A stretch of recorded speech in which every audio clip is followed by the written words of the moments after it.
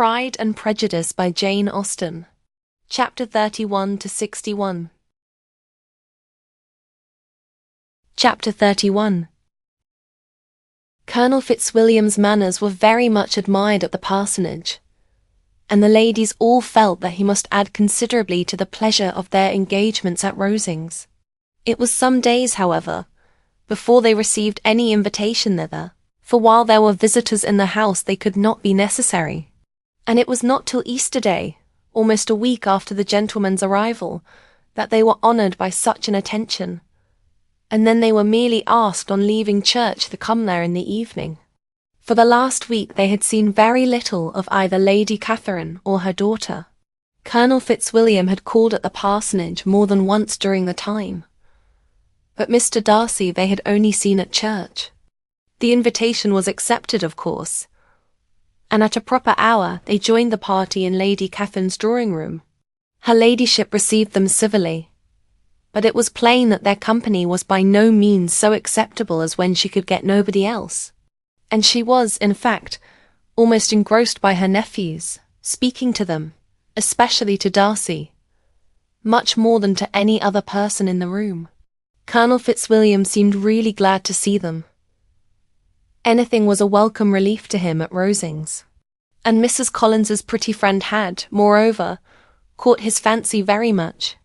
He now seated himself by her, and talked so agreeably of Kent and Hertfordshire, of travelling and staying at home, of new books and music, that Elizabeth had never been half so well entertained in that room before, and they conversed with so much spirit and flow as to draw the attention of Lady Catherine herself, as well as of Mr. Darcy.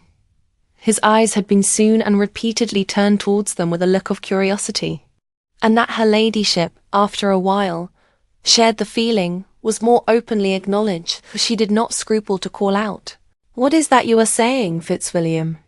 What is it you are talking of? What are you telling Miss Bennet? Let me hear what it is." "We were talking of music, madam," said he, when no longer able to avoid a reply. "Of music? Then pray speak aloud. It is of all subjects my delight. I must have my share in the conversation, if you are speaking of music. There are few people in England, I suppose, who have more true enjoyment of music than myself, or a better natural taste. If I had ever learnt, I should have been a great proficient, and so would Anne, if her health had allowed her to apply. I'm confident that she would have performed delightfully. How does Georgiana get on, Darcy?" Mr. Darcy spoke with affectionate praise of his sister's proficiency. "I am very glad to hear such a good account of her," said Lady Catherine, "and pray tell her from me that she cannot expect to excel if she does not practice a great deal." "I assure you, madam," he replied, "that she does not need such advice. She practices very constantly, so much the better. It cannot be done too much, and when I next write to her I shall charge her not to neglect it on any account. I often tell young ladies that no excellence in music is to be acquired without constant practice. I have told Miss Bennet several times that she will never play really well unless she practices more, and though Mrs. Collins has no instrument, she is very welcome, as I have often told her, to come to Rosings every day and play on the pianoforte in Mrs. Jenkinson's room. She would be in nobody's way, you know, in that part of the house."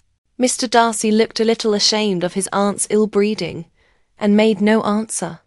When coffee was over, Colonel Fitzwilliam reminded Elizabeth of having promised to play to him, and she sat down directly to the instrument. He drew a chair near her. Lady Catherine listened to half a song, and then talked, as before, to her other nephew, till the latter walked away from her, and moving with his usual deliberation towards the pianoforte, stationed himself so as to command a full view of the fair performer's countenance. Elizabeth saw what he was doing, and at the first convenient pause turned to him with an arch smile, and said, "You mean to frighten me, Mr. Darcy, by coming in all this state to hear me. But I will not be alarmed, though your sister does play so well. There is a stubbornness about me that never can bear to be frightened at the will of others. My courage always rises with every attempt to intimidate me. I shall not say that you are mistaken, he replied, because you could not really believe me to entertain any design of alarming you. And I have had the pleasure of your acquaintance long enough to know that you find great enjoyment in occasionally professing opinions which, in fact, are not your own. Elizabeth laughed heartily at this picture of herself, and said to Colonel Fitzwilliam, "Your cousin will give you a very pretty notion of me, and teach you not to believe a word I say.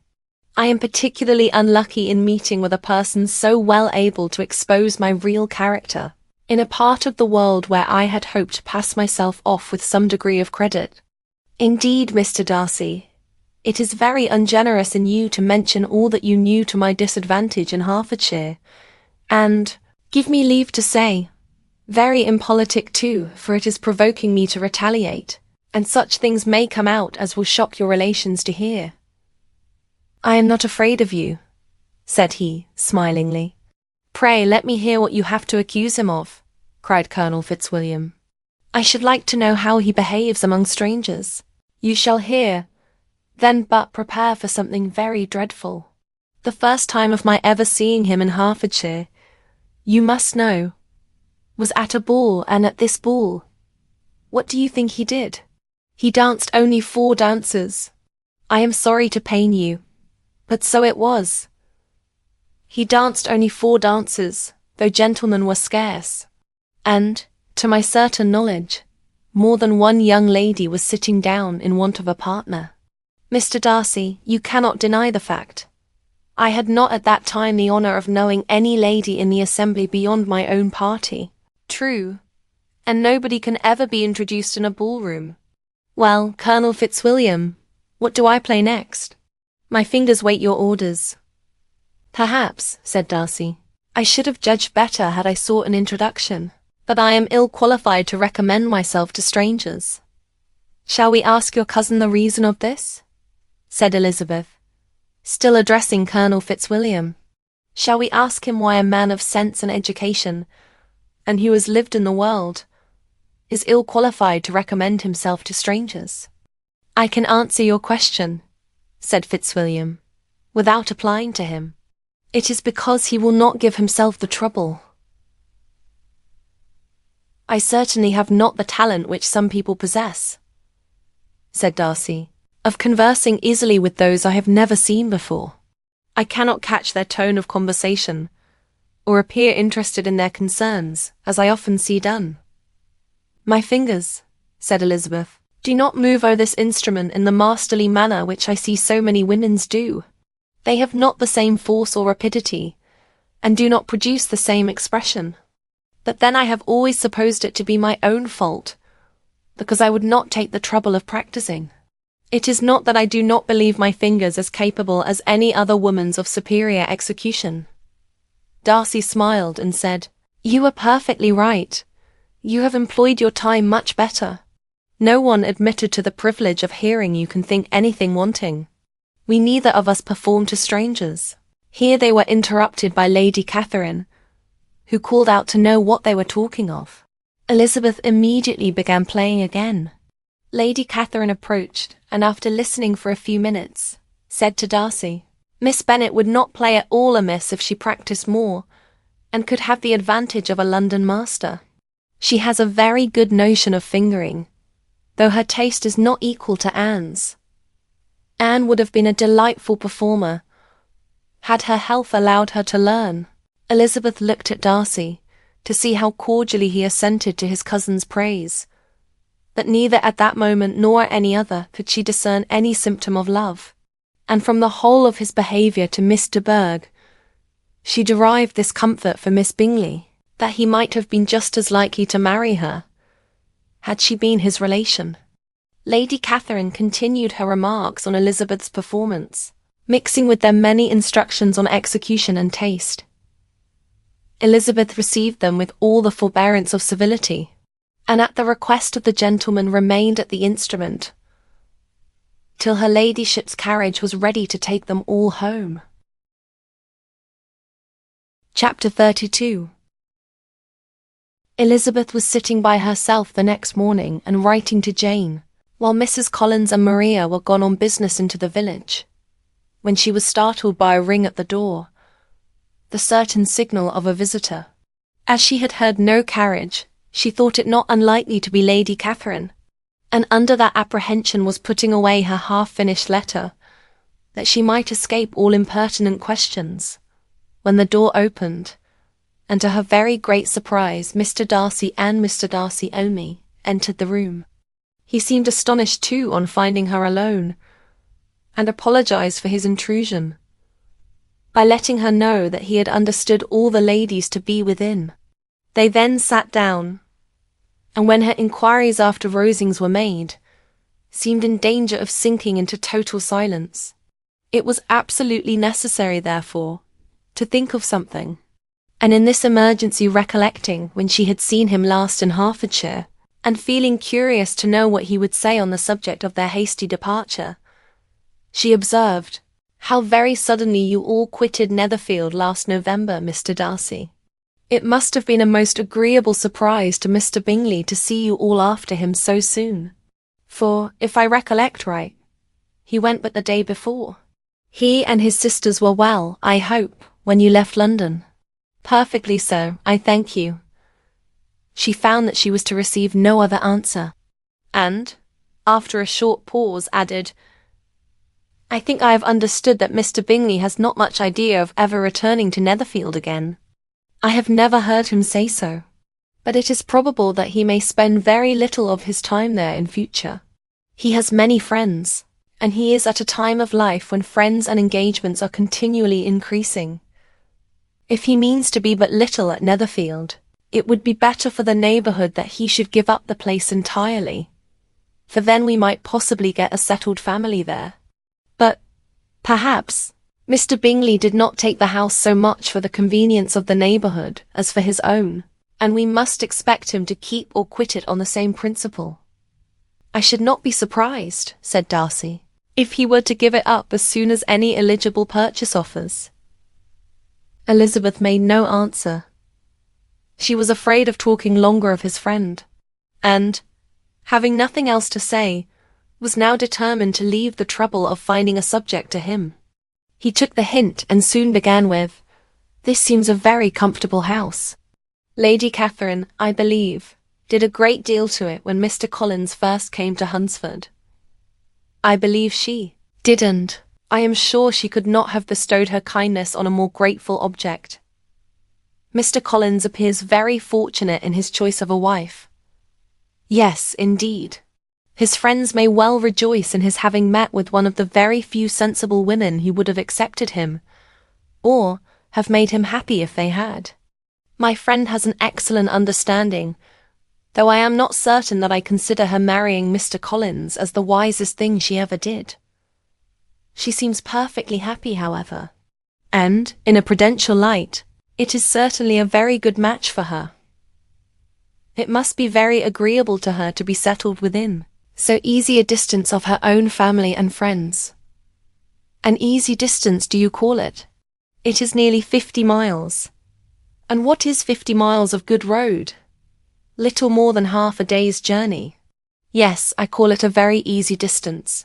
I should never have considered the distance as one of the advantages of the match," cried Elizabeth. "I should never have said Mrs. Collins was settled near her family. It is a proof of your own attachment to Hertfordshire. Anything beyond the very neighbourhood of Longbourn, I suppose, would appear far." As he spoke there was a sort of smile, which Elizabeth fancied she understood. He must be supposing her to be thinking of Jane and Netherfield, and she blushed as she answered, "I do not mean to say that a woman may not be settled too near her family. The far and the near must be relative, and depend on many varying circumstances. Where there is fortune to make the expense of travelling unimportant, distance becomes no evil. But that is not the case here. Mr. and Mrs. Collins have a comfortable income, but not such a one as will allow of frequent journeys, and I am persuaded my friend would not call herself near her family under less than half the present distance."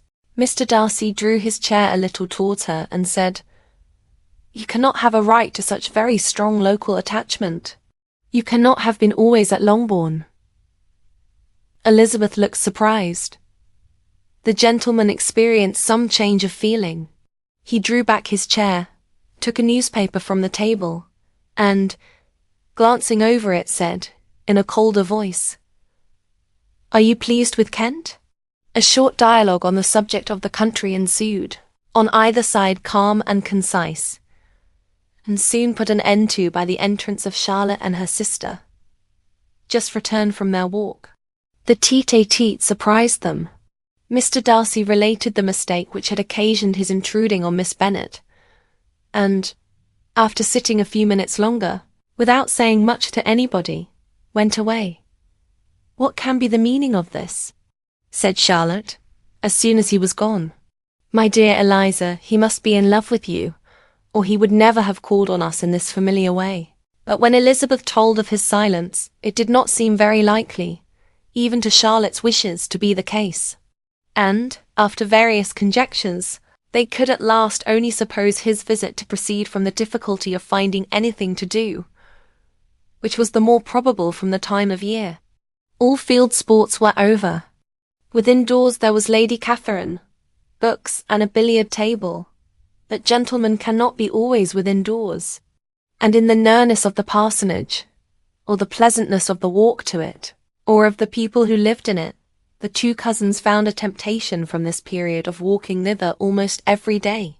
They called at various times of the morning, sometimes separately, sometimes together, and now and then accompanied by their aunt. It was plain to them all that Colonel Fitzwilliam came because he had pleasure in their society, a persuasion which of course recommended him still more, and Elizabeth was reminded by her own satisfaction in being with him, as well as by his evident admiration of her former favourite, George Wickham. And though, in comparing them, she saw there was less captivating softness in Colonel Fitzwilliam's manners, she believed he might have the best informed mind.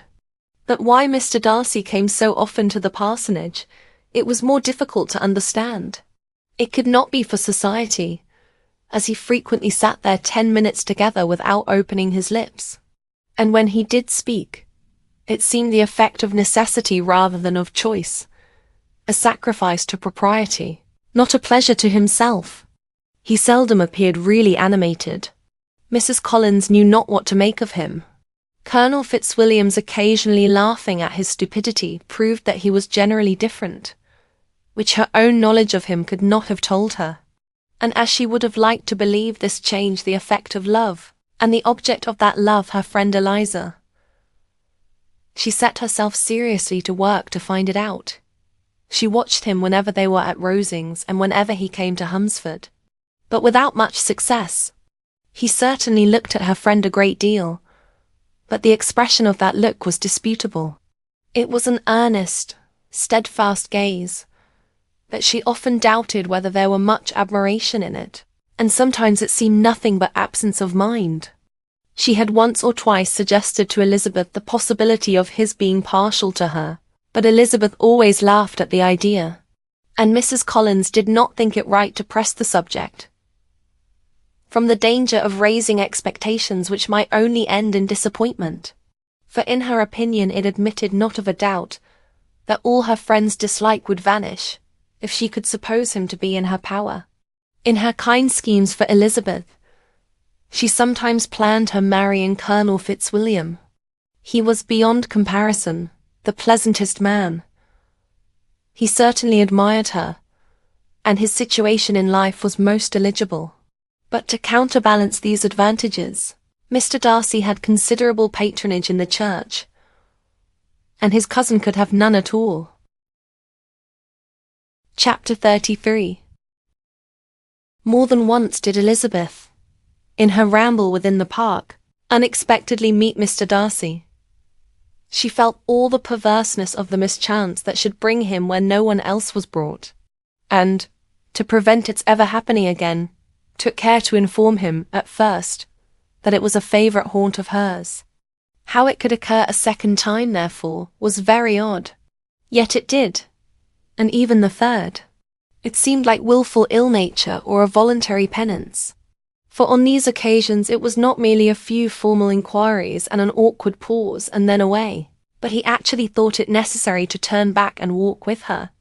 He never said a great deal, nor did she give herself the trouble of talking or of listening much.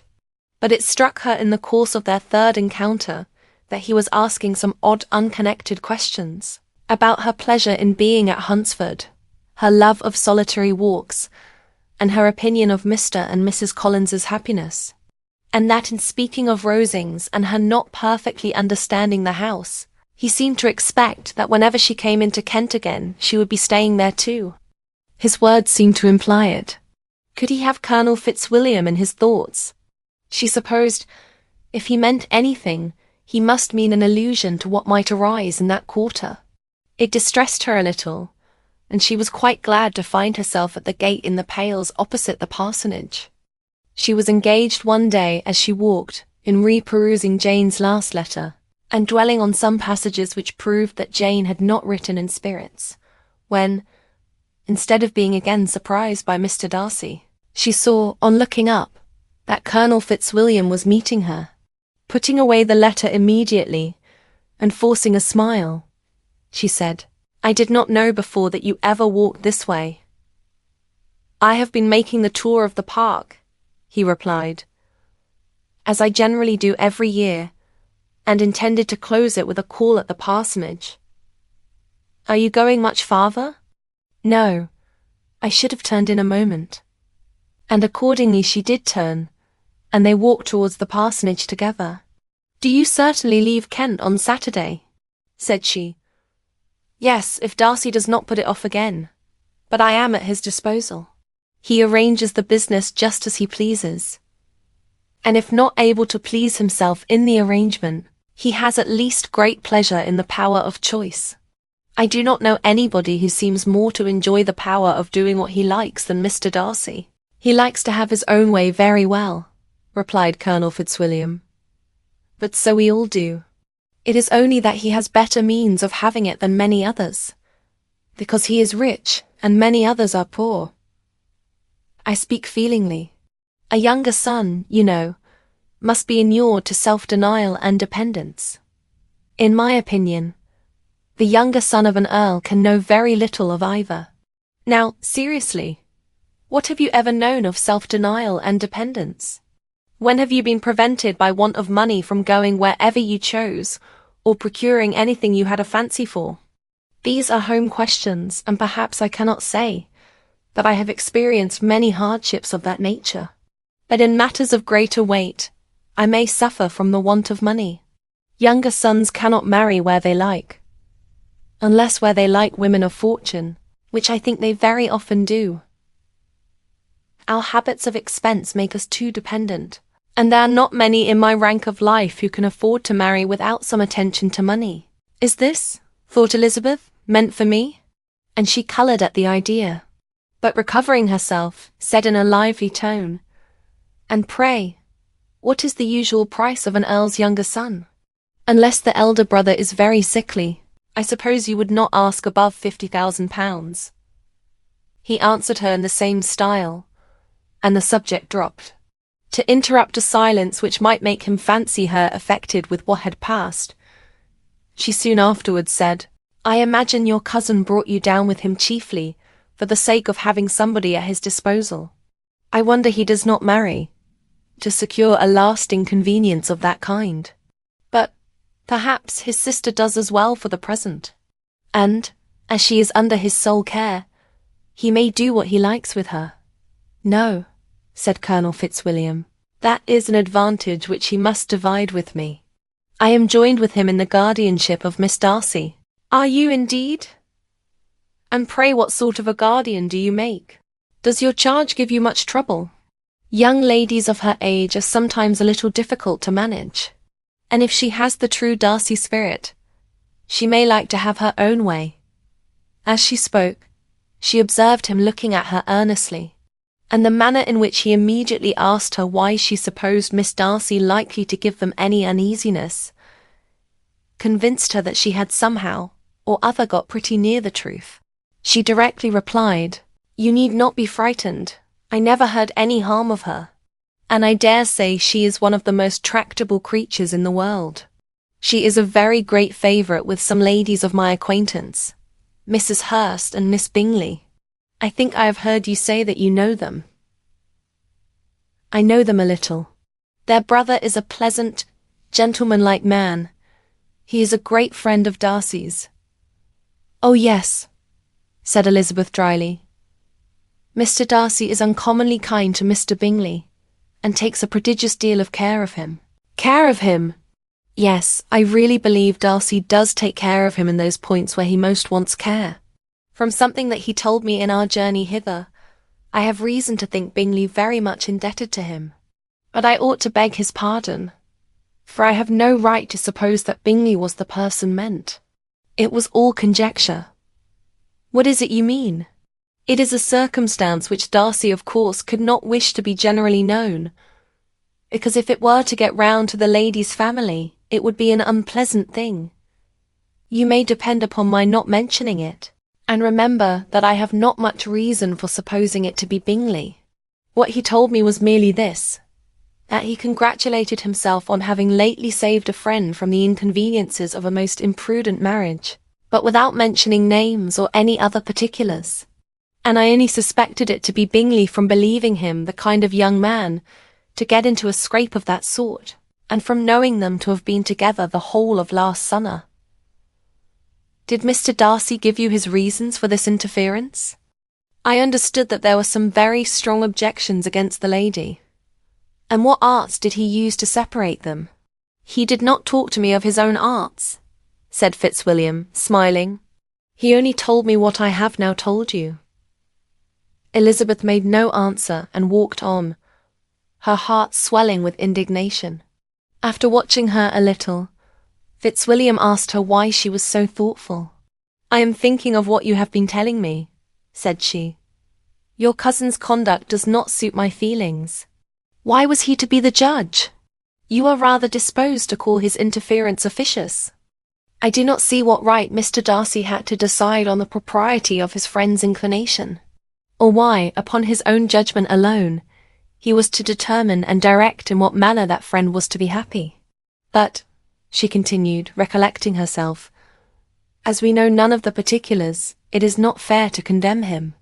It is not to be supposed that there was much affection in the case. That is not an unnatural surmise, said Fitzwilliam, but it is lessening the honour of my cousin's triumph very sadly.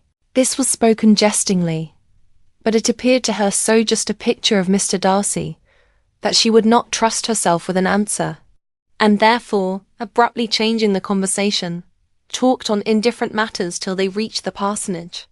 There, shut into her own room, as soon as their visitor left them, she could think without interruption of all that she had heard.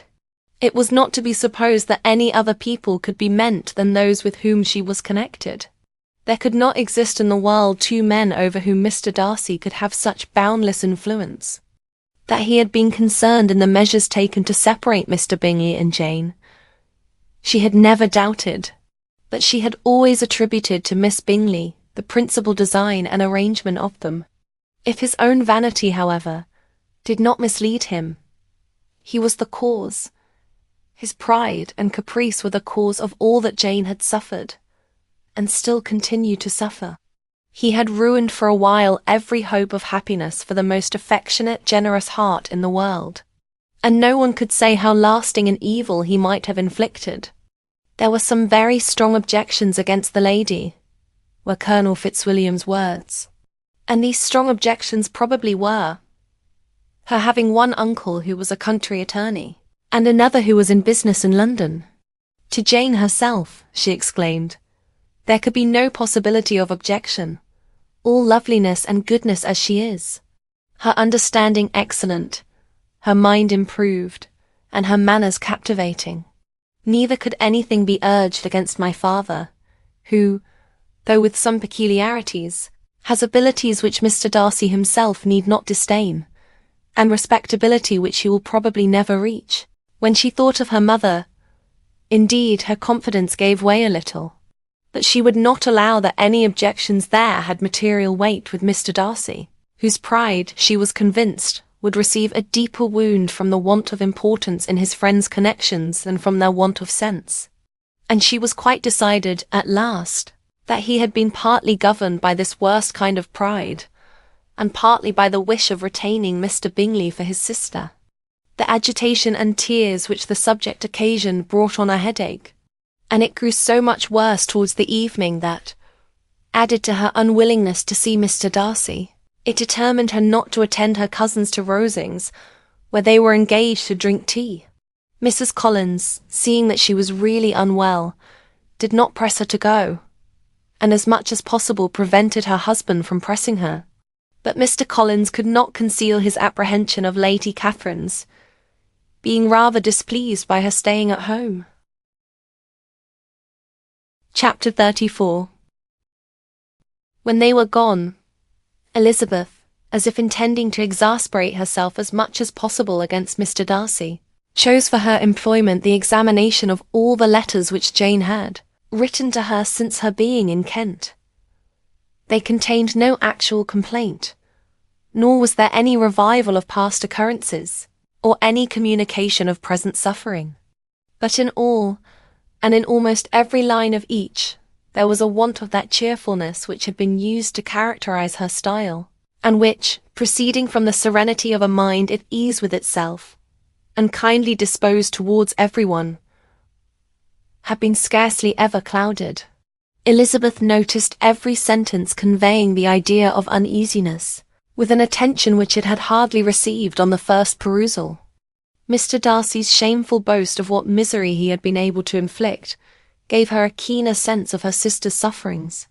It was some consolation to think that his visit to Rosings was to end on the day after the next, and a still greater that in less than a fortnight she should herself be with Jane again, and enabled to contribute to the recovery of her spirits, by all that affection could do. She could not think of Darcy's leaving Kent without remembering that his cousin was to go with him. But Colonel Fitzwilliam had made it clear that he had no intentions at all, and, agreeable as he was, she did not mean to be unhappy about him.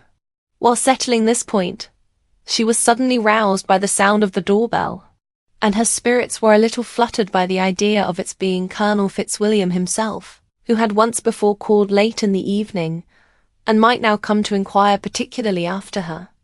But this idea was soon banished, and her spirits were very differently affected, when, to her utter amazement, she saw Mr. Darcy walk into the room. In a hurried manner he immediately began an inquiry after her health, imputing his visit to a wish of hearing that she were better. She answered him with cold civility. He sat down for a few moments, and then getting up walked about the room. Elizabeth was surprised, but said not a word. After a silence of several minutes, he came towards her in an agitated manner, and thus began, "In vain have I struggled.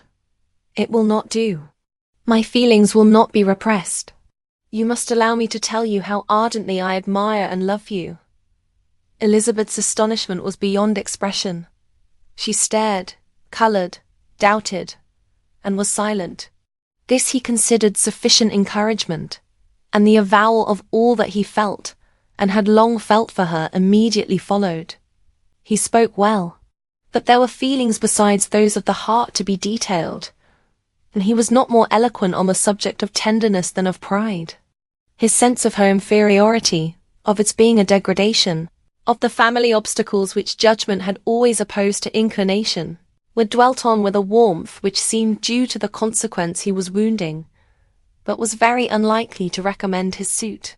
In spite of her deeply rooted dislike, she could not be insensible to the compliment of such a man's affection, and though her intentions did not vary for an instant, she was at first sorry for the pain he was to receive, till roused to resentment by his subsequent language. She lost all compassion in anger. She tried, however, to compose herself to answer him with patience when he should have done. He concluded with representing to her the strength of that attachment, which in spite of all his endeavours he had found impossible to conquer, and with expressing his hope that it would now be rewarded by her acceptance of his hand. As he said this, she could easily see that he had no doubt of a favourable answer. He spoke of apprehension and anxiety, but his countenance expressed real security. Such a circumstance could only exasperate father, and when he ceased the colour rose into her cheeks and she said, "In such cases as this, it is, I believe, the established mode to express a sense of obligation for the sentiments avowed, however unequally they may be returned. It is natural that obligation should be felt, and if I could feel gratitude, I would now thank you. But I cannot. I have never desired your good opinion, and you have certainly bestowed it most unwillingly. I am sorry to have occasioned pain to anyone. It has been most unconsciously done, however, and I hope will be of short duration. The feelings which you tell me have long prevented the acknowledgment of your regard, can have little difficulty in overcoming it after this explanation." Mr. Darcy, who was leaning against the mantelpiece with his eyes fixed on her face, seemed to catch her words with no less resentment than surprise. His complexion became pale with anger, and the disturbance of his mind was visible in every feature. He was struggling for the appearance of composure, and would not open his lips till he believed himself to have attained it. The pause was to Elizabeth's feelings dreadful. At length, in a voice of forced calmness, he said, "And this is all the reply which I am to have the honour of expecting? I might, perhaps, wish to be informed why, with so little endeavour at civility, I am thus rejected. But it is of small importance. I might as well inquire," replied she, "why, with so evident a design of offending and insulting me, you chose to tell me that you liked me against your will, against your reason, and even against your character? Was not this some excuse for incivility, if I was uncivil? But I have other provocations. You know I have. Had not my own feelings decided against you, had they been indifferent, or had they even been favourable, do you think that any consideration would tempt me to accept the man who has been the means of ruining, perhaps for ever, the happiness of a most beloved sister?" As she pronounced these words, Mr. Darcy changed colour, but the emotion was short, and he listened without attempting to interrupt her while she continued, "I have every reason in the world to think ill of you. No motive can excuse the unjust and ungenerous part you acted there.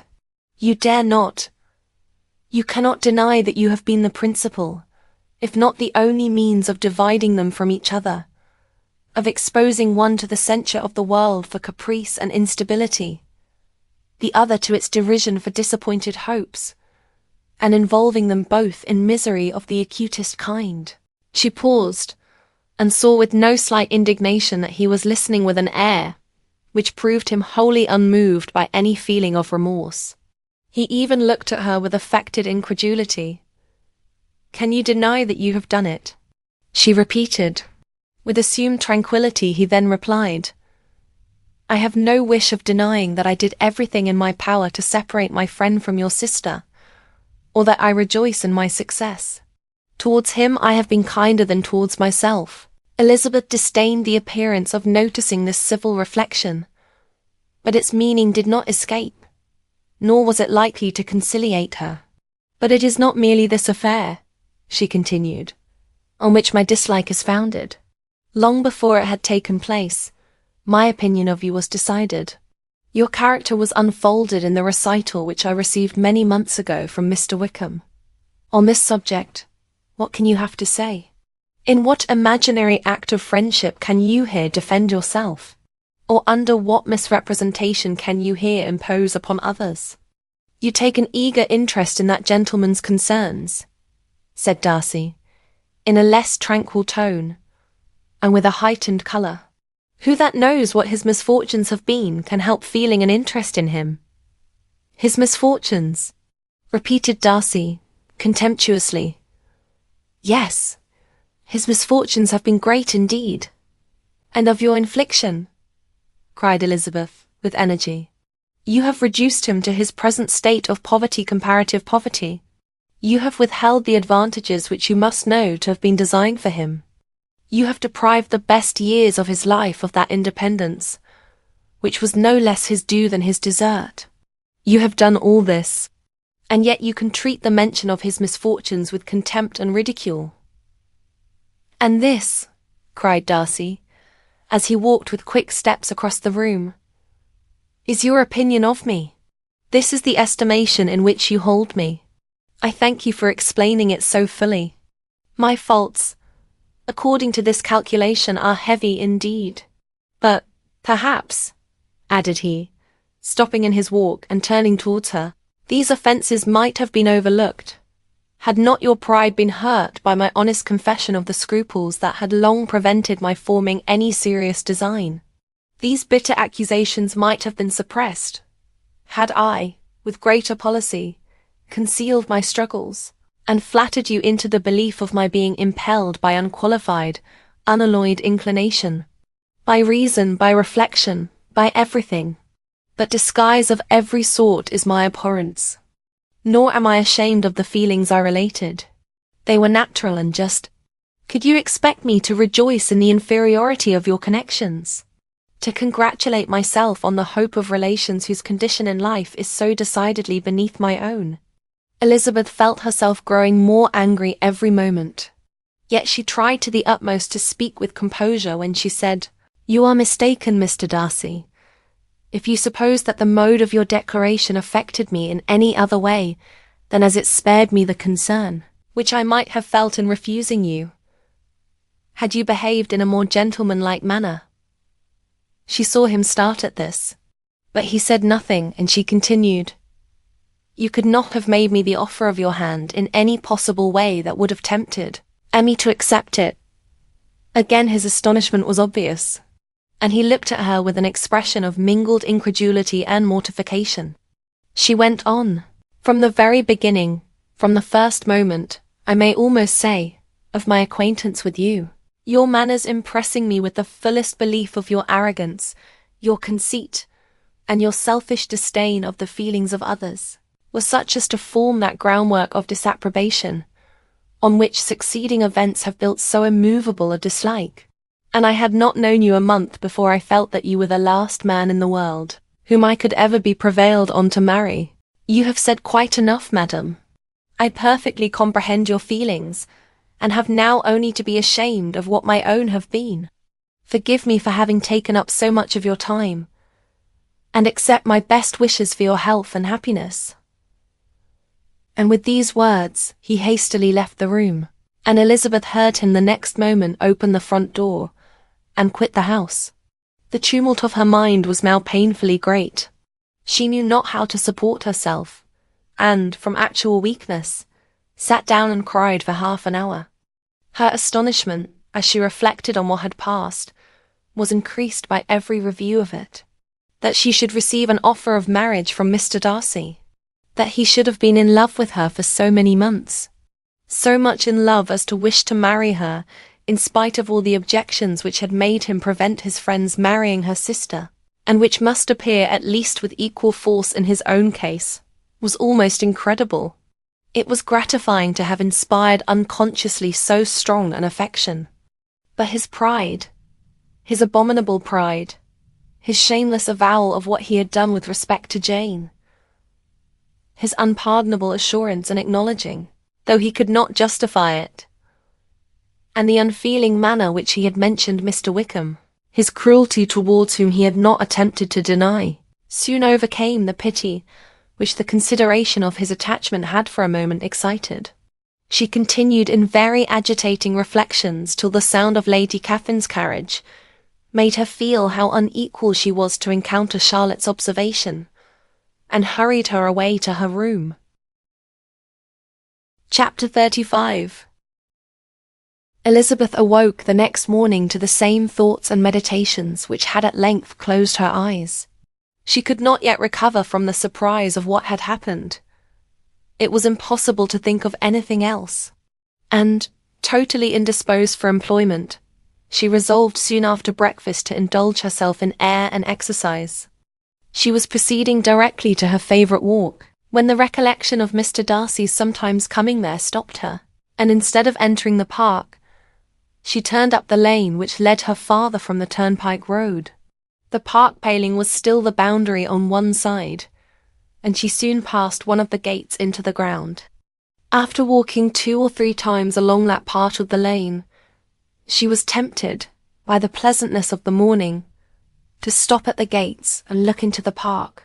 The 5 weeks which she had now passed in Kent had made a great difference in the country, and every day was adding to the verdure of the early trees.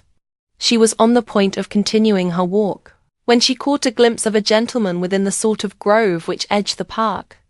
He was moving that way, and fearful of its being Mr. Darcy, she was directly retreating. But the person who advanced was now near enough to see her, and stepping forward with eagerness, pronounced her name. She had turned away, but on hearing herself called, though in a voice which proved it to be Mr. Darcy, she moved again towards the gate. He had by that time reached it also, and, holding out a letter, which she instinctively took, said, with a look of haughty composure, "I have been walking in the grove some time, in the hope of meeting you. Will you do me the honour of reading that letter?"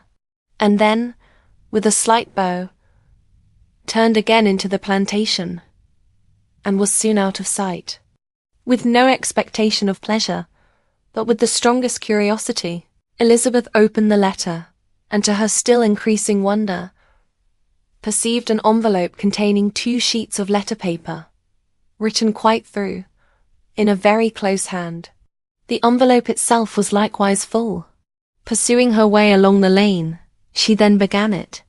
It was dated from Rosings at 8 o'clock in the morning, and was as follows: "Be not alarmed, madam, on receiving this letter, by the apprehension of its containing any repetition of those sentiments, or renewal of those offers, which were last night so disgusting to you. I write without any intention of paining you, or humbling myself, by dwelling on wishes, which, for the happiness of both, cannot be too soon forgotten, and the effort which the formation and the perusal of this letter must occasion, should have been spared, had not my character required it to be written and read. You must, therefore, pardon the freedom with which I demand your attention. Your feelings, I know, will bestow it unwillingly, but I demand it of your justice. 2 offences of a very different nature, and by no means of equal magnitude, you last night laid to my charge. The first mentioned was that, regardless of the sentiments of either, I had detached Mr. Bingley from your sister, and the other, that I had, in defiance of various claims, in defiance of honour and humanity, ruined the immediate prosperity and blasted the prospects of Mr. Wickham. Wilfully and wantonly to have thrown off the companion of my youth, the acknowledged favourite of my father, a young man who had scarcely any other dependence than on our patronage, and who had been brought up to expect its exertion, would be a depravity, to which the separation of 2 young persons whose affection could be the growth of only a few weeks, could bear no comparison. That from the severity of that blame which was last night so liberally bestowed, respecting each circumstance, I shall hope to be in future secured, when the following account of my actions and their motives has been read. If, in the explanation of them, which is due to myself, I am under the necessity of relating feelings which may be offensive to yours, I can only say that I am sorry. The necessity must be obeyed, and further apology would be absurd. I had not been long in Hertfordshire before I saw, in common with others, that Bingley preferred your elder sister to any other young woman in the country. But it was not till the evening of the dance at Netherfield that I had any apprehension of his feeling a serious attachment. I had often seen him in love before. At that ball, while I had the honour of dancing with you, I was first made acquainted, by Sir William Lucas's accidental information, that Bingley's attentions to your sister had given rise to a general expectation of their marriage. He spoke of it as a certain event, of which the time alone could be undecided. From that moment I observed my friend's behaviour attentively, and I could then perceive that his partiality for Miss Bennet was beyond what I had ever witnessed in him. Your sister I also watched. Her look and manners were open, cheerful and engaging as ever, but without any symptom of peculiar regard, and I remained convinced, from the evening's scrutiny, that though she received his attentions with pleasure, she did not invite them by any participation of sentiment. If you have not been mistaken here, I must have been in an error. Your superior knowledge of your sister must make the latter probable. If it be so, if I have been misled by such error to inflict pain on her, your resentment has not been unreasonable. But I shall not scruple to assert that the serenity of your sister's countenance and air was such as might have given the most acute observer a conviction that, however amiable her temper, her heart was not likely to be easily touched. That I was desirous of believing her indifferent is certain. But I will venture to say that my investigations and decisions are not usually influenced by my hopes or fears. I did not believe her to be indifferent because I wished it. I believed it on impartial conviction, as truly as I wished it in reason. My objections to the marriage were not merely those which I last night acknowledged to have required the utmost force of passion to put aside in my own case. The want of connection could not be so great an evil to my friend as to me. But there were other causes of repugnance. Causes which, though still existing, and existing to an equal degree in both instances, I had myself endeavoured to forget, because they were not immediately before me. These causes must be stated, though briefly. The situation of your mother's family, though objectionable, was nothing in comparison of that total want of propriety so frequently, so almost uniformly betrayed by herself, by your 3 younger sisters, and occasionally even by your father. Pardon me, it pains me to offend you. But amidst your concern for the defects of your nearest relations, and your displeasure at this representation of them, let it give you consolation to consider that to have conducted yourselves so as to avoid any share of the like censure is praise no less generally bestowed on you and your eldest sister than it is honourable to the sense and disposition of both. I will only say farther, that from what passed that evening my opinion of all parties was confirmed, and every inducement heightened, which could have led me before to preserve my friend from what I esteemed a most unhappy connection. He left Netherfield for London on the day following, as you, I am certain, remember, with the design of soon returning. The part which I acted is now to be explained. His sister's uneasiness had been equally excited with my own. Our coincidence of feeling was soon discovered, and, alike sensible that no time was to be lost in detaching their brother, we shortly resolved on joining him directly in London. We accordingly went, and there I readily engaged in the office of pointing out to my friend the certain evils of such a choice. I described and enforced them earnestly. But however this remonstrance might have staggered or delayed his determination, I do not suppose that it would ultimately have prevented the marriage, had it not been seconded by the assurance, which I hesitated not in giving, of your sister's indifference. He had before believed her to return his affection with sincere, if not with equal regard. But Bingley has great natural modesty, with a stronger dependence on my judgment than on his own. To convince him, therefore, that he had deceived himself was no very difficult point. To persuade him against returning into Hertfordshire, when that conviction had been given, was scarcely the work of a moment. I cannot blame myself for having done thus much.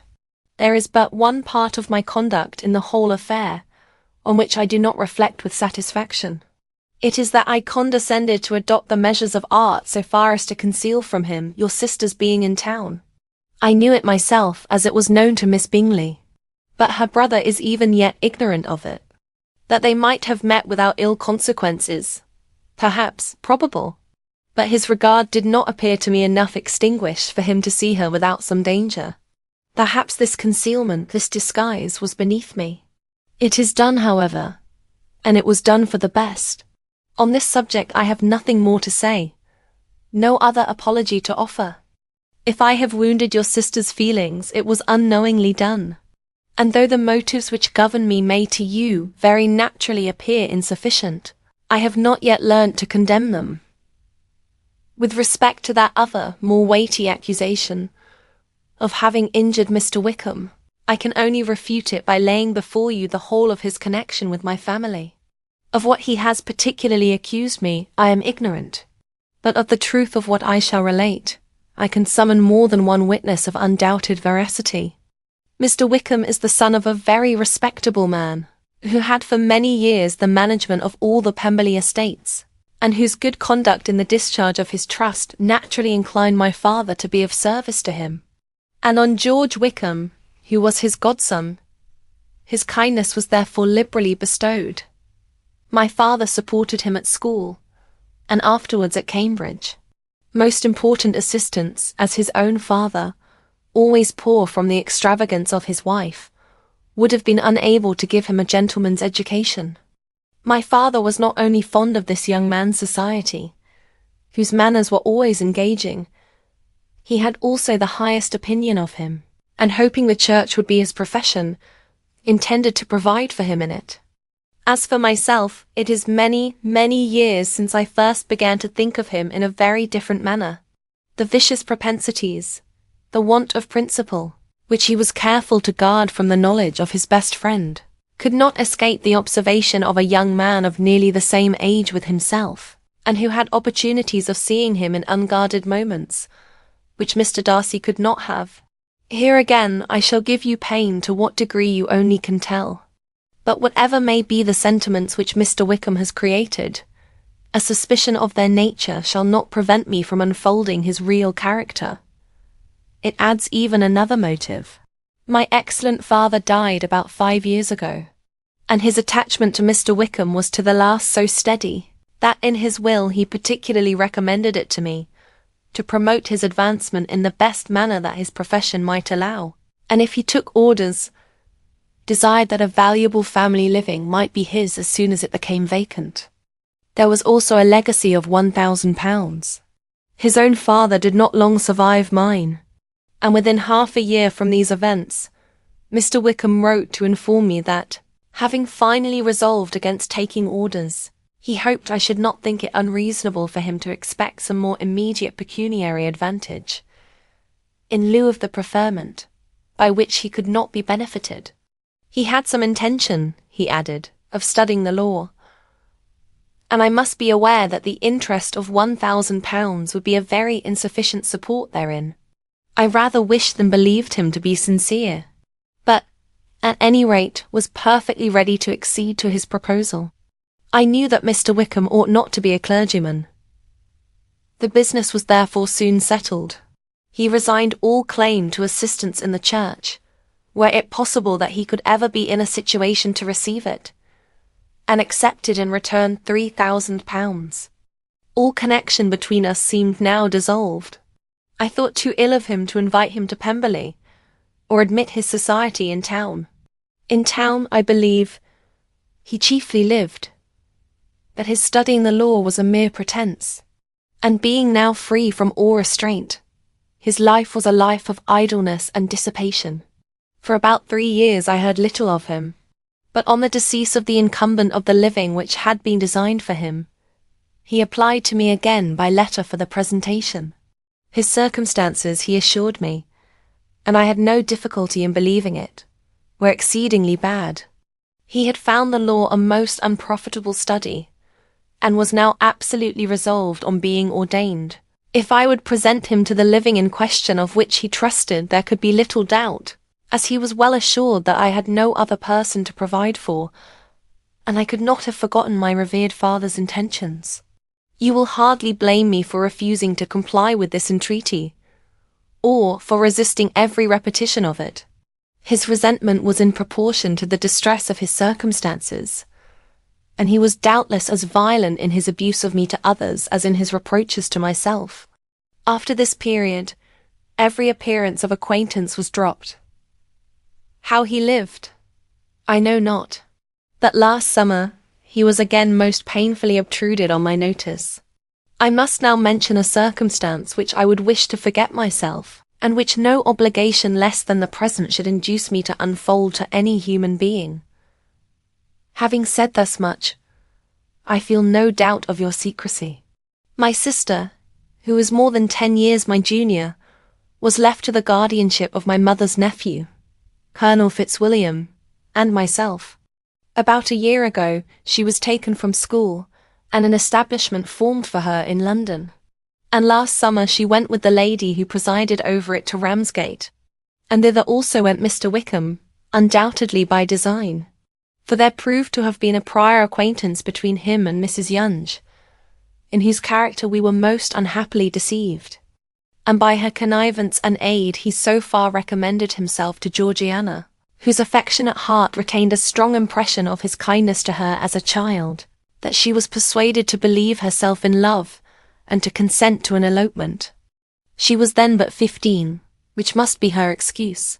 And after stating her imprudence, I am happy to add that I owed the knowledge of it to herself. I joined them unexpectedly a day or two before the intended elopement, and then Georgiana, unable to support the idea of grieving and offending a brother whom she almost looked up to as a father, acknowledged the whole to me. You may imagine what I felt and how I acted. Regard for my sister's credit and feelings prevented any public exposure, but I wrote to Mr. Wickham, who left the place immediately, and Mrs. Yonge was of course removed from her charge. Mr. Wickham's chief object was unquestionably my sister's fortune, which is £30,000. But I cannot help supposing that the hope of revenging himself on me was a strong inducement. His revenge would have been complete indeed. This, madam, is a faithful narrative of every event in which we have been concerned together, and if you do not absolutely reject it as false, you will, I hope, acquit me henceforth of cruelty towards Mr. Wickham.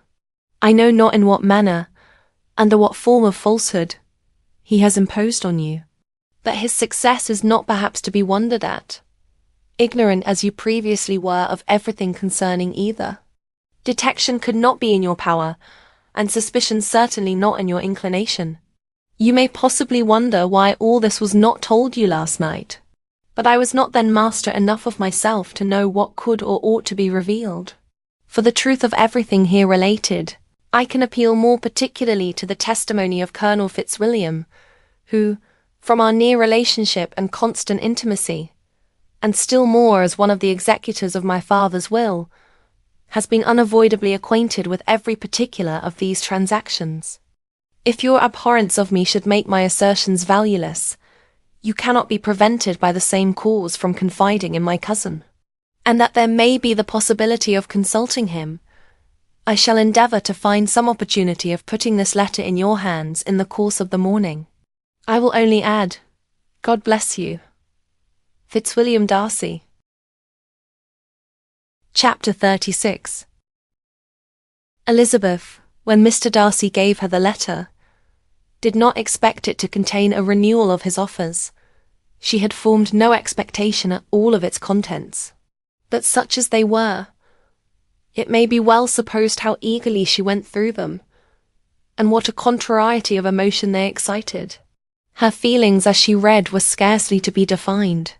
With amazement did she first understand that he believed any apology to be in his power, and steadfastly was she persuaded that he could have no explanation to give, which a just sense of shame would not conceal. With a strong prejudice against everything he might say, she began his account of what had happened at Netherfield. She read with an eagerness which hardly left her power of comprehension, and from impatience of knowing what the next sentence might bring, was incapable of attending to the sense of the one before her eyes.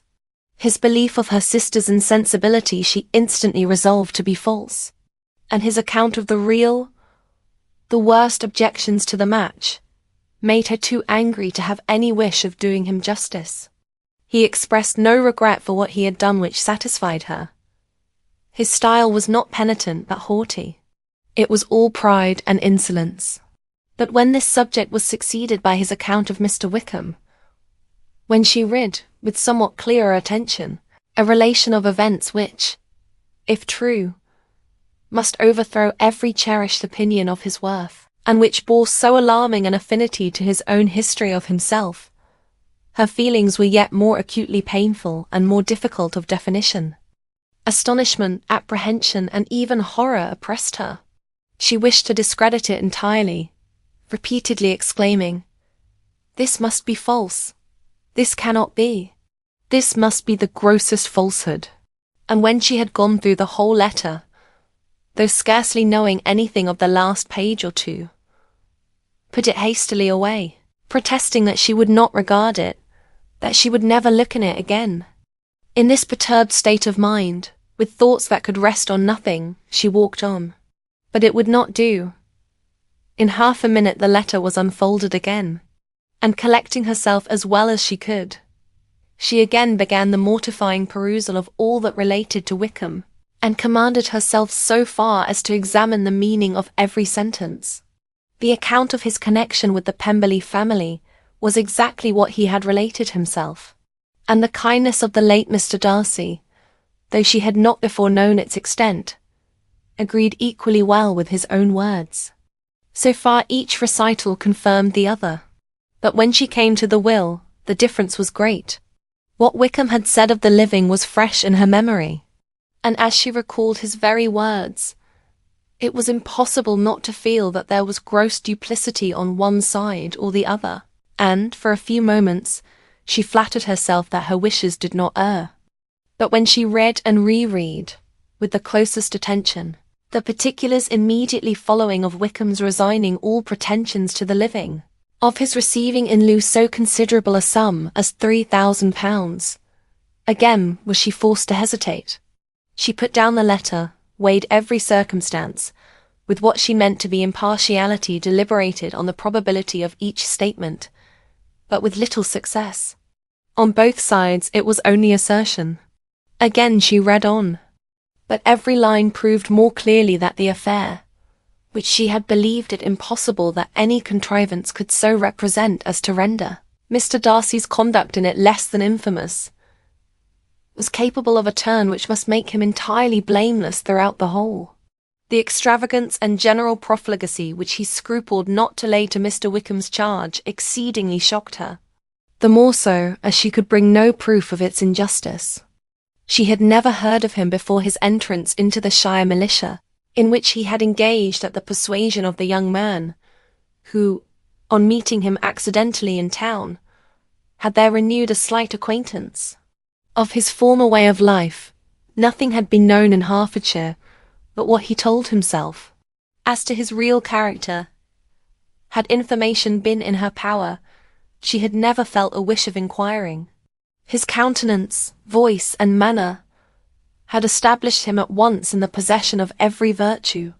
She tried to recollect some instance of goodness, some distinguished trait of integrity or benevolence, that might rescue him from the attacks of Mr. Darcy, or at least, by the predominance of virtue, atone for those casual errors, under which she would endeavour to class what Mr. Darcy had described as the idleness and vice of many years' continuance. But no such recollection befriended her. She could see him instantly before her, in every charm of air and dress, but she could remember no more substantial good than the general approbation of the neighbourhood, and the regard which his social powers had gained him in the mess. After pausing on this point a considerable while, she once more continued to read. But, alas, the story which followed, of his designs on Miss Darcy, received some confirmation from what had passed between Colonel Fitzwilliam and herself only the morning before, and at last she was referred for the truth of every particular to Colonel Fitzwilliam himself, from whom she had previously received the information of his near concern in all his cousin's affairs, and whose character she had no reason to question. At one time she had almost resolved on applying to him, but the idea was checked by the awkwardness of the application, and at length wholly banished by the conviction that Mr. Darcy would never have hazarded such a proposal, if he had not been well assured of his cousin's corroboration. She perfectly remembered everything that had passed in conversation between Wickham and herself in their first evening at Mr. Phillips's. Many of his expressions were still fresh in her memory. She was now struck with the impropriety of such communications to a stranger, and wondered it had escaped her before. She saw the indelicacy of putting himself forward as he had done, and the inconsistency of his professions with his conduct. She remembered that he had boasted of having no fear of seeing Mr. Darcy, that Mr. Darcy might leave the country, but that he should stand his ground. Yet he had avoided the Netherfield ball the very next week. She remembered, also, that till the Netherfield family had quitted the country, he had told his story to no one but herself. but that after their removal it had been everywhere discussed, that he had then no reserves, no scruples in sinking Mr. Darcy's character, though he had assured her that respect for the father would always prevent his exposing the son. How differently did everything now appear in which he was concerned. His attentions to Miss King were now the consequence of views solely and hatefully mercenary, and the mediocrity of her fortune proved no longer the moderation of his wishes, but his eagerness to grasp at anything.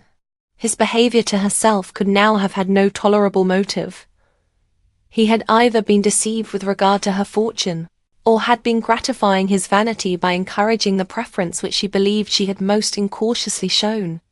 Every lingering struggle in his favour grew fainter and fainter, and in further justification of Mr. Darcy, she could not but allow that Mr. Bingley, when questioned by Jane, had long ago asserted his blamelessness in the affair.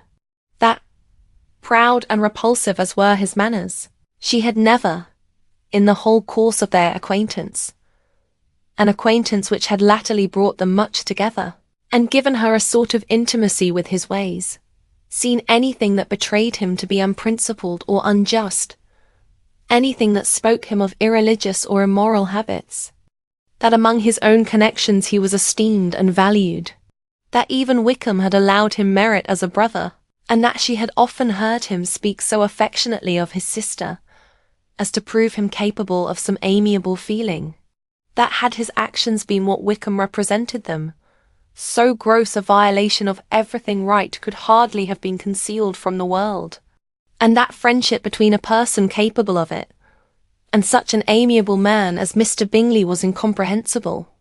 She grew absolutely ashamed of herself. Of neither Darcy nor Wickham could she think, without feeling that she had been blind, partial, prejudiced, absurd. How despicably have I acted, she cried. I, who have prided myself on my discernment. I, who have valued myself on my abilities. Who have often disdained the generous candour of my sister, and gratified my vanity in useless or blameless distrust. How humiliating is this discovery! Yet, how just a humiliation! Had I been in love, I could not have been more wretchedly blind. But vanity, not love, has been my folly. Pleased with the preference of one, and offended by the neglect of the other. On the very beginning of our acquaintance, I have courted prepossession and ignorance, and driven reason away where either were concerned. Till this moment I never knew myself. From herself to Jane, from Jane to Bingley, her thoughts were in a line which soon brought to her recollection that Mr. Darcy's explanation there had appeared very insufficient, and she read it again. Widely different was the effect of a second perusal. How could she deny that credit to his assertions in one instance which she had been obliged to give in the other? He declared himself to have been totally unsuspicious of her sister's attachment, and she could not help remembering what Charlotte's opinion had always been. Neither could she deny the justice of his description of Jane. She felt that Jane's feelings, though fervent, were little displayed, and that there was a constant complacency in her air and manner, not often united with great sensibility. When she came to that part of the letter in which her family were mentioned, in tones of such mortifying, yet merited, reproach, her sense of shame was severe.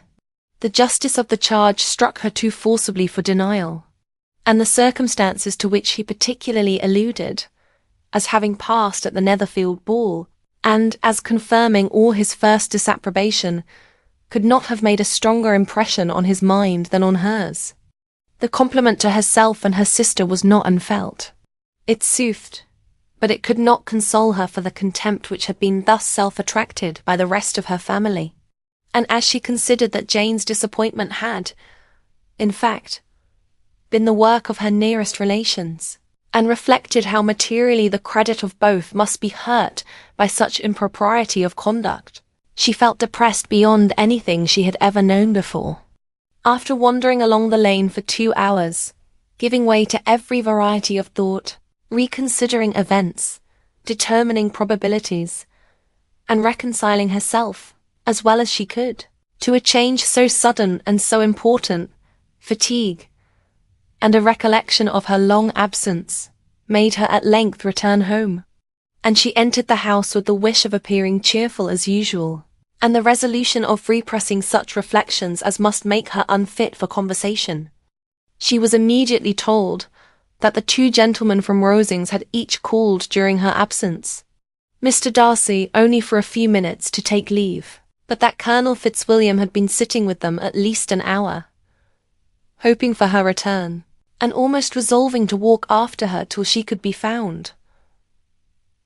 Elizabeth could but just affect concern in missing him. She really rejoiced at it.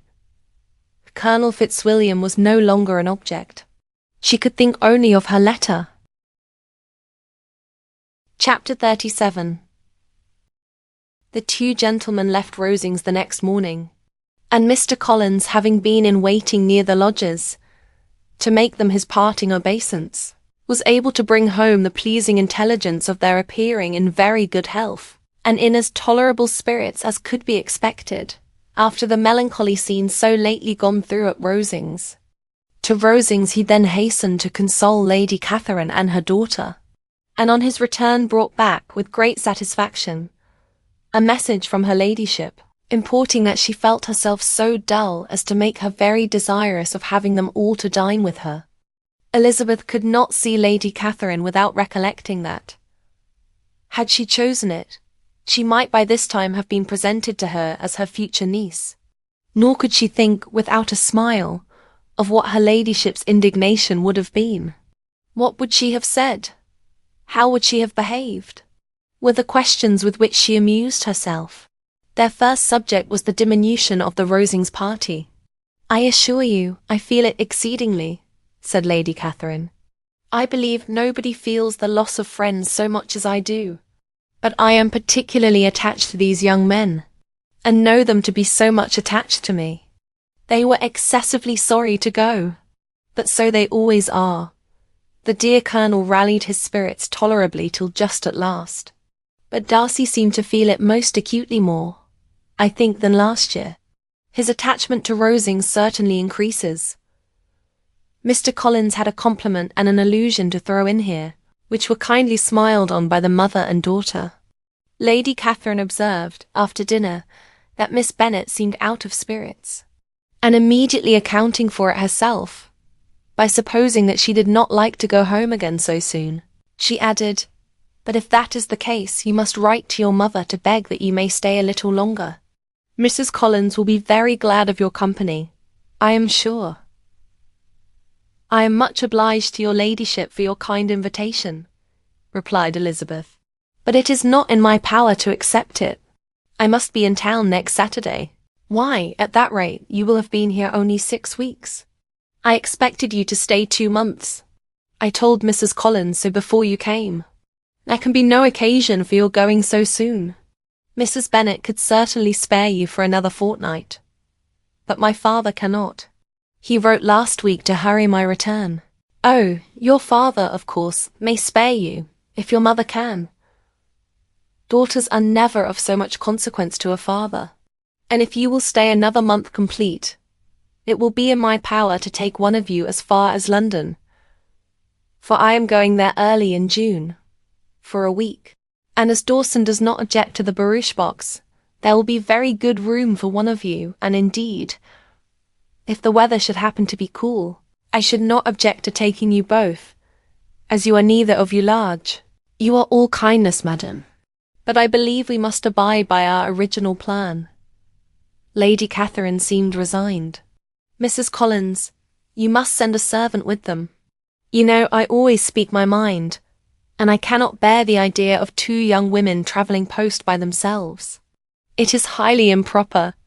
You must contrive to send somebody. I have the greatest dislike in the world to that sort of thing. Young women should always be properly guarded and attended, according to their situation in life. When my niece Georgiana went to Ramsgate last summer, I made a point of her having 2 men servants go with her. Miss Darcy, the daughter of Mr. Darcy of Pemberley, and Lady Anne, could not have appeared with propriety in a different manner. I am excessively attentive to all those things. You must send John with the young ladies, Mrs. Collins. I am glad it occurred to me to mention it, for it would really be discreditable to you to let them go alone. My uncle is to send a servant for us. Oh, your uncle? He keeps a manservant, does he? I'm very glad you have somebody who thinks of those things. Where shall you change horses? Oh, Bromley, of course. If you mention my name at the bell, you will be attended to. Lady Catherine had many other questions to ask respecting their journey, and as she did not answer them all, her self-attention was necessary, which Elizabeth believed to be lucky for her. Or, with a mind so occupied, she might have forgotten where she was. Reflection must be reserved for solitary hours. Whenever she was alone, she gave way to it as the greatest relief, and not a day went by without a solitary walk, in which she might indulge in all the delight of unpleasant recollections. Mr. Darcy's letter she was in a fair way of soon knowing by heart. She studied every sentence, and her feelings towards its writer were at times widely different. When she remembered the style of his address, she was still full of indignation.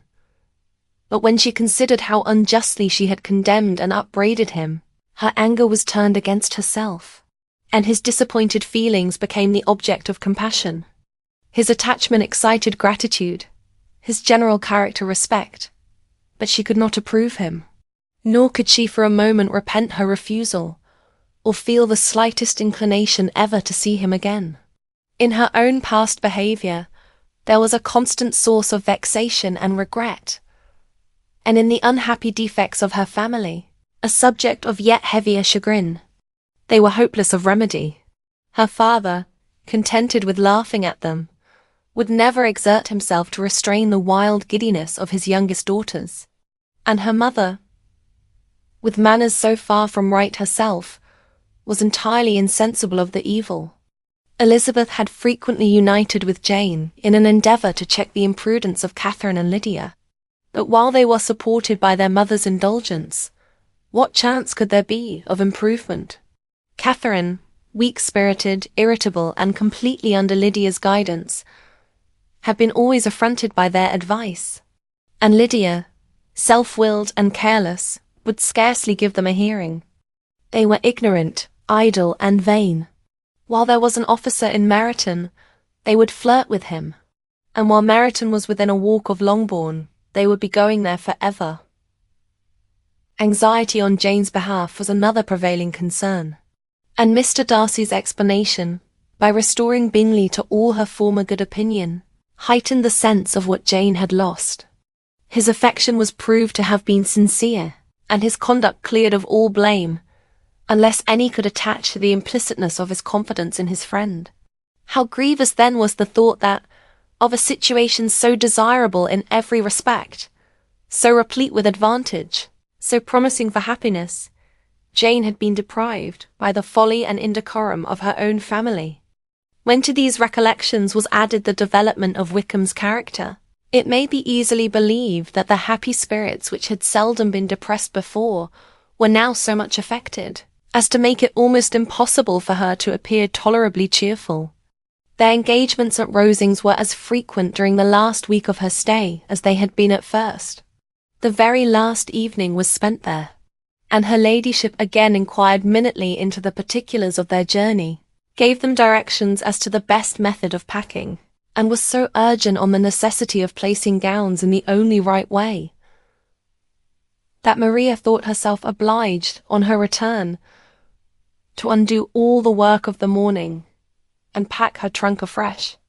When they parted, Lady Catherine, with great condescension, wished them a good journey, and invited them to come to Hunsford again next year. And Miss de Bourgh exerted herself so far as to courtesy and hold out her hand to both.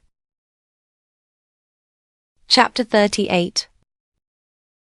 On Saturday morning, Elizabeth and Mr. Collins met for breakfast a few minutes before the others appeared, and he took the opportunity of paying the parting civilities which he deemed indispensably necessary. "I know not, Miss Elizabeth," said he, "whether Mrs. Collins has yet expressed her sense of your kindness in coming to us. but I am very certain you will not leave the house without receiving her thanks for it. The favour of your company has been much felt, I assure you. We know how little there is to tempt anyone to our humble abode.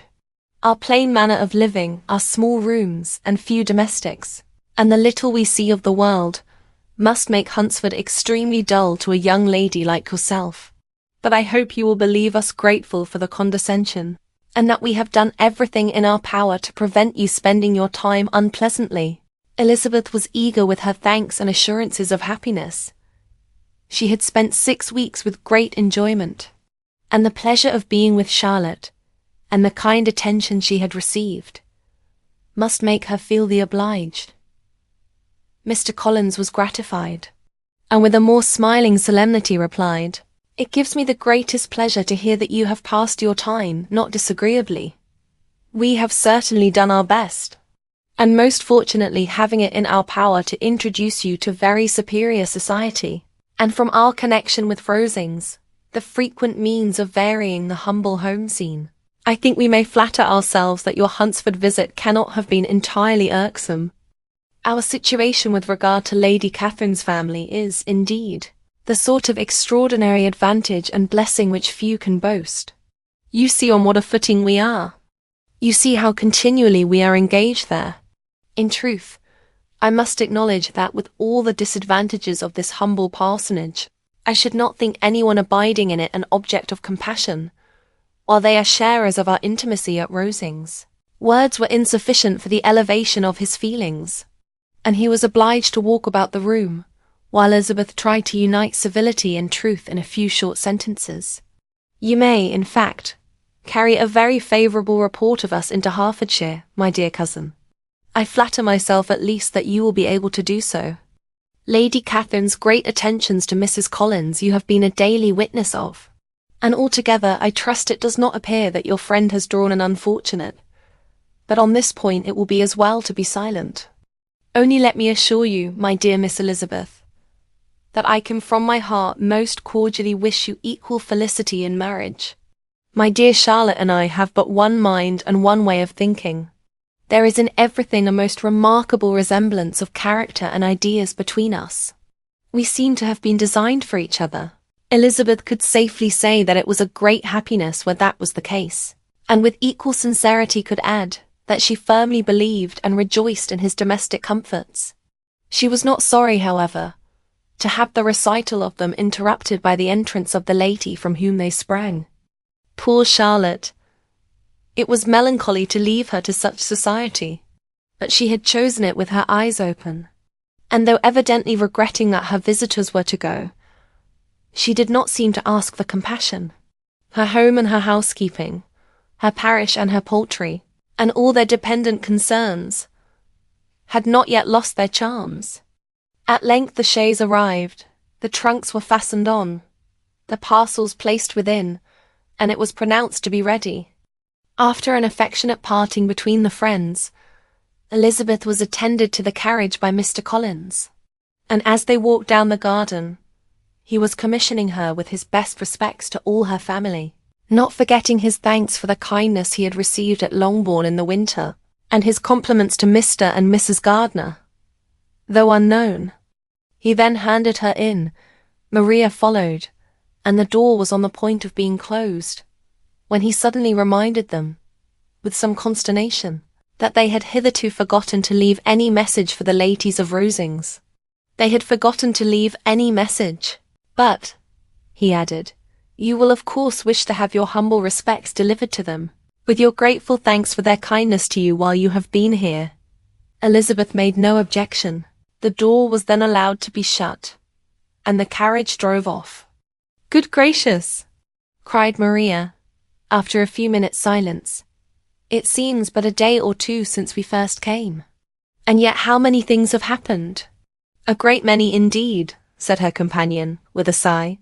"We have dined 9 times at Rosings, besides drinking tea there twice. How much I shall have to tell," Elizabeth privately added, "and how much I shall have to conceal." Their journey was performed without much conversation, or any alarm, and within 4 hours of their leaving Hunsford, they reached Mr. Gardiner's house. where they were to remain a few days. Jane looked well, and Elizabeth had little opportunity of studying her spirits, amidst the various engagements which the kindness of her aunt had reserved for them. But Jane was to go home with her, and at Longbourn there would be leisure enough for observation. It was not without an effort, meanwhile, that she could wait even for Longbourn, before she told her sister of Mr. Darcy's proposals. To know that she had the power of revealing what would so exceedingly astonish Jane, and must, at the same time, so highly gratify whatever of her own vanity she had not yet been able to reason away, was such a temptation to openness as nothing could have conquered. But the state of indecision in which she remained as to the extent of what she should communicate, and her fear, if she once entered on the subject, of being hurried into repeating something of Bingley, which might only grieve her sister further. Chapter 39. It was the second week in May, in which the three young ladies set out together from Gracechurch Street for the town of Eye in Hertfordshire, and, as they drew near the appointed inn where Mr. Bennet's carriage was to meet them, they quickly perceived, in token of the coachman's punctuality, both Kitty and Lydia looking out of a dining-room upstairs. These two girls had been above an hour in the place, happily employed in visiting an opposite milliner, watching the sentinel on guard, and dressing a salad and cucumber.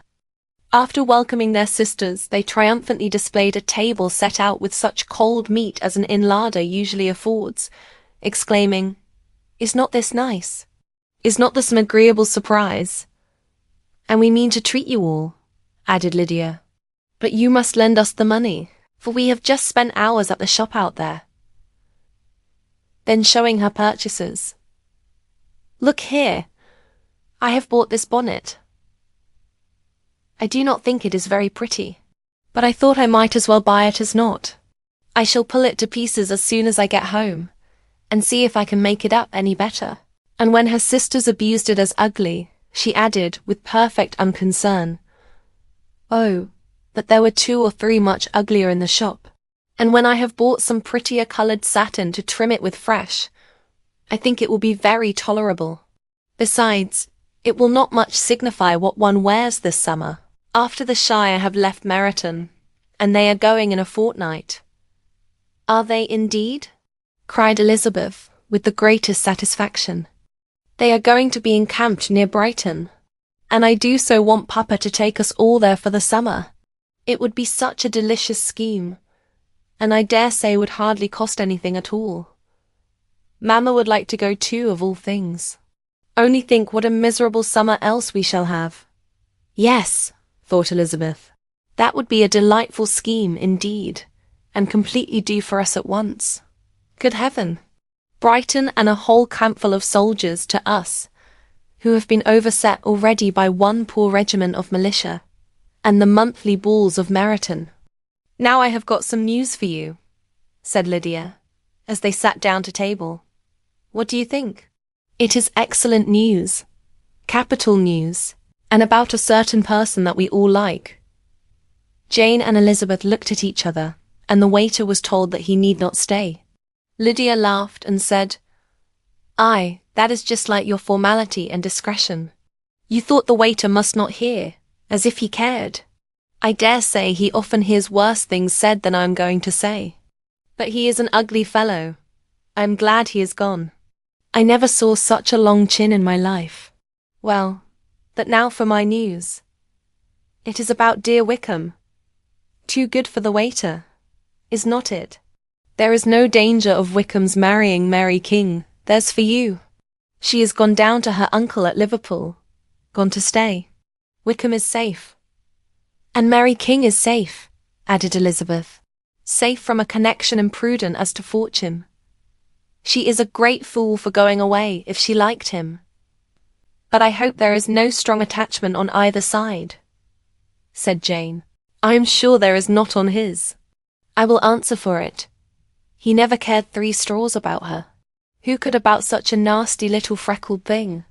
Elizabeth was shocked to think that, however incapable of such coarseness of expression herself, The coarseness of the sentiment was little other than her own breast had formerly harboured and fancied liberal. As soon as all had ate, and the elder ones paid, the carriage was ordered, and, after some contrivance, the whole party, with all their boxes, work-bags, and parcels, and the unwelcome addition of Kitty's and Lydia's purchases, were seated in it. "How nicely we are crammed in!" cried Lydia. "I am glad I brought my bonnet, if it is only for the fun of having another bandbox. Well, now let us be quite comfortable and snug, and talk and laugh all the way home. And in the first place, let us hear what has happened to you all since you went away. Have you seen any pleasant men? Have you had any flirting? I was in great hopes that one of you would have got a husband before you came back. Jane will be quite an old maid soon, I declare. She is almost 23. Lord, how ashamed I should be of not being married before 23. My Aunt Phillips wants you so to get husbands you can't think. She says Lizzie had better have taken Mr. Collins. But I do not think there would have been any fun in it. Lord, how I should like to be married before any of you. And then I would chaperone you about to all the balls. Dear me, we had such a good piece of fun the other day at Colonel Forster's. Kitty and me were to spend the day there, and Mrs. Forster promised to have a little dance in the evening. By the by, Mrs. Forster and me are such friends, and so she asked the two Harringtons to come. But Harriet was ill, and so Pen was forced to come by herself. And then, what do you think we did? We dressed up Chamberlain in woman's clothes, on purpose to pass for a lady. Only think what fun. Not a soul knew of it, but Colonel and Mrs. Forster and Kitty and me, except my aunt, for we were forced to borrow one of her gowns. And you cannot imagine how well he looked. When Denny and Wickham and Pratt and 2 or 3 more of the men came in, they did not know him in the least. Lord, how I laughed, and so did Mrs. Forster. I thought I should have died, and that made the men suspect something, and then they soon found out what was the matter. With such kind of histories of their parties and good jokes did Lydia, assisted by Kitty's hints and additions, endeavour to amuse her companions all the way to Longbourn. Elizabeth listened as little as she could, but there was no escaping the frequent mention of Wickham's name. Their reception at home was most kind.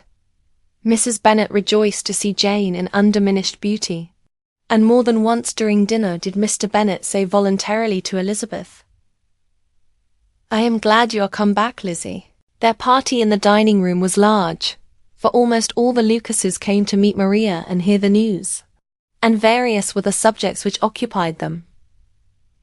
Lady Lucas was inquiring of Maria, across the table, after the welfare and poultry of her eldest daughter. Mrs. Bennet was doubly engaged, on one hand collecting an account of the present fashions from Jane, who sat some way below her, and on the other, retailing them all to the younger Miss Lucases. And Lydia, in a voice rather louder than any other person's, was enumerating the various pleasures of the morning to anybody who would hear her. "Oh, Mary," said she, "I wish you had gone with us, for we had such fun. As we went along, Kitty and me drew up all the blinds and pretended there was nobody in the coach. And I should have gone so all the way, if Kitty had not been sick. And when we got to the George, I do think we behaved very handsomely, for we treated the other 3 with the nicest cold luncheon in the world. And if you would have gone, we would have treated you too. And then when we came away, it was such fun. I thought we never should have got into the coach. I was ready to die of laughter. And then we were so merry all the way home. We talked and laughed so loud that anybody might have heard us 10 miles off." To this, Mary very gravely replied, "Far be it from me, my dear sister, to depreciate such pleasures. They would doubtless be congenial with the generality of female minds, but I confess they would have no charms for me. I should infinitely prefer a book." But of this answer Lydia heard not a word. She seldom listened to anybody for more than half a minute, and never attended to Mary at all. In the afternoon, Lydia was urgent with the rest of the girls to walk to Meryton and see how everybody went on. But Elizabeth steadily opposed the scheme. It should not be said that the Miss Bennets could not be at home half a day before they were in pursuit of the officers. There was another reason, too, for her opposition. She dreaded seeing Wickham again, and was resolved to avoid it as long as possible. The comfort to her of the regiment's approaching removal was indeed beyond expression. In a fortnight they were to go, and once gone, she hoped there could be nothing more to plague her on his account. She had not been many hours at home before she found that the Brighton scheme, of which Lydia had given them a hint at the inn, was under frequent discussion between her parents. Elizabeth saw directly that her father had not the smallest intention of yielding, but his answers were at the same time so vague and equivocal that her mother, though often disheartened, had never yet despaired of succeeding at last. Chapter 40. Elizabeth's impatience to acquaint Jane with what had happened could no longer be overcome, and at length resolving to suppress every particular in which her sister was concerned, and preparing her to be surprised, she related to her the next morning the chief of the scene between Mr. Darcy and herself. Miss Bennet's astonishment was soon lessened by the strong sisterly partiality, which made any admiration of Elizabeth appear perfectly natural, and all surprise was shortly lost in other feelings. She was sorry that Mr. Darcy should have delivered his sentiments in a manner so little suited to recommend them, but still more was she grieved for the unhappiness which her sister's refusal must have given him. His being so sure of succeeding was wrong, said she, and certainly ought not to have appeared. But consider how much it must increase his disappointment. Indeed, replied Elizabeth, I am heartily sorry for him, but he has other feelings which will probably soon drive away his regard for me. You do not blame me, however, for refusing him. Blame you? Oh, no, but you blame me for having spoken so warmly of Wickham. No, I do not know that you were wrong in saying what you did. But you will know it when I have told you what happened the very next day. She then spoke of the letter, repeating the whole of its contents as far as they concerned George Wickham. What a stroke was this for poor Jane, who would willingly have gone through the world without believing that so much wickedness existed in the whole race of mankind, as was here collected in one individual. Nor was Darcy's vindication, though grateful to her feelings, capable of consoling her for such discovery. Most earnestly did she labour to prove the probability of error, and seek to clear one, without involving the other. This will not do, said Elizabeth. You never will be able to make both of them good for anything. Take your choice, but you must be satisfied with only one. There is but such a quantity of merit between them, just enough to make one good sort of man. And of late it has been shifting about pretty much. For my part, I am inclined to believe it all Mr. Darcy's, but you shall do as you choose. It was some time, however, before a smile could be extorted from Jane. I do not know when I have been more shocked, said she. Wickham's so very bad. It is almost past belief. And poor Mr. Darcy. Dear Lizzie, only consider what he must have suffered. Such a disappointment, and with the knowledge of your ill opinion too, and having to relate such a thing of his sister.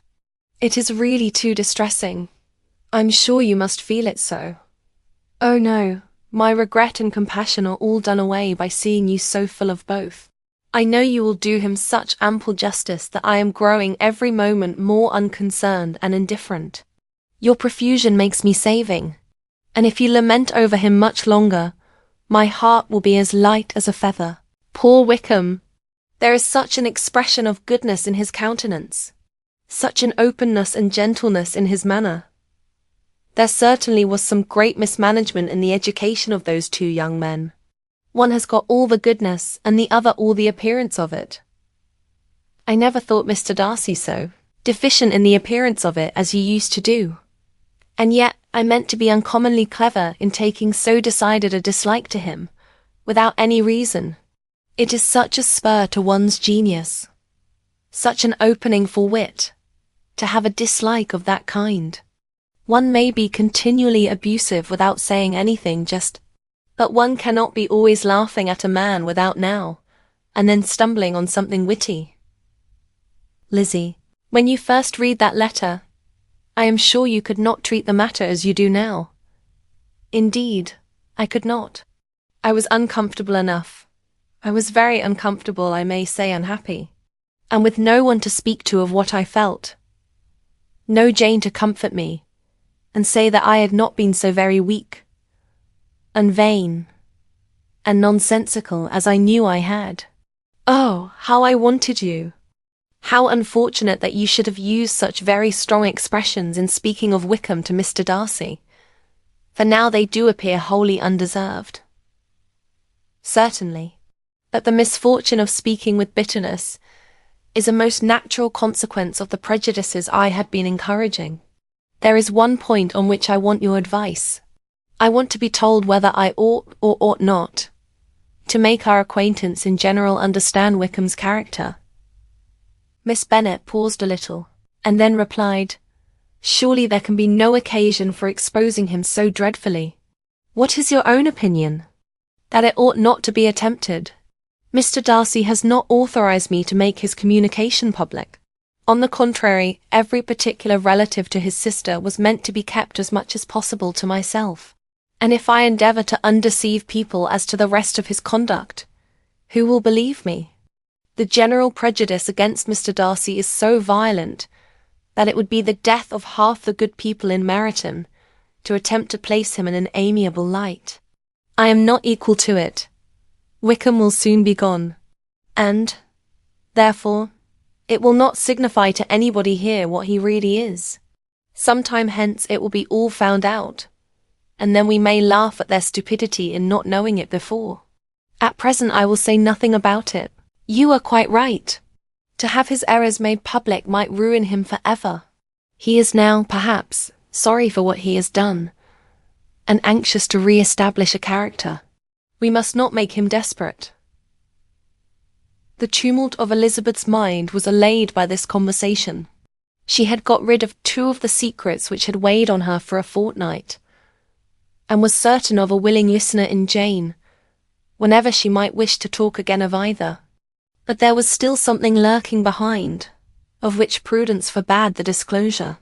She dared not relate the other half of Mr. Darcy's letter, nor explain to her sister how sincerely she had been valued by his friend. Here was knowledge in which no one could partake, and she was sensible that nothing less than a perfect understanding between the parties could justify her in throwing off this last encumbrance of mystery.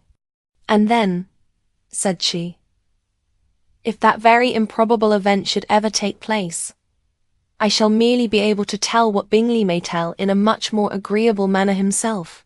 The liberty of communication cannot be mine till it has lost all its value.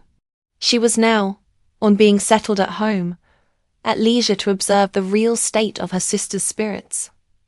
Jane was not happy. She still cherished a very tender affection for Bingley.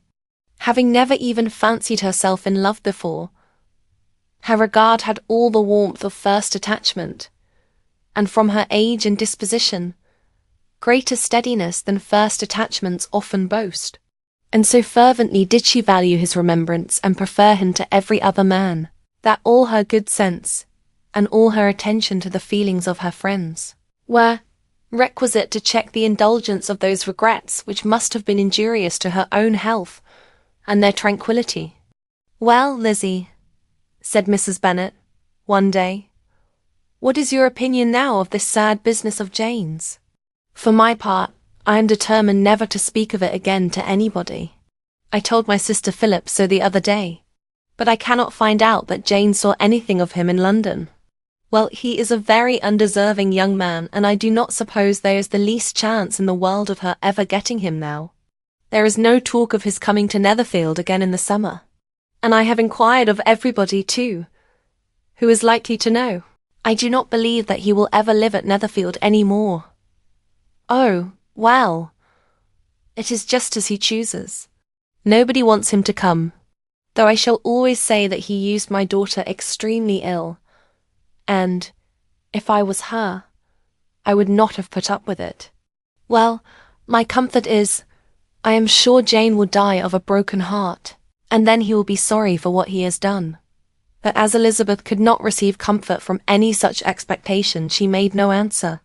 Well, Lizzie, continued her mother soon afterwards, and so the Collinses live very comfortable, do they? Well, I only hope it will last. And what sort of table do they keep? Charlotte is an excellent manager, I dare say. If she is half as sharp as her mother, she is saving enough. There is nothing extravagant in their housekeeping, I dare say. No, nothing at all. A great deal of good management, depend upon it. Yes. They will take care not to outrun their income. They will never be distressed for money. Well, much good may it do them. And so, I suppose they often talk of having Longbourn when your father is dead. They look upon it quite as their own, I dare say, whenever that happens. It was a subject which they could not mention before me. No, it would have been strange if they had, but I make no doubt they often talk of it between themselves. Well, if they can be easy with an estate that is not lawfully their own, so much the better. I should be ashamed of having one that was only entailed on me. Chapter 41. The first week of their return was soon gone. The second began. It was the last of the regiment's stay in Meryton, and all the young ladies in the neighbourhood were drooping apace. The dejection was almost universal. The elder Miss Bennets alone were still able to eat, drink, and sleep, and pursue the usual course of their employments. Very frequently were they reproached for this insensibility by Kitty and Lydia, whose own misery was extreme, and who could not comprehend such hard-heartedness in any of the family. Good heaven! What is to become of us? What are we to do? Would they often exclaim in the bitterness of woe. How can you be smiling so, Lizzie? Their affectionate mother shared all their grief. She remembered what she had herself endured on a similar occasion 25 years ago. I am sure, said she, I cried for 2 days together when Colonel Miller's regiment went away. I thought I should have broke my heart. I am sure I shall break mine, said Lydia. If one could but go to Brighton, observed Mrs. Bennet. Oh yes, if one could but go to Brighton. But Papa is so disagreeable. A little sea bathing would set me up for ever. And my Aunt Phillips is sure it would do me a great deal of good, added Kitty. Such were the kind of lamentations resounding perpetually through Longbourn House. Elizabeth tried to be diverted by them, but all sense of pleasure was lost in shame. She felt anew the justice of Mr. Darcy's objections, and never had she before been so much disposed to pardon his interference in the views of his friend. But the gloom of Lydia's prospect was shortly cleared away, for she received an invitation from Mrs. Forster, the wife of the colonel of the regiment, to accompany her to Brighton. This invaluable friend was a very young woman, and very lately married.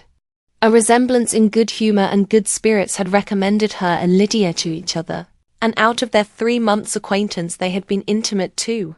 The rapture of Lydia on this occasion, her adoration of Mrs. Forster, the delight of Mrs. Bennet, and the mortification of Kitty, are scarcely to be described. Wholly inattentive to her sister's feelings, Lydia flew about the house in restless ecstasy, calling for everyone's congratulations and laughing and talking with more violence than ever, whilst the luckless Kitty continued in the parlour repining at her fate in terms as unreasonable as her accent was peevish. I cannot see why Mrs. Forster should not ask me as well as Lydia, said she, though I am not her particular friend. I have just as much right to be asked as she has, and more too, for I am 2 years older. In vain did Elizabeth attempt to make her reasonable, and Jane to make her resigned. As for Elizabeth herself, this invitation was so far from exciting in her the same feelings as in her mother and Lydia, that she considered it as the death warrant of all possibility of common sense for the latter. and detestable as such a step must make her, were it known, she could not help secretly advising her father not to let her go. She represented to him all the improprieties of Lydia's general behaviour, the little advantage she could derive from the friendship of such a woman as Mrs. Forster, and the probability of her being yet more imprudent with such a companion at Brighton, where the temptations must be greater than at home. He heard her attentively, and then said, "Lydia will never be easy till she has exposed herself in some public place or other, and we can never expect her to do it with so little expense or inconvenience to her family as under the present circumstances. If you were aware," said Elizabeth, "of the very great disadvantage to us all, which must arise from the public notice of Lydia's unguarded and imprudent manner, nay, which has already arisen from it, I am sure you would judge differently in the affair." "Already arisen," repeated Mr. Bennet. "What? Has she frightened away some of your lovers? Poor little Lizzie, but do not be cast down. Such squeamish youths as cannot bear to be connected with a little absurdity are not worth a regret. Come, let me see the list of the pitiful fellows who have been kept aloof by Lydia's folly. Indeed, you are mistaken. I have no such injuries to resent. It is not of peculiar, but of general evils, which I am now complaining.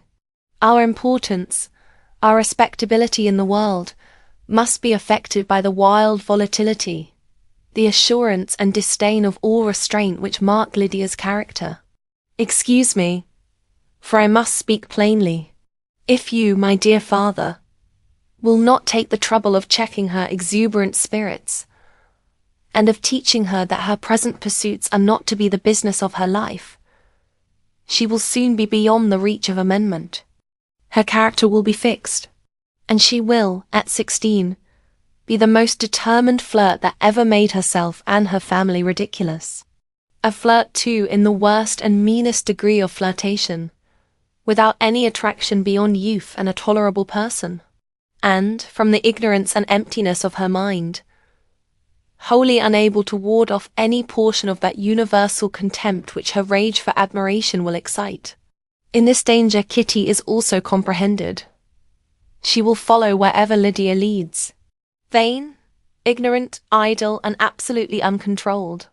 Oh, my dear father, can you suppose it possible that they will not be censured and despised wherever they are known, and that their sisters will not be often involved in the disgrace?" Mr. Bennet saw that her whole heart was in the subject, and, affectionately taking her hand, said, in reply, "Do not make yourself uneasy, my love.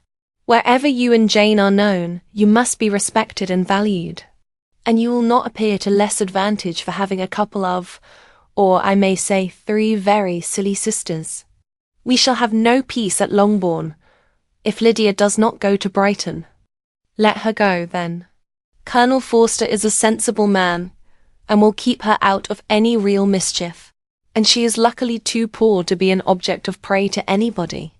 At Brighton she will be of less importance even as a common flirt than she has been here. The officers will find women better worth their notice. Let us hope, therefore, that her being there may teach her her own insignificance. At any rate, she cannot grow many degrees worse, without authorizing us to lock her up for the rest of her life." With this answer Elizabeth was forced to be content, but her own opinion continued the same, and she left him disappointed and sorry. It was not in her nature, however, to increase her vexations by dwelling on them. She was confident of having performed her duty, and to fret over unavoidable evils, or augment them by anxiety, was no part of her disposition. Had Lydia and her mother known the substance of her conference with her father, their indignation would hardly have found expression in their united volubility. In Lydia's imagination, a visit to Brighton comprised every possibility of earthly happiness.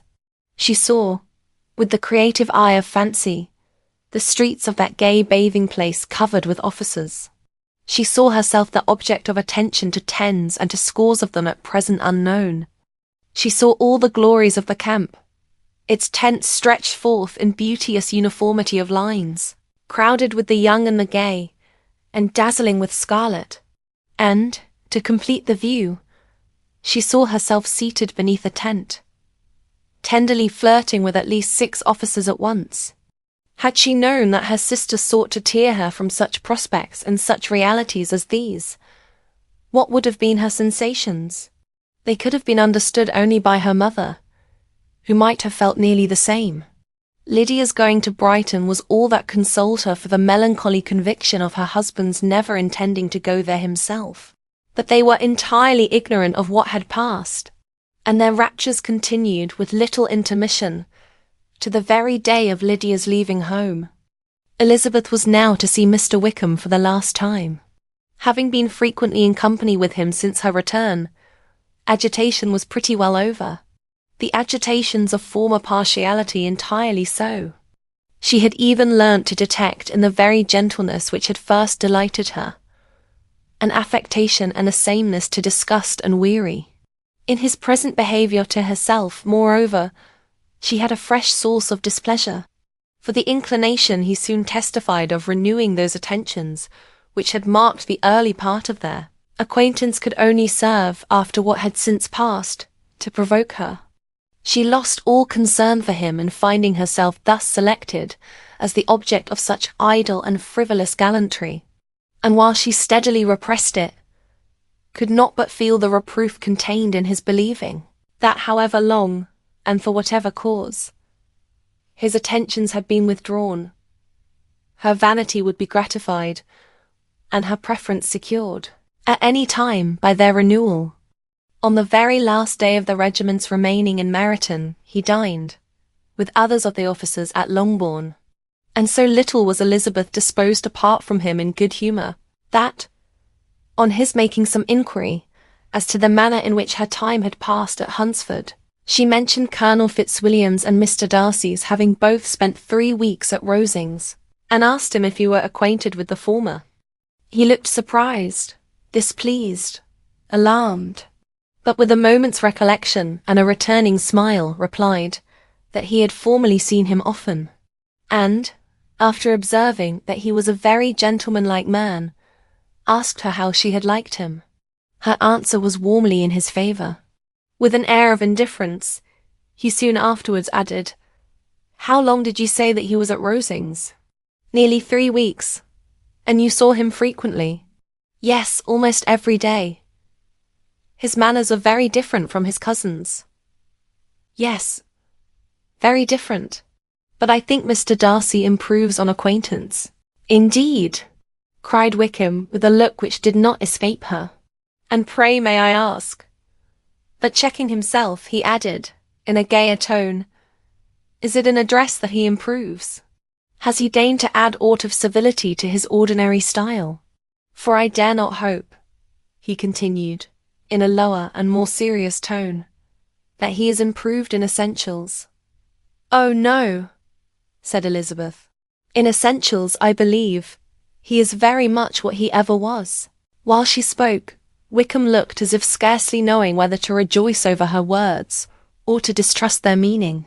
There was a something in her countenance which made him listen with an apprehensive and anxious attention, while she added, "When I said that he improved on acquaintance, I did not mean that either his mind or manners were in a state of improvement, but that, from knowing him better, his disposition was better understood." Wickham's alarm now appeared in a heightened complexion and agitated look. For a few minutes he was silent, till, shaking off his embarrassment, he turned to her again, and said in the gentlest of accents, "You, who so well know my feelings towards Mr. Darcy, will readily comprehend how sincerely I must rejoice that he is wise enough to assume even the appearance of what is right. His pride, in that direction, may be of service, if not to himself, to many others, for it must deter him from such foul misconduct as I have suffered by. I only fear that the sort of cautiousness to which you, I imagine, have been alluding, is merely adopted on his visits to his aunt, of whose good opinion and judgment he stands much in awe. His fear of her has always operated, I know, when they were together, and a good deal is to be imputed to his wish of forwarding the match with Mr. Berg, which I am certain he has very much at heart." Elizabeth could not repress a smile at this, but she answered only by a slight inclination of the head. She saw that he wanted to engage her on the old subject of his grievances, and she was in no humour to indulge him. The rest of the evening passed with the appearance, on his side, of usual cheerfulness, but with no further attempt to distinguish Elizabeth, and they parted at last with mutual civility, and possibly a mutual desire of never meeting again. When the party broke up, Lydia returned with Mrs. Forster to Meryton, from whence they were to set out early the next morning. The separation between her and her family was rather noisy than pathetic. Kitty was the only one who shed tears, but she did weep from vexation and envy.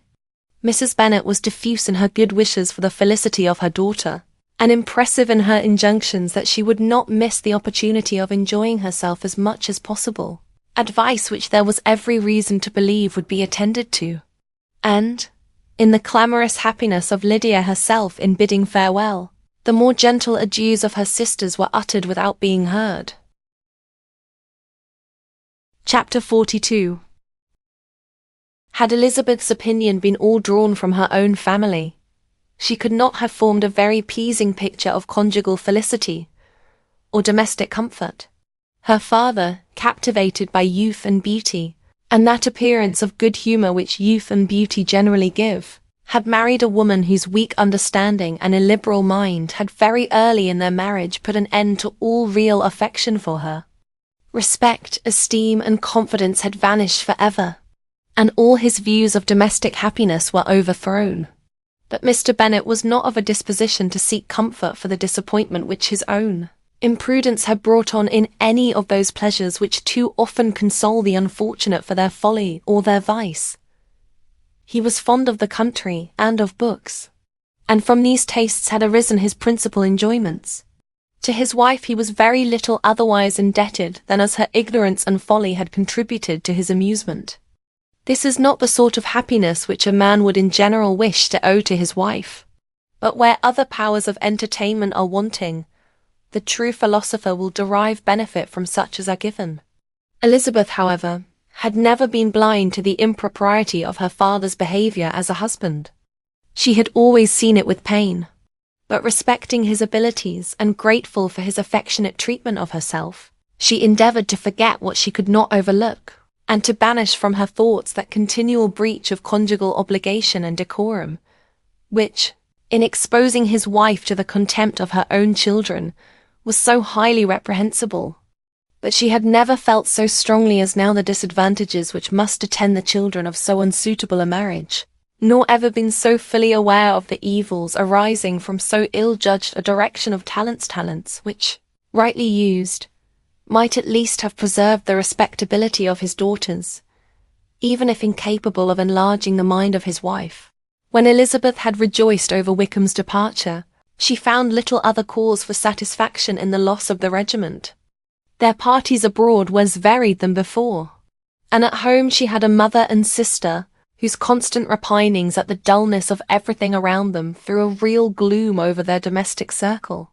And, though Kitty might in time regain her natural degree of sense, since the disturbers of her brain were removed, her other sister, from whose disposition greater evil might be apprehended, was likely to be hardened in all her folly and assurance by a situation of such double danger as a watering place and a camp. Upon the whole, therefore, she found, what has been sometimes found before, that an event to which she had looked forward with impatient desire did not, in taking place, bring all the satisfaction she had promised herself. It was consequently necessary to name some other period for the commencement of actual felicity, to have some other point on which her wishes and hopes might be fixed, and by again enjoying the pleasure of anticipation, console herself for the present, and prepare for another disappointment. Her tour to the lakes was now the object of her happiest thoughts.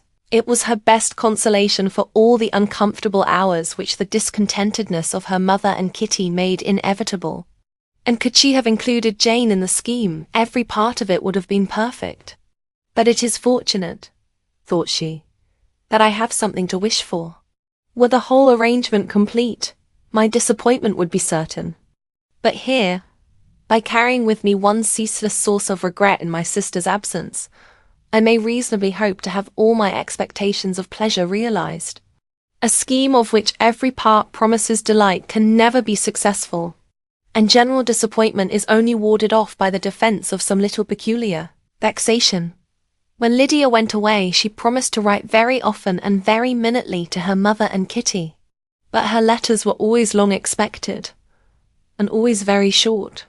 Those to her mother contained little else than that they were just returned from the library, where such and such officers had attended them, and where she had seen such beautiful ornaments as made her quite wild. That she had a new gown or a new parasol, which she would have described more fully, but was obliged to leave off in a violent hurry, as Mrs. Forster called her, and they were going to the camp. And from her correspondence with her sister there was still less to be learnt, for her letters to Kitty, though rather longer, were much too full of lines under the words to be made public. After the first fortnight or 3 weeks of her absence, good humour and cheerfulness began to reappear at Longbourn. Everything wore a happier aspect. The families who had been in town for the winter came back again, and summer finery and summer engagements arose. Mrs. Bennet was restored to her usual querulous serenity, and by the middle of June Kitty was so much recovered as to be able to enter Meryton without tears, an event of such happy promise as to make Elizabeth hope that by the following Christmas she might be so tolerably reasonable as not to mention an officer above once a day, unless by some cruel and malicious arrangement at the War Office, another regiment should be quartered in Meryton. The time fixed for the beginning of their northern tour was now fast approaching, and a fortnight only was wanting of it, when a letter arrived from Mrs. Gardiner, which at once delayed its commencement and curtailed its extent. Mr. Gardiner would be prevented by business from setting out till a fortnight later in July, and must be in London again within a month, and as that left too short a period for them to go so far, and see so much as they had proposed, or at least to see it with the leisure and comfort they had built on, they were obliged to give up the lakes and substitute a more contracted tour, and, according to the present plan, were to go no farther northward than Derbyshire.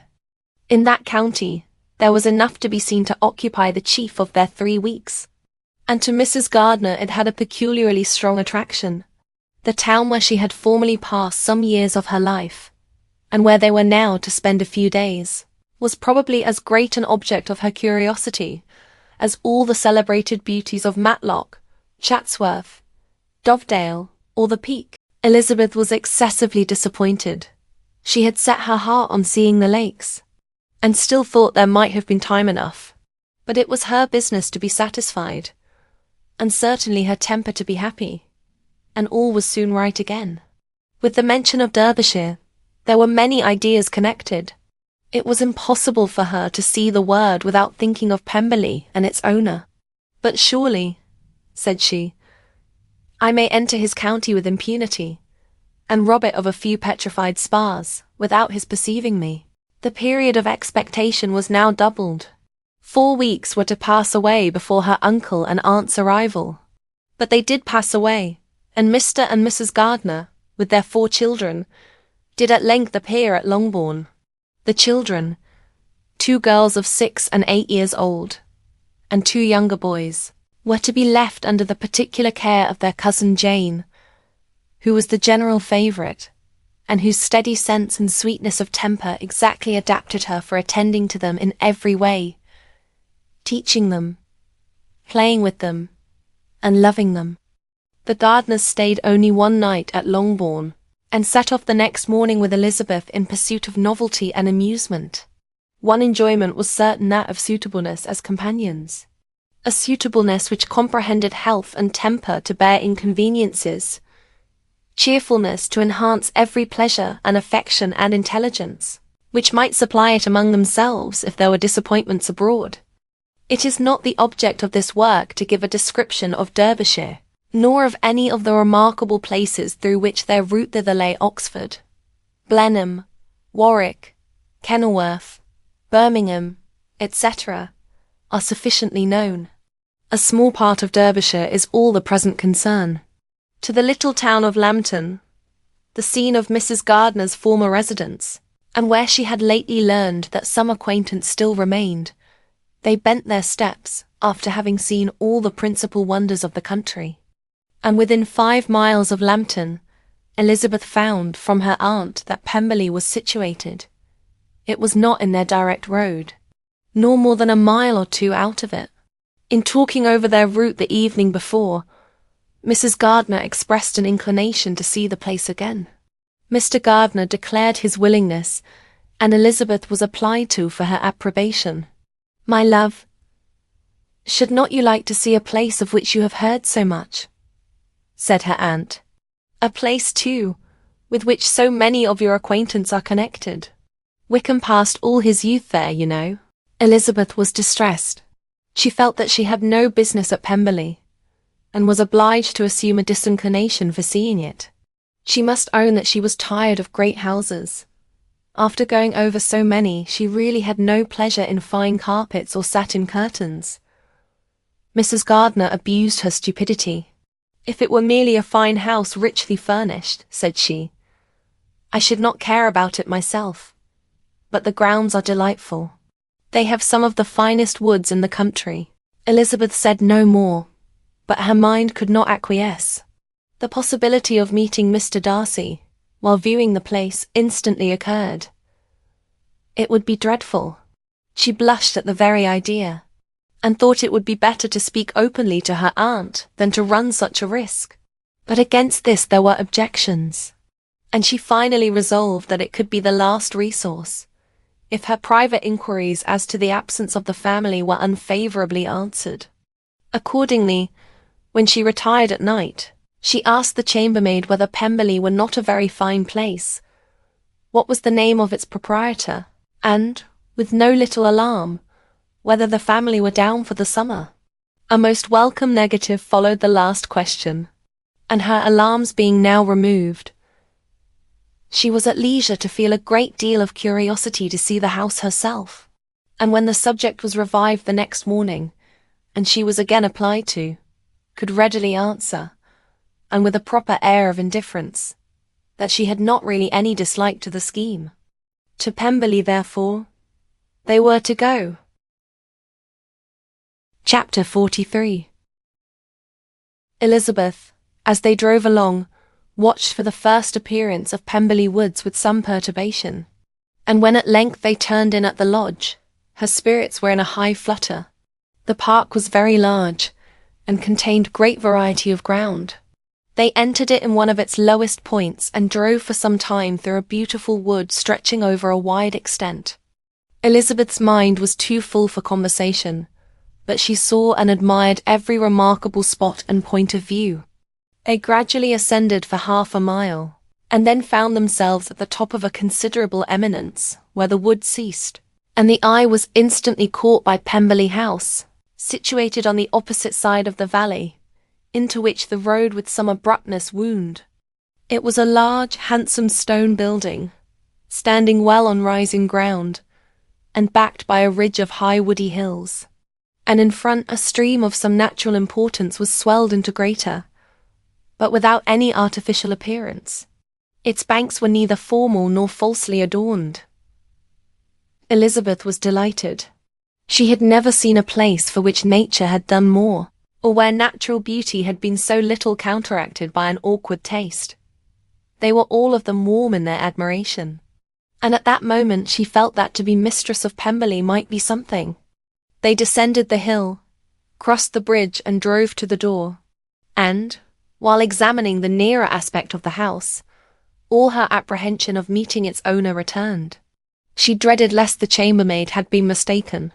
On applying to see the place, they were admitted into the hall, and Elizabeth, as they waited for the housekeeper, had leisure to wonder at her being where she was. The housekeeper came, a respectable-looking elderly woman, much less fine and more civil than she had any notion of finding her. They followed her into the dining parlour. It was a large, well-proportioned room, handsomely fitted up. Elizabeth, after slightly surveying it, went to a window to enjoy its prospect. The hill, crowned with wood, from which they had descended, receiving increased abruptness from the distance, was a beautiful object.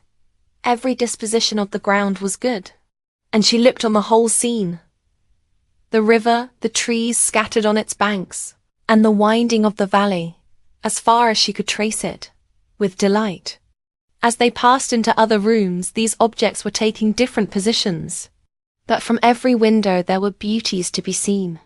The rooms were lofty and handsome, and their furniture suitable to the fortune of their proprietor. But Elizabeth saw, with admiration of his taste, that it was neither gaudy nor uselessly fine, with less of splendour and more real elegance than the furniture of Rosings. And of this place, thought she, I might have been mistress. With these rooms I might have now been familiarly acquainted. Instead of viewing them as a stranger, I might have rejoiced in them as my own, and welcomed to them as visitors my uncle and aunt. But no, recollecting herself, that could never be. My uncle and aunt would have been lost to me. I should not have been allowed to invite them. This was a lucky recollection. It saved her from something like regret. She longed to inquire of the housekeeper whether her master were really absent, but had not courage for it. At length, however, the question was asked by her uncle, and she turned away with alarm, while Mrs. Reynolds replied that he was, adding, "But we expect him tomorrow with a large party of friends." How rejoiced was Elizabeth that their own journey had not by any circumstance been delayed a day. Her aunt now called her to look at a picture. She approached and saw the likeness of Mr. Wickham, suspended, amongst several other miniatures, over the mantelpiece. Her aunt asked her, smilingly, how she liked it. The housekeeper came forward, and told them it was the picture of a young gentleman, the son of her late master's steward, who had been brought up by him at his own expense. He is now gone into the army, she added, but I am afraid he has turned out very wild. Mrs. Gardiner looked at her niece with a smile, but Elizabeth could not return it. And that, said Mrs. Reynolds, pointing to another of the miniatures, is my master and very like him. It was drawn at the same time as the other about 8 years ago. I have heard much of your master's fine person, said Mrs. Gardiner, looking at the picture. It is a handsome face. But Lizzie, you can tell us whether it is like or not. Mrs. Reynolds respectful. Elizabeth seemed to increase on this intimation of her knowing her master. Does that young lady know Mr. Darcy? Elizabeth coloured and said, a little. And do not you think him a very handsome gentleman, ma'am? Yes, very handsome. I am sure I know none so handsome. But in the gallery upstairs you will see a finer, larger picture of him than this. This room was my late master's favourite room, and these miniatures are just as they used to be then. He was very fond of them. This accounted to Elizabeth for Mr. Wickham's being among them. Mrs. Reynolds then directed their attention to one of Miss Darcy, drawn when she was only 8 years old. And is Miss Darcy as handsome as her brother? Said Mr. Gardiner. Oh, yes, the handsomest young lady that ever was seen. And so accomplished. She plays and sings all day long. In the next room is a new instrument just come down for her, a present from my master. She comes here tomorrow with him. Mr. Gardiner, whose manners were easy and pleasant, encouraged her communicativeness by his questions and remarks. Mrs. Reynolds, either from pride or attachment, had evidently great pleasure in talking of her master and his sister. Is your master much at Pemberley in the course of the year? Not so much as I could wish, sir, but I dare say he may spend half his time here, and Miss Darcy is always down for the summer months. Except, thought Elizabeth, when she goes to Ramsgate. If your master would marry, you might see more of him. Yes, sir. But I do not know when that will be. I do not know who's good enough for him. Mr. and Mrs. Gardiner smiled. Elizabeth could not help saying, It is very much to his credit. I am sure that you should think so. I say no more than the truth, and what everybody will say that knows him, replied the other. Elizabeth thought this was going pretty far, and she listened with increasing astonishment as the housekeeper added, "I have never had a cross word from him in my life, and I have known him ever since he was 4 years old." This was praise of all others most extraordinary, most opposite to her ideas. That he was not a good-tempered man had been her firmest opinion. Her keenest attention was awakened. She longed to hear more, and was grateful to her uncle for saying, "There are very few people of whom so much can be said. You are lucky in having such a master." "Yes, sir, I know I am. If I were to go through the world, I could not meet with a better. But I have always observed that they who are good-natured when children are good-natured when they grow up, and he was always the sweetest-tempered, most generous-hearted boy in the world." Elizabeth almost stared at her. "Can this be Mr. Darcy?" thought she. "His father was an excellent man," said Mrs. Gardiner. "Yes, ma'am, that he was indeed, and his son will be just like him, just as affable to the poor." Elizabeth listened, wondered, doubted, and was impatient for more. Mrs. Reynolds could interest her on no other point. She related the subjects of the pictures, the dimensions of the rooms, and the price of the furniture in vain. Mr. Gardiner, highly amused by the kind of family prejudice to which he attributed her excessive commendation of her master, soon led again to the subject, and she dwelt with energy on his many merits as they proceeded together up the great staircase. "He is the best landlord and the best master," said she, "that ever lived. Not like the wild young men nowadays, who think of nothing but themselves. There is not one of his tenants or servants but what will give him a good name. Some people call him proud, but I am sure I never saw anything of it. To my fancy, it is only because he does not rattle away like other young men. In what an amiable light does this place him," thought Elizabeth. "This fine account of him," whispered her aunt as they walked, "is not quite consistent with his behaviour to our poor friend. Perhaps we might be deceived. That is not very likely. Our authority was too good." On reaching the spacious lobby above, they were shown into a very pretty sitting room, lately fitted up with greater elegance and lightness than the apartments below, and were informed that it was but just done to give pleasure to Miss Darcy, who had taken a liking to the room when last at Pemberley. "He is certainly a good brother," said Elizabeth, as she walked towards one of the windows. Mrs. Reynolds anticipated Miss Darcy's delight when she should enter the room. "And this is always the way with him," she added. "Whatever can give his sister any pleasure is sure to be done in a moment. There is nothing he would not do for her." The picture gallery and 2 or 3 of the principal bedrooms were all that remained to be shown. In the former were many good paintings, but Elizabeth knew nothing of the art, and from such as had been already visible below, she had willingly turned to look at some drawings of Miss Darcy's in crayons, whose subjects were usually more interesting, and also more intelligible. In the gallery there were many family portraits, that they could have little to fix the attention of a stranger. Elizabeth walked on, in quest of the only face whose features would be known to her. At last it arrested her, and she beheld a striking resemblance of Mr. Darcy, with such a smile over the face, as she remembered to have sometimes seen, when he looked at her.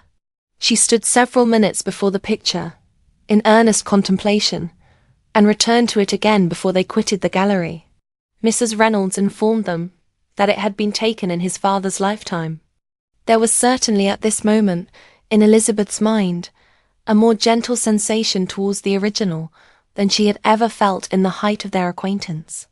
The commendation bestowed on him by Mrs. Reynolds was of no trifling nature. What praise is more valuable than the praise of an intelligent servant? As a brother, a landlord, a master, she considered how many people's happiness were in his guardianship, how much of pleasure or pain it was in his power to bestow, how much of good or evil must be done by him. Every idea that had been brought forward by the housekeeper was favourable to his character, and as she stood before the canvas on which he was represented, and fixed his eyes upon herself, She thought of his regard with a deeper sentiment of gratitude than it had ever raised before. She remembered its warmth and softened its impropriety of expression. When all of the house that was open to general inspection had been seen, they returned downstairs, and, taking leave of the housekeeper, were consigned over to the gardener, who met them at the hall door. As they walked across the lawn towards the river, Elizabeth turned back to look again. Her uncle and aunt stopped also, and while the former was conjecturing as to the date of the building, the owner of it himself suddenly came forward from the road which led behind it to the stables. They were within 20 yards of each other, and so abrupt was his appearance that it was impossible to avoid his sight. Their eyes instantly met, and the cheeks of each were overspread with the deepest blush. He absolutely started, and for a moment seemed immovable from surprise, but shortly recovering himself, advanced towards the party, and spoke to Elizabeth, if not in terms of perfect composure, at least of perfect civility. She had instinctively turned away, but stopping on his approach, received his compliments with an embarrassment impossible to be overcome. Had his first appearance, or his resemblance to the picture they had just been examining, been insufficient to assure the other two that they now saw Mr. Darcy? The gardener's expression of surprise, on beholding his master, must immediately have told it. They stood a little aloof while he was talking to their niece, who, astonished and confused, scarcely dared lift her eyes to his face, and knew not what answer she returned to his civil inquiries after her family. Amazed at the alteration of his manner since they last parted, every sentence that he uttered was increasing her embarrassment, and every idea of the impropriety of her being found there recurring to her mind. The few minutes in which they continued together were some of the most uncomfortable of her life. Nor did he seem much more at ease. When he spoke, his accent had none of its usual sedateness, and he repeated his inquiries as to the time of her having left Longbourn, and of her stay in Derbyshire, so often, and in so hurried a way, as plainly spoke the distraction of his thoughts. At length, every idea seemed to fail him, and after standing a few moments without saying a word, he suddenly recollected himself, and took leave. The others then joined her, and expressed their admiration of his figure, but Elizabeth heard not a word, and wholly engrossed by her own feelings, followed them in silence. She was overpowered by shame and vexation. Her coming there was the most unfortunate, the most ill-judged thing in the world. How strange must it appear to him! In what a disgraceful light might it not strike so vain a man! It might seem as if she had purposely thrown herself in his way again. Oh, why did she come? Or, why did he thus come a day before he was expected? Had they been only 10 minutes sooner, they should have been beyond the reach of his discrimination. For it was plain that he was that moment arrived, that moment alighted from his horse or his carriage. She blushed again and again over the perverseness of the meeting. And his behaviour, so strikingly altered, what could it mean? That he should even speak to her was amazing. But to speak with such civility, to inquire after her family. Never in her life had she seen his manners so little dignified. Never had he spoken with such gentleness as on this unexpected meeting. What a contrast did it offer to his last address in Rosings Park, when he put his letter into her hand. She knew not what to think, or how to account for it. They had now entered a beautiful walk by the side of the water, and every step was bringing forward a nobler fall of ground, or a finer reach of the woods to which they were approaching. But it was some time before Elizabeth was sensible of any of it, and, though she answered mechanically to the repeated appeals of her uncle and aunt, and seemed to direct her eyes to such objects as they pointed out, she distinguished no part of the scene. Her thoughts were all fixed on that one spot of Pemberley House, whichever it might be, where Mr. Darcy then was. She longed to know what at that moment was passing in his mind, in what manner he thought of her, and whether, in defiance of everything, she was still dear to him. Perhaps he had been civil only because he felt himself at ease. Yet there had been that in his voice, which was not like ease. Whether he had felt more of pain or of pleasure in seeing her, she could not tell. But he certainly had not seen her with composure. At length, however, the remarks of her companions on her absence of mind roused her, and she felt the necessity of appearing more like herself. They entered the woods, and, bidding adieu to the river for a while, ascended some of the higher grounds, whence, in spots where the opening of the trees gave the eye power to wander, were many charming views of the valley, the opposite hills, with the long range of woods overspreading many, and occasionally part of the stream. Mr. Gardiner expressed a wish of going round the whole park, but feared it might be beyond a walk. With a triumphant smile, they were told that it was 10 miles round. It settled the matter, and they pursued the accustomed circuit, which brought them again, after some time, in a descent among hanging woods, to the edge of the water, and one of its narrowest parts. They crossed it by a simple bridge, in character with the general air of the scene. It was a spot less adorned than any they had yet visited, and the valley, here contracted into a glen, allowed room only for the stream, and a narrow walk amidst the rough coppice-wood which bordered it. Elizabeth longed to explore its windings, but when they had crossed the bridge and perceived their distance from the house, Mrs. Gardiner, who was not a great walker, could go no farther, and thought only of returning to the carriage as quickly as possible. Her niece was, therefore, obliged to submit, and they took their way towards the house on the opposite side of the river, in the nearest direction. But their progress was slow, for Mr. Gardiner, though seldom able to indulge the taste, was very fond of fishing, and was so much engaged in watching the occasional appearance of some trout in the water, and talking to the man about them, that he advanced but little. Whilst wandering on in this slow manner, they were again surprised, and Elizabeth's astonishment was quite equal to what it had been at first, by the sight of Mr. Darcy approaching them, and at no great distance. The walk being here less sheltered than on the other side, allowed them to see him before they met. Elizabeth, however astonished, was at least more prepared for an interview than before, and resolved to appear and to speak with calmness if he really intended to meet them. For a few moments, indeed, she felt that he would probably strike into some other path. The idea lasted while a turning in the walk concealed him from their view. The turning past, he was immediately before them. With a glance she saw that he had lost none of his recent civility, and, to imitate his politeness, she began as they met to admire the beauty of the place.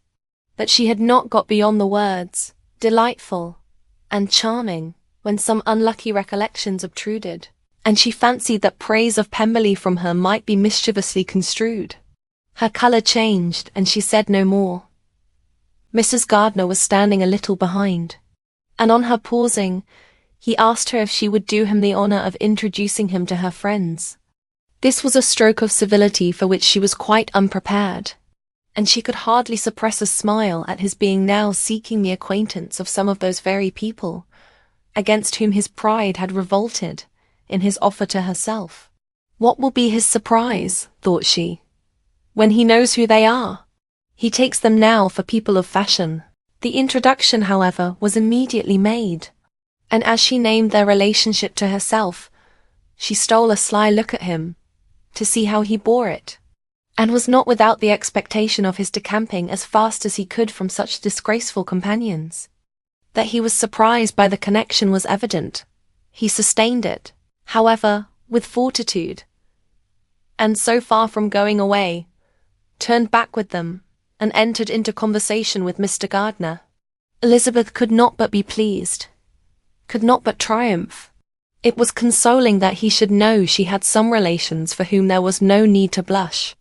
She listened most attentively to all that passed between them, and gloried in every expression, every sentence of her uncle, which marked his intelligence, his taste, or his good manners.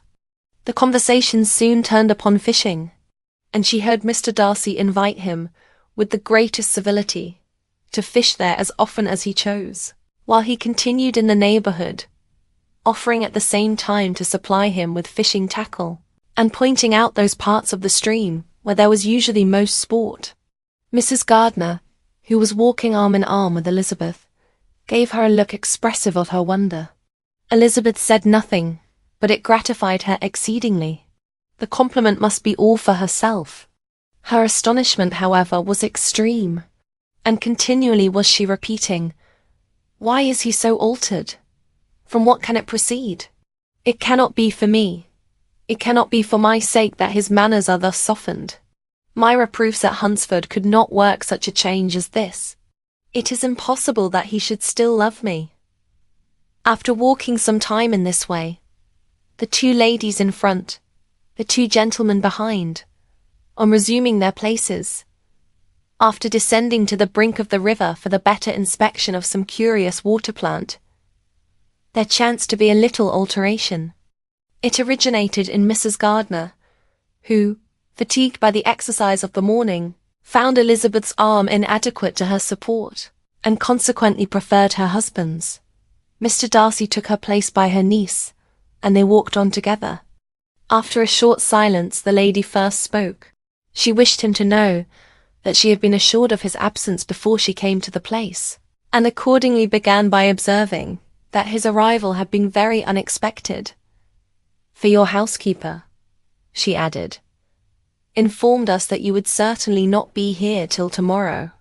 And indeed, before we left Bakewell, we understood that you were not immediately expected in the country." He acknowledged the truth of it all, and said that business with his steward had occasioned his coming forward a few hours before the rest of the party with whom he had been travelling. "They will join me early tomorrow," he continued, "and among them are some who will claim an acquaintance with you. Mr. Bingley and his sisters." Elizabeth answered only by a slight bow.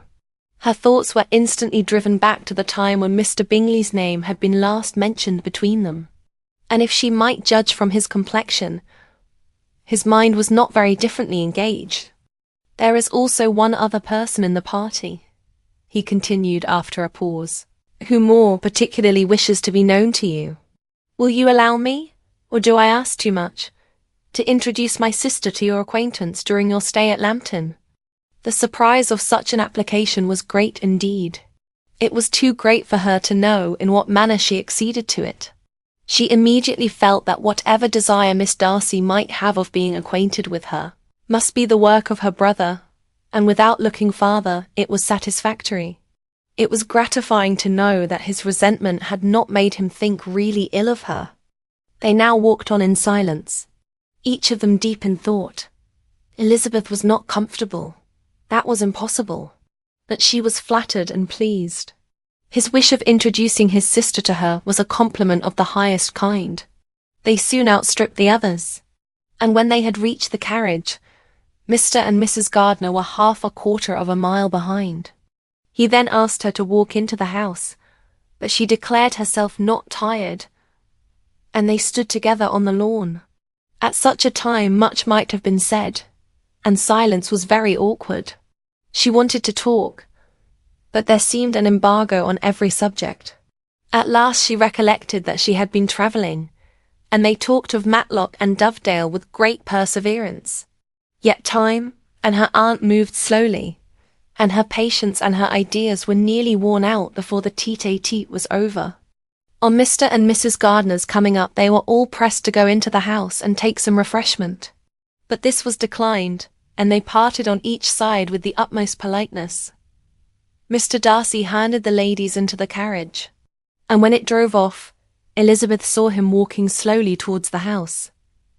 The observations of her uncle and aunt now began, and each of them pronounced him to be infinitely superior to anything they had expected. "He is perfectly well behaved, polite and unassuming," said her uncle. "There is something a little stately in him, to be sure," replied her aunt, "but it is confined to his air and is not unbecoming. I can now say with the housekeeper, that though some people may call him proud, I have seen nothing of it. I was never more surprised than by his behaviour to us. It was more than civil. It was really attentive. and there was no necessity for such attention. His acquaintance with Elizabeth was very trifling. "To be sure, Lizzie," said her aunt, "he is not so handsome as Wickham. Or rather, he has not Wickham's countenance, for his features are perfectly good. But how came you to tell us that he was so disagreeable?" Elizabeth excused herself as well as she could, said that she had liked him better when they met in Kent than before, and that she had never seen him so pleasant as this morning. "But perhaps he may be a little whimsical in his civilities," replied her uncle. "Your great men often are, and therefore I shall not take him at his word about fishing, as he might change his mind another day, and warn me off his grounds." Elizabeth felt that they had entirely mistaken his character, but said nothing. "From what we have seen of him," continued Mrs. Gardiner, "I really should not have thought that he could have behaved in so cruel a way by anybody as he has done by poor Wickham. He has not an ill-natured look. On the contrary, there is something pleasing about his mouth when he speaks, and there is something of dignity in his countenance that would not give one an unfavourable idea of his heart. But, to be sure, the good lady who showed us the house did give him a most flaming character. I could hardly help laughing aloud sometimes.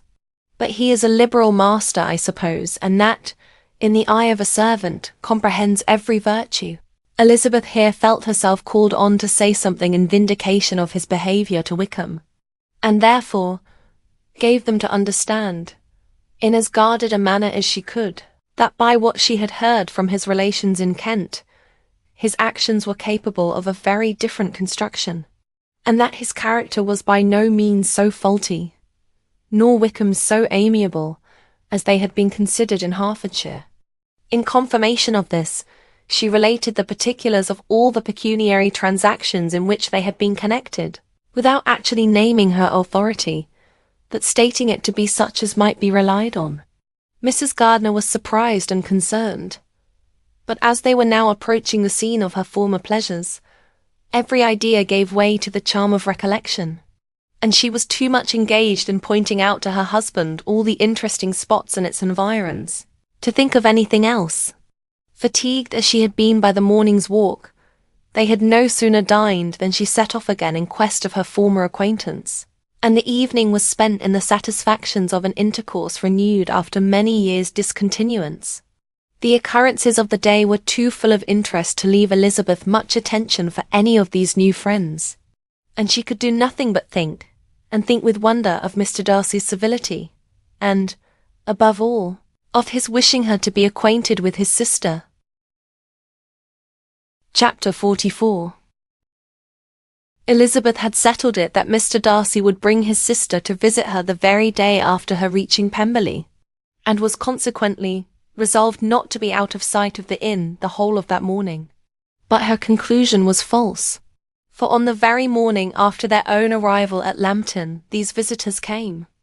They had been walking about the place with some of their new friends, and were just returned to the inn to dress themselves for dining with the same family, when the sound of a carriage drew them to a window, and they saw a gentleman and lady in a curricle driving up the street.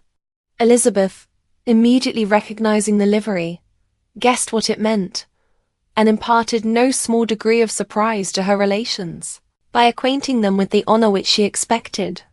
Her uncle and aunt were all amazement, and the embarrassment of her manner as she spoke, joined to the circumstance itself, and many of the circumstances of the preceding day, opened to them a new idea on the business. Nothing had ever suggested it before, but they now felt that there was no other way of accounting for such attentions from such a quarter than by supposing a partiality for their niece. While these newly born notions were passing in their heads, the perturbation of Elizabeth's feelings was every moment increasing. She was quite amazed at her own discomposure, but, amongst other causes of disquiet, she dreaded lest the partiality of the brother should have said too much in her favour, and, more than commonly anxious to please, she naturally suspected that every power of pleasing would fail her. She retreated from the window, fearful of being seen, and as she walked up and down the room, endeavouring to compose herself, saw such looks of inquiring surprise in her uncle and aunt as made everything worse. Miss Darcy and her brother appeared, and this formidable introduction took place. With astonishment did Elizabeth see that her new acquaintance was at least as much embarrassed as herself. Since her being at Lambton, she had heard that Miss Darcy was exceedingly proud. But the observation of a very few minutes convinced her that she was only exceedingly shy. She found it difficult to obtain even a word from her beyond a monosyllable. Miss Darcy was tall, and on a larger scale than Elizabeth, and, though little more than 16, her figure was formed, and her appearance womanly and graceful. She was less handsome than her brother, but there was sense and good humour in her face, and her manners were perfectly unassuming and gentle. Elizabeth, who had expected to find in her as acute and unembarrassed an observer as ever Mr. Darcy had been, was much relieved by discerning such different feelings. They had not been long together before Darcy told her that Bingley was also coming to wait on her, and she had barely time to express her satisfaction and prepare for such a visitor, when Bingley's quick step was heard on the stairs, and in a moment he entered the room. All Elizabeth's anger against him had been long done away, but had she still felt any, it could hardly have stood its ground against the unaffected cordiality with which he expressed himself on seeing her again. He inquired in a friendly, though general, way after her family, and looked and spoke with the same good-humoured ease that he had ever done. To Mr. and Mrs. Gardiner, he was scarcely a less interesting personage than to herself. They had long wished to see him. The whole party before them, indeed, excited a lively attention. The suspicions which had just arisen of Mr. Darcy and their niece directed their observation towards each with an earnest, though guarded, inquiry, and they soon drew from those inquiries the full conviction that one of them at least knew what it was to love. Of the lady's sensations they remained a little in doubt, but that the gentleman was overflowing with admiration was evident enough. Elizabeth, on her side, had much to do. She wanted to ascertain the feelings of each of her visitors. She wanted to compose her own, and to make herself agreeable to all. And in the latter object where she feared most to fail, she was most sure of success, for those to whom she endeavoured to give pleasure were prepossessed in her favour. Bingley was ready, Georgiana was eager, and Darcy determined to be pleased. In seeing Bingley, her thoughts naturally flew to her sister, and oh, how ardently did she long to know whether any of his were directed in a like manner. Sometimes she could fancy that he talked less than on former occasions, and once or twice pleased herself with the notion that, as he looked at her, he was trying to trace a resemblance. But, though this might be imaginary, she could not be deceived as to his behaviour to Miss Darcy, who had been set up as a rival to Jane. No look appeared on either side that spoke particular regard. Nothing occurred between them that could justify the hopes of his sister. On this point she was soon satisfied, and 2 or 3 little circumstances occurred ere they parted, which, in her anxious interpretation, denoted a recollection of Jane, not untinctured by tenderness, and a wish of saying more that might lead to the mention of her, had he dared.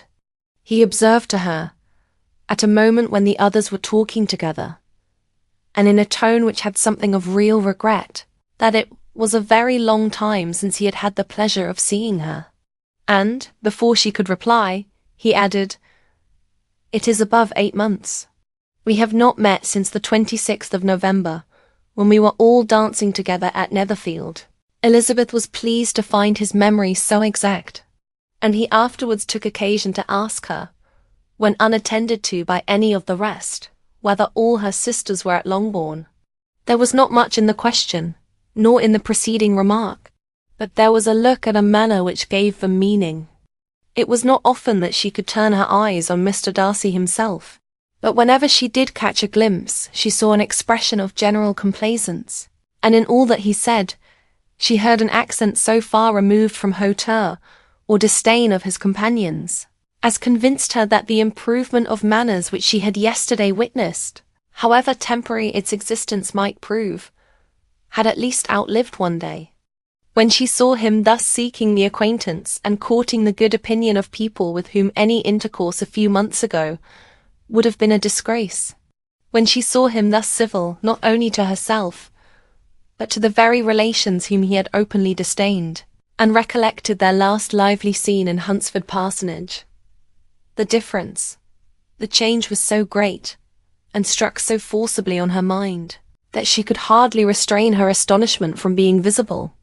Never, even in the company of his dear friends at Netherfield, or his dignified relations at Rosings, had she seen him so desirous to please, so free from self-consequence or unbending reserve as now, when no importance could result from the success of his endeavours, and when even the acquaintance of those to whom his attentions were addressed would draw down the ridicule and censure of the ladies both of Netherfield and Rosings. Their visitors stayed with them above half an hour, and when they arose to depart, Mr. Darcy called on his sister to join him in expressing their wish of seeing Mr. and Mrs. Gardiner and Miss Bennet to dinner at Pemberley before they left the country. Miss Darcy, though with a diffidence which marked her little in the habit of giving invitations, readily obeyed. Mrs. Gardiner looked at her niece, desirous of knowing how she, whom the invitation most concerned, felt disposed as to its acceptance, but Elizabeth had turned away her head. Presuming, however, that this studied avoidance spoke rather a momentary embarrassment than any dislike of the proposal, and seeing in her husband, who was fond of society, a perfect willingness to accept it, she ventured to engage for her attendance, and the day after the next was fixed on. Bingley expressed great pleasure in the certainty of seeing Elizabeth again, having still a great deal to say to her, and many inquiries to make after all their Hertfordshire friends. Elizabeth, construing all this into a wish of hearing her speak of her sister, was pleased, and on this account, as well as some others, found herself, when their visitors left them, capable of considering the last half-hour with some satisfaction, though, while it was passing, the enjoyment of it had been little. Eager to be alone, and fearful of inquiries or hints from her uncle and aunt, she stayed with them only long enough to hear their favourable opinion of Bingley, and then hurried away to dress. But she had no reason to fear Mr. and Mrs. Gardiner's curiosity. It was not their wish to force her communication. It was evident that she was much better acquainted with Mr. Darcy than they had before any idea of. It was evident that he was very much in love with her. They saw much to interest, but nothing to justify inquiry. Of Mr. Darcy it was now a matter of anxiety to think well, and, as far as their acquaintance reached, there was no fault to find. They could not be untouched by his politeness, and had they drawn his character from their own feelings and his servant's report, without any reference to any other account, the circle in Hertfordshire to which he was known would not have recognised it for Mr. Darcy. There was now an interest, however, in believing the housekeeper, and they soon became sensible that the authority of a servant, who had known him since he was 4 years old, and whose own manners indicated respectability, was not to be hastily rejected. Neither had anything occurred in the intelligence of their Lambton friends that could materially lessen its weight. They had nothing to accuse him of but pride. Pride he probably had, and if not, it would certainly be imputed by the inhabitants of a small market town, where the family did not visit. It was acknowledged, however, that he was a liberal man, and did much good among the poor. With respect to Wickham, the travellers soon found that he was not held there in much estimation. For though the chief of his concerns with the son of his patron were imperfectly understood, it was yet a well-known fact that, on his quitting Derbyshire, he had left many debts behind him, which Mr. Darcy afterwards discharged. As for Elizabeth, her thoughts were at Pemberley this evening more than the last, and the evening, though as it passed it seemed long, was not long enough to determine her feelings towards one in that mansion, and she lay awake 2 whole hours, endeavouring to make them out. She certainly did not hate him. No, hatred had vanished long ago, and she had almost as long been ashamed of ever feeling a dislike against him, that could be so called. The respect created by the conviction of his valuable qualities, though at first unwillingly admitted, had for some time ceased to be repugnant to her feelings, and it was now heightened into somewhat of a friendlier nature by the testimony so highly in his favour, and bringing forward his disposition in so amiable a light, which yesterday had produced. But above all, above respect and esteem, there was a motive within her of goodwill which could not be overlooked. It was gratitude. Gratitude, not merely for having once loved her, but for loving her still well enough to forgive all the petulance and acrimony of her manner in rejecting him, and all the unjust accusations accompanying her rejection. He who, she had been persuaded, would avoid her as his greatest enemy, seemed, on this accidental meeting, most eager to preserve the acquaintance, and without any indelicate display of regard, or any peculiarity of manner, where their two selves only were concerned, was soliciting the good opinion of her friends, and bent on making her known to his sister. Such a change in a man of so much pride excited not only astonishment but gratitude, for to love, ardent love, it must be attributed, and as such, its impression on her was of a sort to be encouraged, as by no means unpleasing, though it could not be exactly defined. She respected, she esteemed, she was grateful to him, she felt a real interest in his welfare, and she only wanted to know how far she wished that welfare to depend upon herself, and how far it would be for the happiness of both, that she should employ the power, which her fancy told her she still possessed, of bringing on the renewal of his addresses. It had been settled in the evening, between the aunt and niece, that such a striking civility as Miss Darcy's, in coming to them on the very day of her arrival at Pemberley, for she had reached there only to a late breakfast ought to be imitated, though it could not be equalled by some exertion of politeness on their side, and, consequently, that it would be highly expedient to wait on her at Pemberley the following morning. They were therefore to go. Elizabeth was pleased, though when she asked herself the reason, she had very little to say in reply. Mr. Gardiner left them soon after breakfast. The fishing scheme had been renewed the day before, and a positive engagement made of his meeting some of the gentlemen at Pemberley by noon. Chapter 45. Convinced as Elizabeth now was that Miss Bingley's dislike of her had originated in jealousy, she could not help feeling how very unwelcome her appearance at Pemberley must be to her, and was curious to know with how much civility on that lady's side the acquaintance would now be renewed. On reaching the house they were shown through the hall into the saloon, whose northern aspect rendered it delightful for summer. Its windows, opening to the ground, admitted a most refreshing view of the high woody hills behind the house, and of the beautiful oaks and Spanish chestnuts which were scattered over the intermediate lawn. In this room they were received by Miss Darcy, who was sitting there with Mrs. Hurst and Miss Bingley, and the lady with whom she lived in London. Georgiana's reception of them was very civil, but attended with all that embarrassment which, though proceeding from shyness and the fear of doing wrong, would easily give to those who felt themselves inferior the belief of her being proud and reserved. Mrs. Gardiner and her niece, however, did her justice, and pitied her. By Mrs. Hurst and Miss Bingley they were noticed only by a courtesy, and on their being seated, a pause, awkward as such pauses must always be, succeeded for a few moments. It was first broken by Mrs. Annesley, a genteel, agreeable-looking woman, whose endeavour to introduce some kind of discourse proved her to be more truly well-bred than either of the others.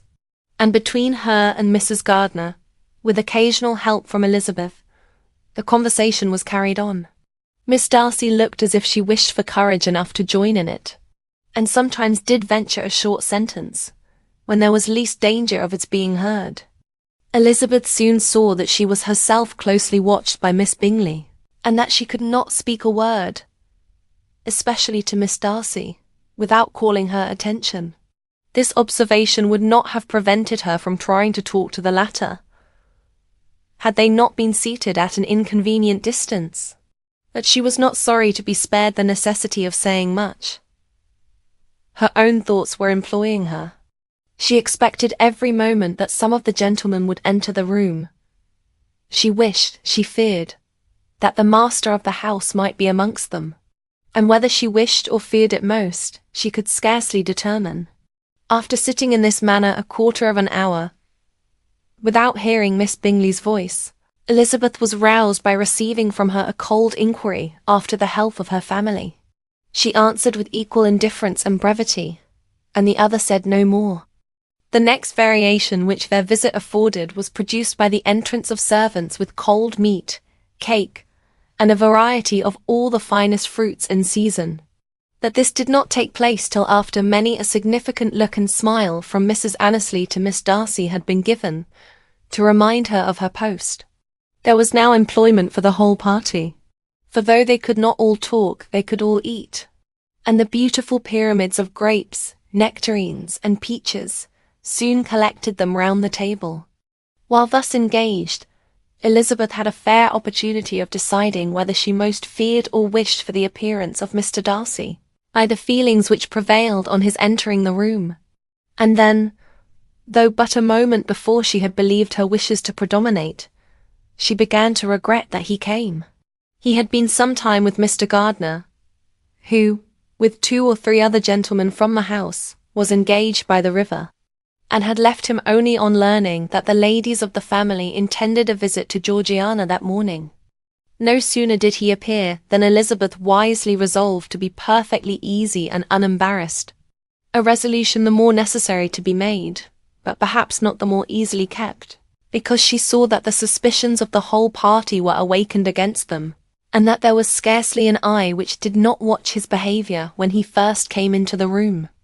In no countenance was attentive curiosity so strongly marked as in Miss Bingley's, in spite of the smiles which overspread her face whenever she spoke to one of its objects. For jealousy had not yet made her desperate, and her attentions to Mr. Darcy were by no means over. Miss Darcy, on her brother's entrance, exerted herself much more to talk, and Elizabeth saw that he was anxious for his sister and herself to get acquainted, and forwarded, as much as possible, every attempt at conversation on either side. Miss Bingley saw all this likewise, and, in the imprudence of anger, took the first opportunity of saying, with sneering civility, "Pray, Miss Eliza, are not the shire militia removed from Meryton? They must be a great loss to your family." In Darcy's presence she dared not mention Wickham's name, but Elizabeth instantly comprehended that he was uppermost in her thoughts, and the various recollections connected with him gave her a moment's distress. But, exerting herself vigorously to repel the ill-natured attack, she presently answered the question in a tolerably disengaged tone. While she spoke, an involuntary glance showed her Darcy with a heightened complexion, earnestly looking at her, and his sister overcome with confusion, and unable to lift up her eyes. Had Miss Bingley known what pain she was then giving her beloved friend, she undoubtedly would have refrained from the hint, that she had merely intended to discompose Elizabeth, by bringing forward the idea of a man to whom she believed her partial, to make her betray a sensibility which might injure her in Darcy's opinion, and, perhaps, to remind the latter of all the follies and absurdities by which some part of her family were connected with that cause. Not a syllable had ever reached her of Miss Darcy's meditated elopement. To no creature had it been revealed where secrecy was possible, except to Elizabeth, and from all Bingley's connections her brother was particularly anxious to conceal it, from that very wish which Elizabeth had long ago attributed to him, of their becoming hereafter her own. He had certainly formed such a plan, and without meaning that it should affect his endeavour to separate him from Miss Bennet, it is probable that it might add something to his lively concern for the welfare of his friend. Elizabeth's collected behaviour, however, soon quieted his emotion, and as Miss Bingley, vexed and disappointed, dared not approach nearer to Wickham, Georgiana also recovered in time, though not enough to be able to speak any more. Her brother, whose eyes she feared to meet, scarcely recollected her interest in the affair, and the very circumstance which had been designed to turn his thoughts from Elizabeth seemed to have fixed them on her more and more cheerfully. Their visit did not continue long after the question and answer above mentioned, and while Mr. Darcy was attending them to their carriage, Miss Bingley was venting her feelings and criticisms on Elizabeth's person, behaviour, and dress. But Georgiana would not join her. Her brother's recommendation was enough to ensure her favour. His judgment could not err, and he had spoken in such terms of Elizabeth as to leave Georgiana without the power of finding her otherwise than lovely and amiable. When Darcy returned to the saloon, Miss Bingley could not help repeating to him some part of what she had been saying to his sister. "How very ill Eliza Bennet looks this morning, Mr. Darcy," she cried. "I never in my life saw anyone so much altered as she is since the winter. She has grown so brown and coarse. Louisa and I were agreeing that we should not have known her again." However little Mr. Darcy might have liked such an address, he contented himself with coolly replying that he perceived no other alteration than her being rather tanned, no miraculous consequence of travelling in the summer. "For my own part," she rejoined, "I must confess that I never could see any beauty in her. Her face is too thin, her complexion has no brilliancy, and her features are not at all handsome. Her nose wants character. There is nothing marked in its lines. Her teeth are tolerable, but not out of the common way. And as for her eyes, which have sometimes been called so fine, I never could perceive anything extraordinary in them. They have a sharp, shrewish look, which I do not like at all. And in her air altogether, there is a self-sufficiency without fashion, which is intolerable." Persuaded as Miss Bingley was that Darcy admired Elizabeth, this was not the best method of recommending herself. That angry people are not always wise, and in seeing him at last look somewhat nettled, she had all the success she expected.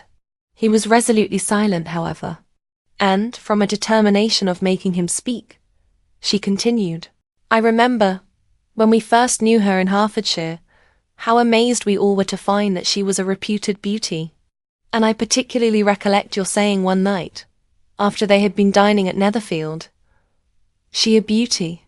I should as soon call her mother a wit.' But afterwards she seemed to improve on you, and I believe you thought her rather pretty at one time." "Yes," replied Darcy, who could contain himself no longer, "but that was only when I first knew her, for it is many months since I have considered her as one of the handsomest women of my acquaintance." He then went away, and Miss Bingley was left to all the satisfaction of having forced him to say what gave no one any pain but herself. Mrs. Gardiner and Elizabeth talked of all that had occurred during their visit, as they returned, except what had particularly interested them both. The looks and behaviour of everybody they had seen were discussed, except of the person who had mostly engaged their attention. They talked of his sister, his friends, his house, his fruit, of everything but himself. Yet Elizabeth was longing to know what Mrs. Gardiner thought of him, and Mrs. Gardiner would have been highly gratified by her niece's beginning the subject. Chapter 46. Elizabeth had been a good deal disappointed in not finding a letter from Jane on their first arrival at Lambton, and this disappointment had been renewed on each of the mornings that had now been spent there. But on the third her repining was over, and her sister justified by the receipt of 2 letters from her at once, on one of which was marked that it had been missent elsewhere. Elizabeth was not surprised at it, as Jane had written the direction remarkably ill. They had just been preparing to walk as the letters came in, and her uncle and aunt, leaving her to enjoy them in quiet, set off by themselves. The one missent must be first attended to. It had been written 5 days ago. The beginning contained an account of all their little parties and engagements, with such news as the country afforded. But the latter half, which was dated a day later, and written in evident agitation, gave more important intelligence. It was to this effect: "Since writing the above, dearest Lizzie, something has occurred of a most unexpected and serious nature. But I am afraid of alarming you. Be assured that we are all well. What I have to say relates to poor Lydia. An express came at 12 last night, just as we were all gone to bed, from Colonel Forster, to inform us that she was gone off to Scotland with one of his officers, to own the truth with Wickham. Imagine our surprise.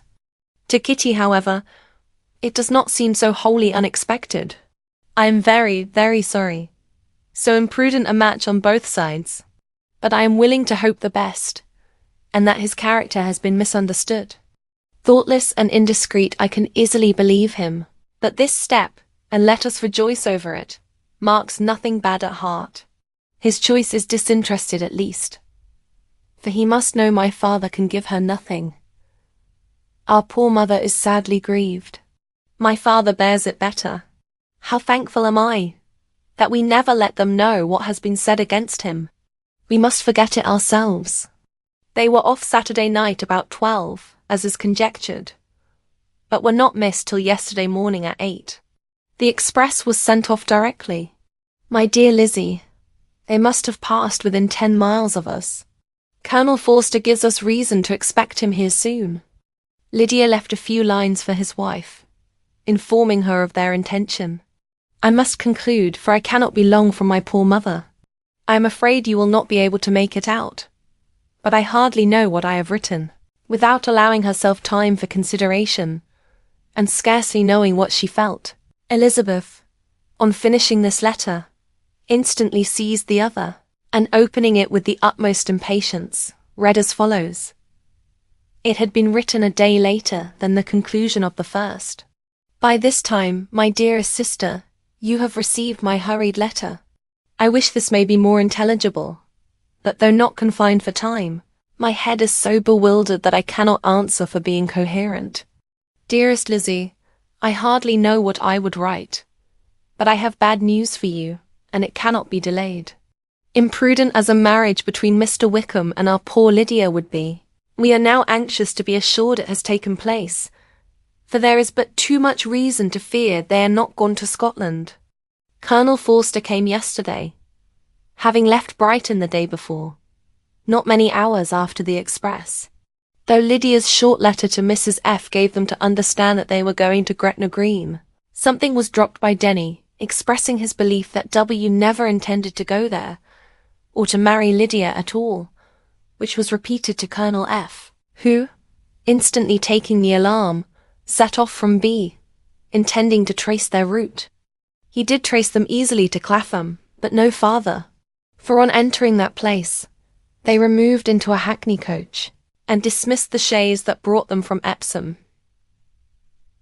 All that is known after this is, that they were seen to continue the London road. I know not what to think. After making every possible inquiry on that side of London, Colonel F. came on into Hertfordshire, anxiously renewing them at all the turnpikes, and at the inns in Barnet and Hatfield, but without any success. No such people had been seen to pass through. With the kindest concern he came on to Longbourn, and broke his apprehensions to us in a manner most creditable to his heart. I am sincerely grieved for him and Mrs. F., but no one can throw any blame on them. Our distress, my dear Lizzie, is very great. My father and mother believe the worst, but I cannot think so ill of him. Many circumstances might make it more eligible for them to be married privately in town and to pursue their first plan. And even if he could form such a design against a young woman of Lydia's connections, which is not likely, can I suppose her so lost to everything? Impossible. I grieve to find, however, that Colonel F. is not disposed to depend upon their marriage. He shook his head when I expressed my hopes, and said he feared W. was not a man to be trusted. My poor mother is really ill, and keeps her room. Could she exert herself, it would be better, but this is not to be expected. And as to my father, I never in my life saw him so affected. Poor Kitty has anger for having concealed their attachment, but as it was a matter of confidence, one cannot wonder. I am truly glad, dearest Lizzie, that you have been spared something of these distressing scenes. But now, as the first shock is over, shall I own that I long for your return? I am not so selfish, however, as to press for it, if inconvenient. Adieu. I take up my pen again to do what I have just told you I would not. But circumstances are such that I cannot help earnestly begging you all to come here as soon as possible. I know my dear uncle and aunt so well that I am not afraid of requesting it, though I have still something more to ask of the former. My father is going to London with Colonel Forster instantly to try to discover her. What he means to do, I am sure I know not, but his excessive distress will not allow him to pursue any measure in the best and safest way, and Colonel Forster is obliged to be at Brighton again tomorrow evening. In such an exigence my uncle's advice and assistance would be everything in the world. He will immediately comprehend what I must feel, and I rely upon his goodness. Oh, where is my uncle? Cried Elizabeth, darting from her seat as she finished the letter, in eagerness to follow him, without losing a moment of the time so precious. But as she reached the door, it was opened by a servant, and Mr. Darcy appeared.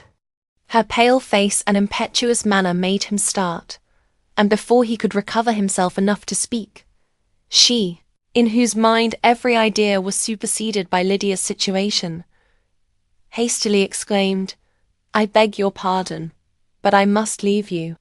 I must find Mr. Gardiner this moment on business that cannot be delayed. I have not an instant to lose."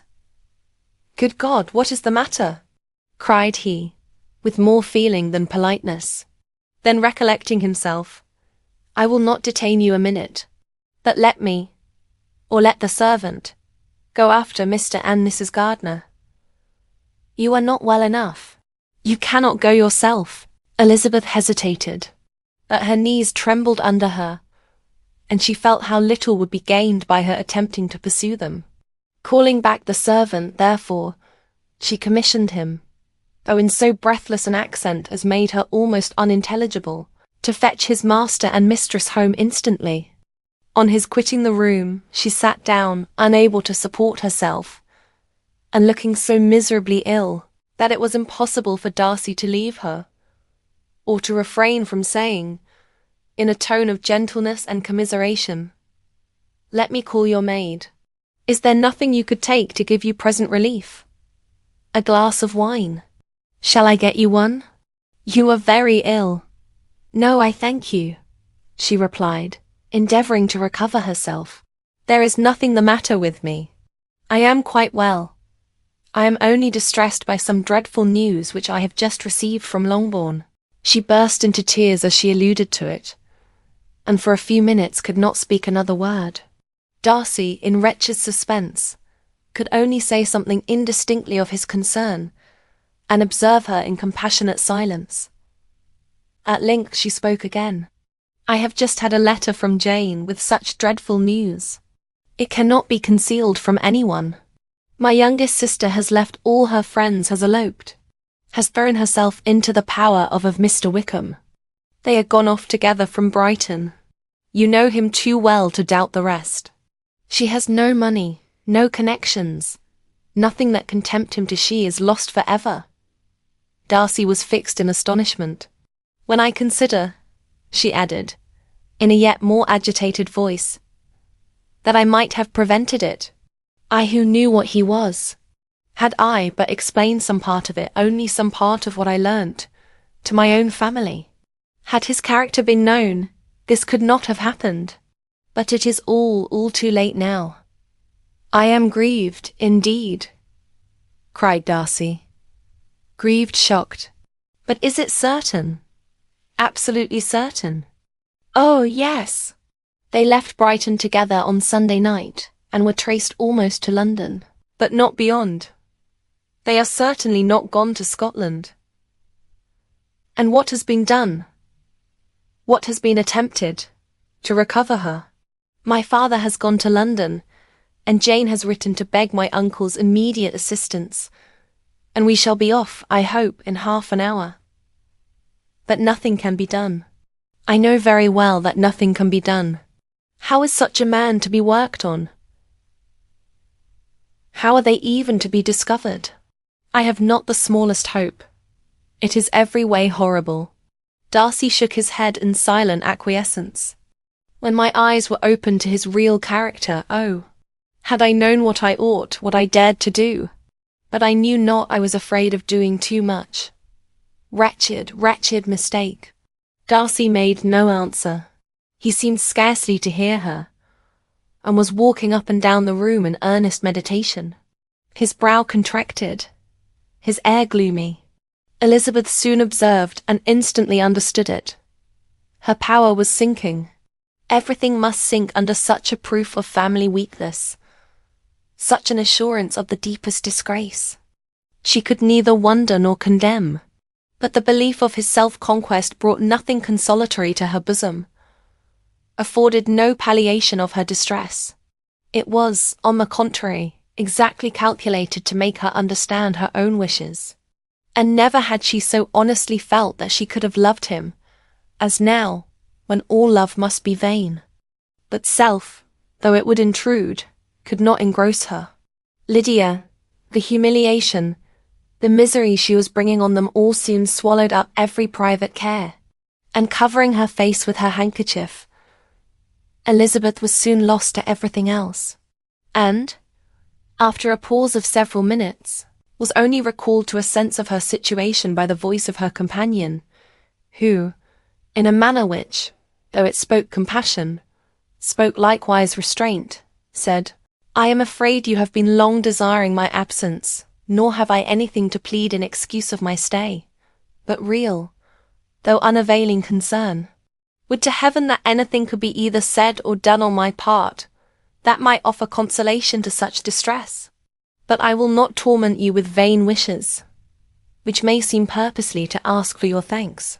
This unfortunate affair will, I fear, prevent my sister's having the pleasure of seeing you at Pemberley today. Oh, yes! Be so kind as to apologize for us to Miss Darcy. Say that urgent business calls us home immediately. Conceal the unhappy truth as long as it is possible. I know it cannot be long." He readily assured her of his secrecy, again expressed his sorrow for her distress, wished it a happier conclusion than there was at present reason to hope, and, leaving his compliments for her relations, with only one serious parting look, went away. As he quitted the room, Elizabeth felt how improbable it was that they should ever see each other again on such terms of cordiality as had marked their several meetings in Derbyshire, and as she threw a retrospective glance over the whole of their acquaintance, so full of contradictions and varieties, sighed at the perverseness of those feelings which would now have promoted its continuance, and would formerly have rejoiced in its termination. If gratitude and esteem are good foundations of affection, Elizabeth's change of sentiment will be neither improbable nor faulty. But if otherwise, if the regard springing from such sources is unreasonable or unnatural, in comparison of what is so often described as arising on a first interview with its object, and even before 2 words have been exchanged, nothing can be said in her defence, except that she had given somewhat of a trial to the latter method in her partiality for Wickham, and that its ill success might, perhaps, authorize her to seek the other less interesting mode of attachment. Be that as it may, she saw him go with regret, and in this early example of what Lydia's infamy must produce, found additional anguish as she reflected on that wretched business. Never since reading Jane's second letter had she entertained a hope of Wickham's meaning to marry her. No one but Jane, she thought, could flatter herself with such an expectation. Surprise was the least of all her feelings on this development. While the contents of the first letter remained on her mind, she was all surprise, all astonishment, that Wickham should marry a girl whom it was impossible he could marry for money, and how Lydia could ever have attached him had appeared incomprehensible. But now it was all too natural.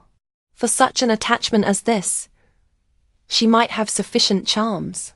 And though she did not suppose Lydia to be deliberately engaging in an elopement, without the intention of marriage, she had no difficulty in believing that neither her virtue nor her understanding would preserve her from falling an easy prey. She had never perceived, while the regiment was in Hertfordshire, that Lydia had any partiality for him, but she was convinced that Lydia had wanted only encouragement to attach herself to anybody. Sometimes one officer, sometimes another had been her favourite, as their attentions raised them in her opinion. Her affections had been continually fluctuating, but never without an object. The mischief of neglect and mistaken indulgence towards such a girl, oh! How acutely did she now feel it? She was wild to be at home, to hear, to see, to be upon the spot to share with Jane in the cares that must now fall wholly upon her, in a family so deranged. A father absent, a mother incapable of exertion, and requiring constant attendance. And though almost persuaded that nothing could be done for Lydia, her uncle's interference seemed of the utmost importance. Until he entered the room, the misery of her impatience was severe.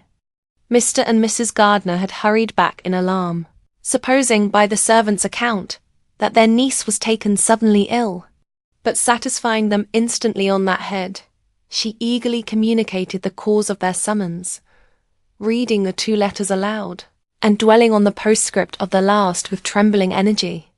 Though Lydia had never been a favourite with them, Mr. and Mrs. Gardiner could not but be deeply affected. Not Lydia only, but all were concerned in it. And after the first exclamations of surprise and horror, Mr. Gardiner readily promised every assistance in his power.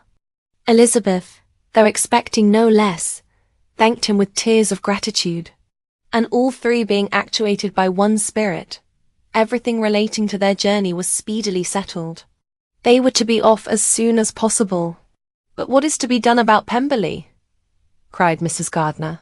"John told us Mr. Darcy was here when you sent for us. Was it so?" "Yes.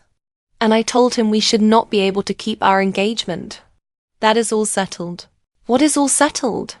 repeated the other, as she ran into her room to prepare. "And are they upon such terms as for her to disclose the real truth?" "Oh, that I knew how it was!" But wishes were vain, or, at best, could serve only to amuse her in the hurry and confusion of the following hour. Had Elizabeth been at leisure to be idle, she would have remained, certain that all employment was impossible to one so wretched as herself. But she had her share of business as well as her aunt, and amongst the rest there were notes to be written to all their friends at Lambton, with false excuses for their sudden departure. An hour, however, saw the whole completed, and Mr. Gardiner, meanwhile, having settled his account at the inn, nothing remained to be done but to go.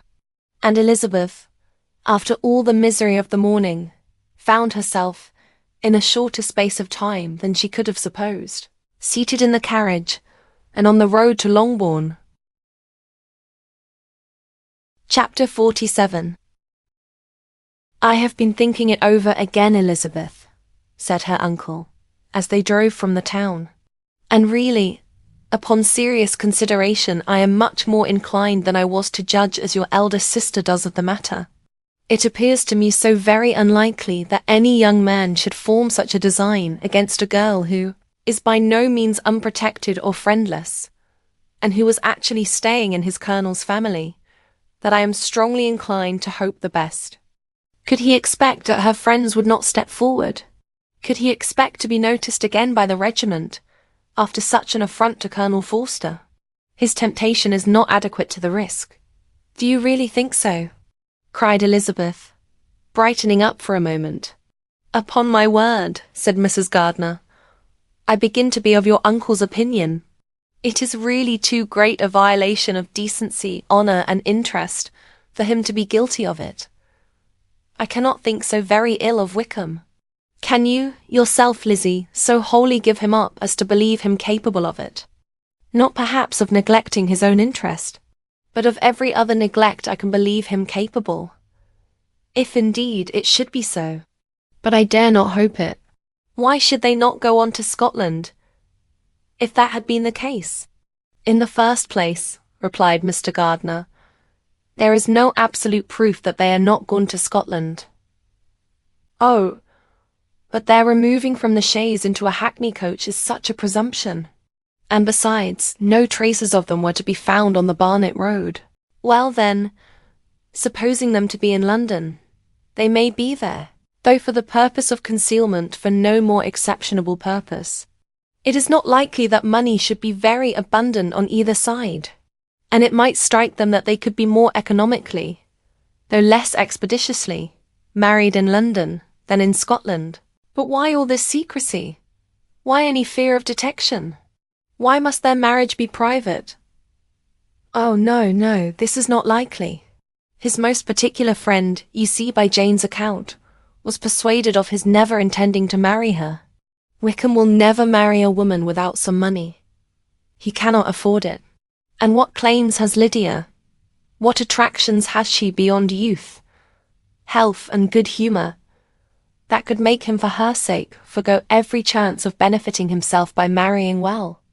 As to what restraint the apprehensions of disgrace in the cause might throw on a dishonourable elopement with her, I am not able to judge, for I know nothing of the effects that such a step might produce.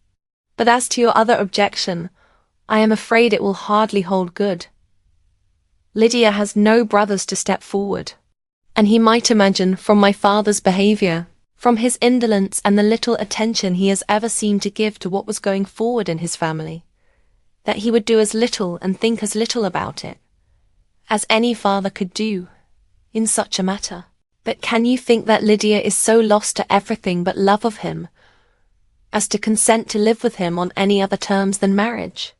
It does seem, and it is most shocking indeed, replied Elizabeth, with tears in her eyes, that a sister's sense of decency and virtue in such a point should admit of doubt. But really, I know not what to say. Perhaps I am not doing her justice. But she is very young. She has never been taught to think on serious subjects. And for the last half-year, nay, for a 12-month, she has been given up to nothing but amusement and vanity. She has been allowed to dispose of her time in the most idle and frivolous manner, and to adopt any opinions that came in her way. Since the Shire were first quartered in Meryton, nothing but love, flirtation and officers have been in her head. She has been doing everything in her power, by thinking and talking on the subject, to give greater, what shall I call it, susceptibility to her feelings, which are naturally lively enough. And we all know that Wickham has every charm of person and address that can captivate a woman. But you see that Jane, said her aunt, does not think so ill of Wickham as to believe him capable of the attempt. Of whom does Jane ever think ill? And who is there, whatever might be their former conduct, that she would believe capable of such an attempt, till it were proved against them? But Jane knows as well as I do what Wickham really is. We both know that he has been profligate in every sense of the word, that he has neither integrity nor honour, that he is as false and deceitful as he is insinuating. And do you really know all this? Cried Mrs. Gardiner, whose curiosity as to the mode of her intelligence was all alive. I do indeed, replied Elizabeth, colouring. I told you the other day of his infamous behaviour to Mr. Darcy, and you, yourself, when last at Longbourn, heard in what manner he spoke of the man who had behaved with such forbearance and liberality towards him. And there are other circumstances which I am not at liberty, which it is not worth while to relate, where his lies about the whole Pemberley family are endless. From what he said of Miss Darcy, I was thoroughly prepared to see a proud, reserved, disagreeable girl. Yet he knew to the contrary himself. He must know that she was as amiable and unpretending as we have found her. But does Lydia know nothing of this? Can she be ignorant of what you and Jane seem so well to understand? Oh, yes, that is the worst of all. Till I was in Kent, and saw so much both of Mr. Darcy and his relation Colonel Fitzwilliam, I was ignorant of the truth myself, and when I returned home the Shire was to leave Meryton in a week or fortnight's time. As that was the case, neither Jane, to whom I related the whole, nor I, thought it necessary to make our knowledge public, for of what use could it apparently be to anyone, that the good opinion, which all the neighbourhood had of him, should then be overthrown?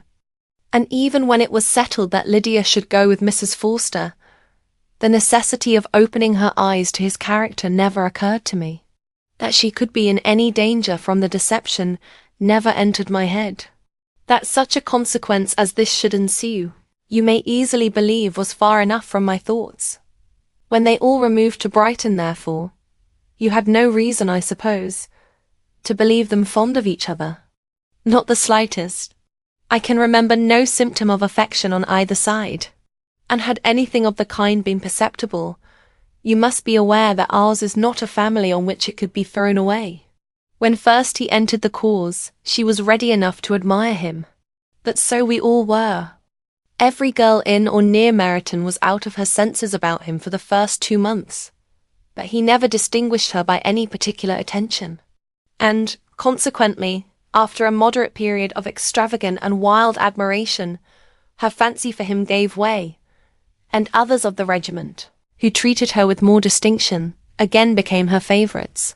It may be easily believed that however little of novelty could be added to their fears, hopes and conjectures on this interesting subject by its repeated discussion, no other could detain them from it long, during the whole of the journey. From Elizabeth's thoughts it was never absent. Fixed there by the keenest of all anguish, self-reproach, she could find no interval of ease or forgetfulness. They travelled as expeditiously as possible, and sleeping one night on the road, reached Longbourn by dinner-time the next day. It was a comfort to Elizabeth to consider that Jane could not have been wearied by long expectations. The little gardeners, attracted by the sight of a chaise, were standing on the steps of the house as they entered the paddock, and when the carriage drove up to the door, the joyful surprise that lighted up their faces and displayed itself over their whole bodies, in a variety of capers and frisks, was the first pleasing earnest of their welcome. Elizabeth jumped out, and after giving each of them a hasty kiss, hurried into the vestibule where Jane, who came running downstairs from her mother's apartment, immediately met her. Elizabeth, as she affectionately embraced her, whilst tears filled the eyes of both, lost not a moment in asking whether anything had been heard of the fugitives.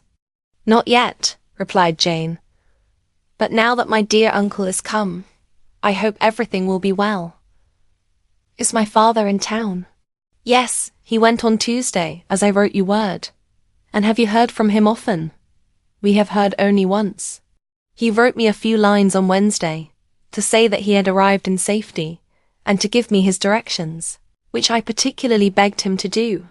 He merely added that he should not write again, till he had something of importance to mention." "And my mother? How is she? How are you all?" "My mother is tolerably well, I trust, though her spirits are greatly shaken. She is upstairs, and will have great satisfaction in seeing you all. She does not yet leave her dressing-room. Mary and Kitty, thank heaven, are quite well. But you, how are you?" cried Elizabeth. "You look pale. How much you must have gone through." Her sister, however, assured her of her being perfectly well, and their conversation, which had been passing while Mr. and Mrs. Gardiner were engaged with their children, was now put an end to by the approach of the whole party.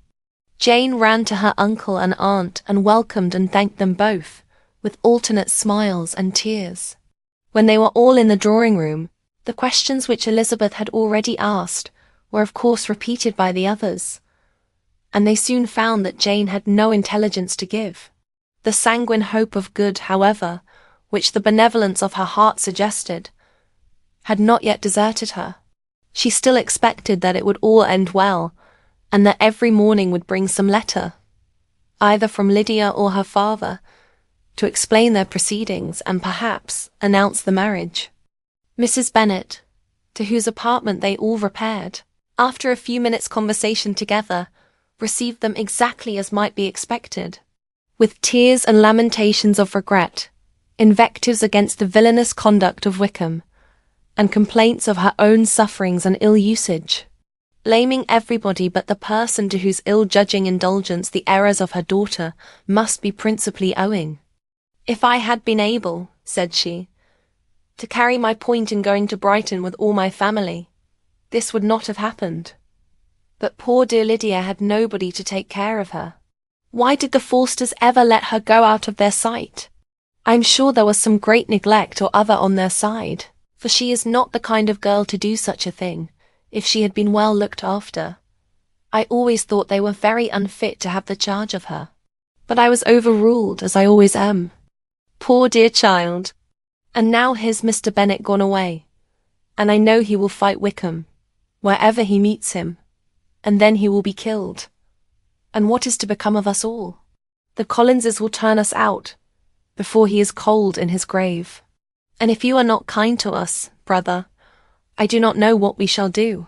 They all exclaimed against such terrific ideas. And Mr. Gardiner, after general assurances of his affection for her and all her family, told her that he meant to be in London the very next day, and would assist Mr. Bennet in every endeavour for recovering Lydia. Do not give way to useless alarm, added he, though it is right to be prepared for the worst. There is no occasion to look on it as certain. It is not quite a week since they left Brighton. In a few days more, we may gain some news of them. Until we know that they are not married, and have no design of marrying, do not let us give the matter over as lost. As soon as I get to town, I shall go to my brother, and make him come home with me to Gracechurch Street, and then we may consult together as to what is to be done. Oh, my dear brother, replied Mrs. Bennet, that is exactly what I could most wish for. And now do, when you get to town, find them out, wherever they may be. And if they are not married already, make them marry. And as for wedding clothes, do not let them wait for that, but tell Lydia she shall have as much money as she chooses to buy them, after they are married. And, above all things, keep Mr. Bennet from fighting. Tell him what a dreadful state I am in, that I am frightened out of my wits, and have such tremblings, such flutterings all over me, such spasms in my side, and pains in my head, and such beatings at my heart, that I can get no rest by night nor by day. And tell my dear Lydia not to give any directions about her clothes till she has seen me, for she does not know which are the best warehouses. Oh, brother, how kind you are! I know you will contrive it all. But Mr. Gardiner, though he assured her again of his earnest endeavours in the cause, could not avoid recommending moderation to her, as well in her hopes as her fears. And after talking with her in this manner till dinner was on table, they left her to vent all her feelings on the housekeeper, who attended in the absence of her daughters. Though her brother and sister were persuaded that there was no real occasion for such a seclusion from the family, they did not attempt to oppose it, for they knew that she had not prudence enough to hold her tongue before the servants, while they waited at table, and judged it better that one only of the household, and the one whom they could most trust, should comprehend all her fears and solicitude on the subject. In the dining-room they were soon joined by Mary and Kitty, who had been too busily engaged in their separate apartments to make their appearance before. One came from her books, and the other from her toilette. The faces of both, however, were tolerably calm, and no change was visible in either, except that the loss of her favourite sister, or the anger which she had herself incurred in the business, had given something more of fretfulness than usual to the accents of Kitty. As for Mary, she was mistress enough of herself to whisper to Elizabeth, with a countenance of grave reflection, soon after they were seated at table, "This is a most unfortunate affair, and will probably be much talked of, but we must stem the tide of malice, and pour into the wounded bosoms of each other the balm of sisterly consolation." Then perceiving in Elizabeth no inclination of replying, she added, "Unhappy as the event must be for Lydia, we may draw from it this useful lesson, that loss of virtue in a female is irretrievable, that one false step involves her in endless ruin, that her reputation is no less brittle than it is beautiful, and that she cannot be too much guarded in her behaviour towards the undeserving of the other sex." Elizabeth lifted up her eyes in amazement, but was too much oppressed to make any reply. Mary, however, continued to console herself with such kind of moral extractions from the evil before them. In the afternoon, the two elder Miss Bennets were able to be for half an hour by themselves. and Elizabeth instantly availed herself of the opportunity of making any inquiries which Jane was equally eager to satisfy. After joining in general lamentations over the dreadful sequel of this event, which Elizabeth considered as all but certain, and Miss Bennet could not assert to be wholly impossible, the former continued the subject by saying, "But tell me all and everything about it which I have not already heard. Give me further particulars. What did Colonel Forster say? Had they no apprehension of anything before the elopement took place? They must have seen them together for ever." Colonel Forster did own that he had often suspected some partiality, especially on Lydia's side, but nothing to give him any alarm. "I am so grieved for him. His behaviour was attentive and kind to the utmost. He was coming to us, in order to assure us of his concern, before he had any idea of their not being gone to Scotland. When that apprehension first got abroad, it hastened his journey. And was Denny convinced that Wickham would not marry? Did he know of their intending to go off? Had Colonel Forster seen Denny himself?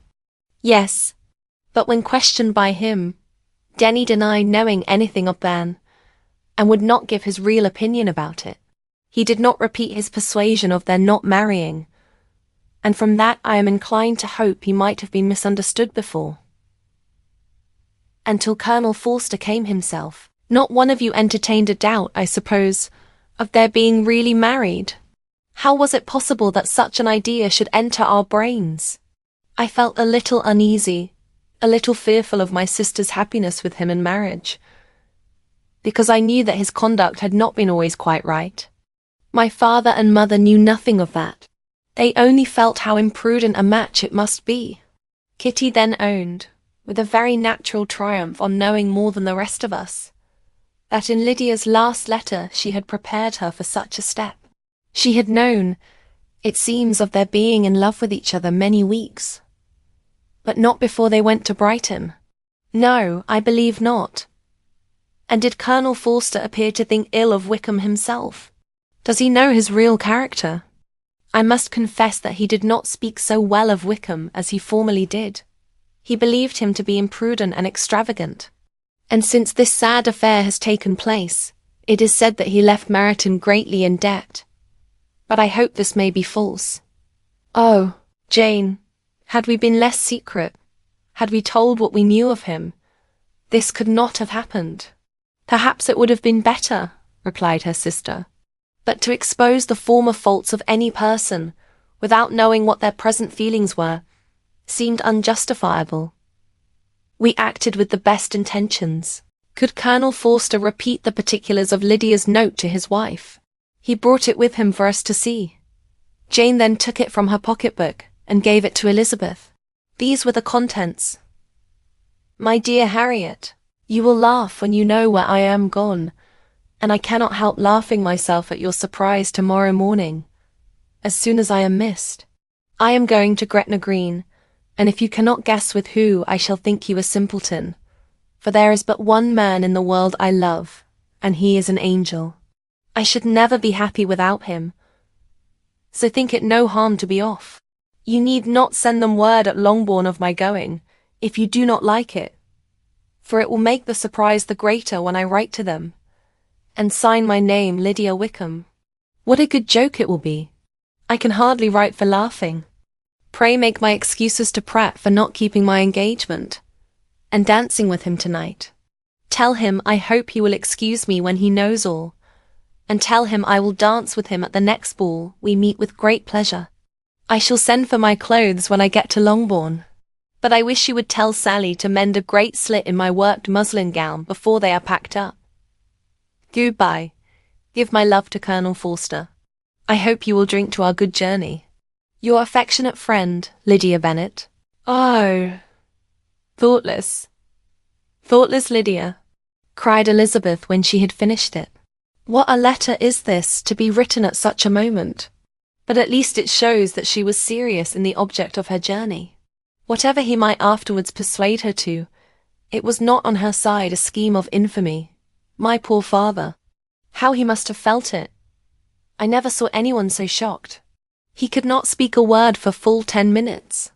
My mother was taken ill immediately, and the whole house in such confusion. "Oh, Jane!" cried Elizabeth. "Was there a servant belonging to it who did not know the whole story before the end of the day?" "I do not know.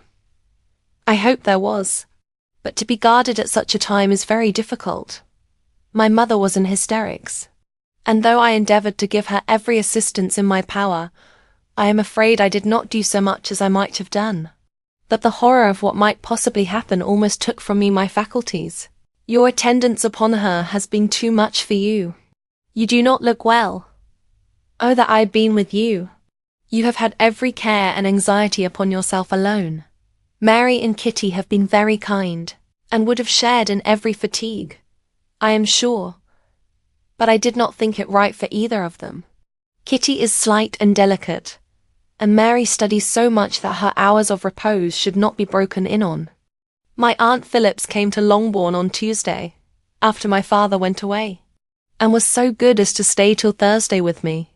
She was of great use and comfort to us all, and Lady Lucas has been very kind. She walked here on Wednesday morning to condole with us, and offered her services, or any of her daughters, if they could be of use to us. She had better have stayed at home, cried Elizabeth.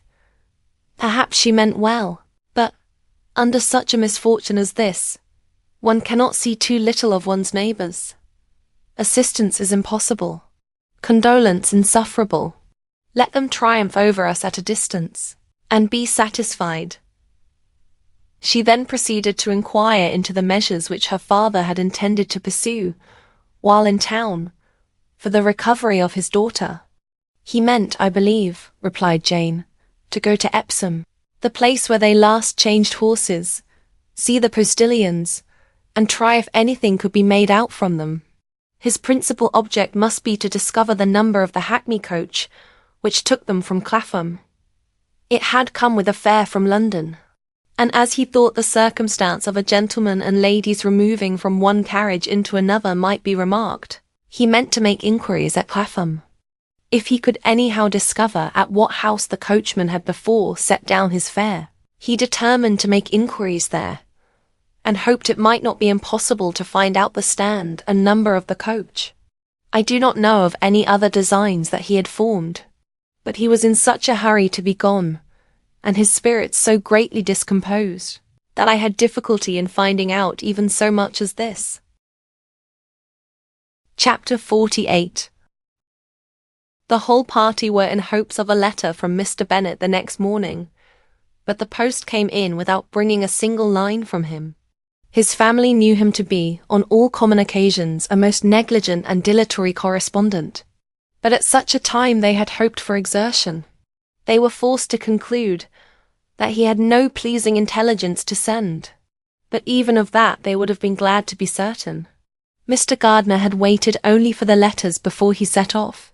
When he was gone, they were certain at least of receiving constant information of what was going on, and their uncle promised at parting to prevail on Mr. Bennet to return to Longbourn as soon as he could, to the great consolation of his sister, who considered it as the only security for her husband's not being killed in a duel. Mrs. Gardiner and the children were to remain in Hertfordshire a few days longer, as the former thought her presence might be serviceable to her nieces. She shared in their attendance on Mrs. Bennet, and was a great comfort to them in their hours of freedom. Their other aunt also visited them frequently, and always, as she said, with the design of cheering and heartening them up, though, as she never came without reporting some fresh instance of Wickham's extravagance or irregularity. She seldom went away without leaving them more dispirited than she found them. All Meryton seemed striving to blacken the man who, but 3 months before, had been almost an angel of light. He was declared to be in debt to every tradesman in the place, and his intrigues, all honoured with the title of seduction, had been extended into every tradesman's family. Everybody declared that he was the wickedest young man in the world, and everybody began to find out that they had always distrusted the appearance of his goodness. Elizabeth, though she did not credit above half of what was said, believed enough to make her former assurance of her sister's ruin still more certain, and even Jane, who believed still less of it, became almost hopeless, more especially as the time was now come, when, if they had gone to Scotland, which she had never before entirely despaired of, they must in all probability have gained some news of them. Mr. Gardiner left Longbourn on Sunday. On Tuesday, his wife received a letter from him. It told them that on his arrival he had immediately found out his brother, and persuaded him to come to Gracechurch Street, that Mr. Bennet had been to Epsom and Clapham before his arrival, but without gaining any satisfactory information, and that he was now determined to inquire at all the principal hotels in town, as Mr. Bennet thought it possible they might have gone to one of them, on their first coming to London, before they procured lodgings. Mr. Gardiner himself did not expect any success from this measure, but as his brother was eager in it, he meant to assist him in pursuing it. He added that Mr. Bennet seemed wholly disinclined at present to leave London, and promised to write again very soon. There was also a postscript to this effect. I have written to Colonel Forster to desire him to find out, if possible, from some of the young man's intimates in the regiment, whether Wickham has any relations or connections who would be likely to know in what part of the town he has now concealed himself. If there were anyone that one could apply to, with a probability of gaining such a clue as that, it might be of essential consequence. At present we have nothing to guide us.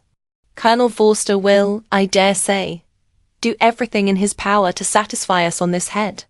But, on second thoughts, perhaps Lizzie could tell us what relations he has now living better than any other person.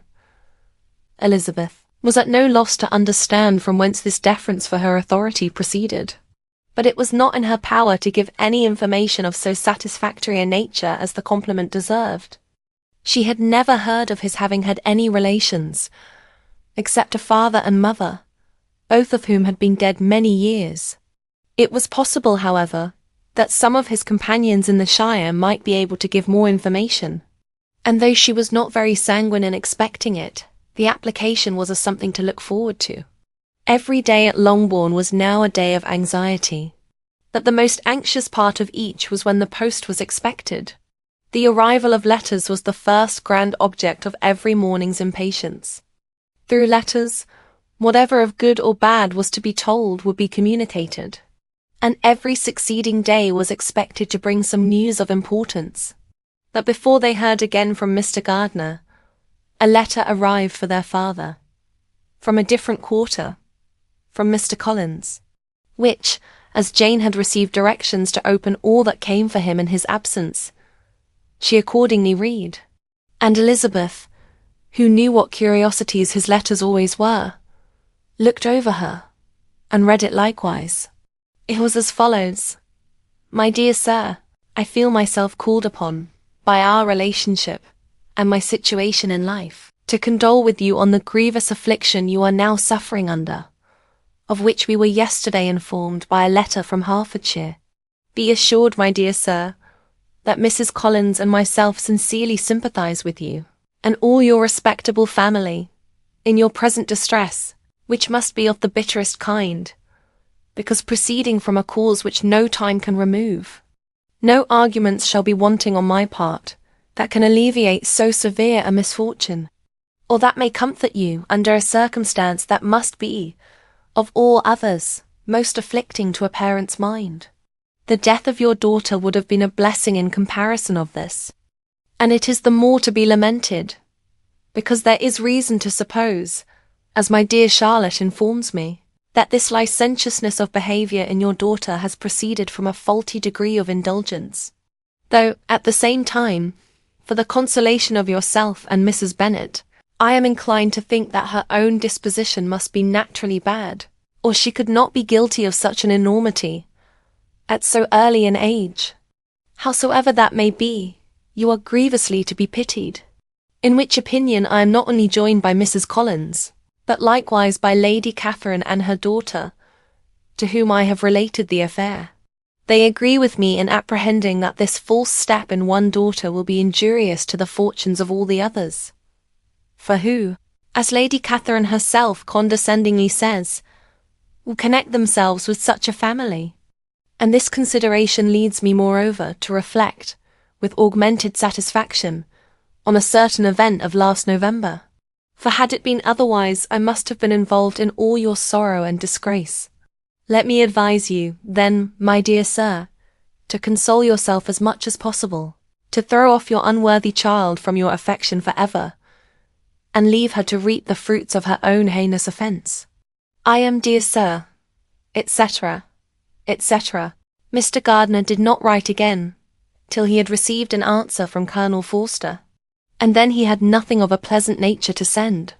It was not known that Wickham had a single relation with whom he kept up any connection, and it was certain that he had no near one living. His former acquaintance had been numerous, but since he had been in the militia, it did not appear that he was on terms of particular friendship with any of them. There was no one, therefore, who could be pointed out as likely to give any news of him, and in the wretched state of his own finances, there was a very powerful motive for secrecy, in addition to his fear of discovery by Lydia's relations, for it had just transpired that he had left gaming debts behind him to a very considerable amount. Colonel Forster believed that more than £1,000 would be necessary to clear his expenses at Brighton. He owed a good deal in the town, but his debts of honour were still more formidable. Mr. Gardiner did not attempt to conceal these particulars from the Longbourn family. Jane heard them with horror. "A gamester," she cried. "This is wholly unexpected. I had not an idea of it." Mr. Gardiner added in his letter that they might expect to see their father at home on the following day, which was Saturday.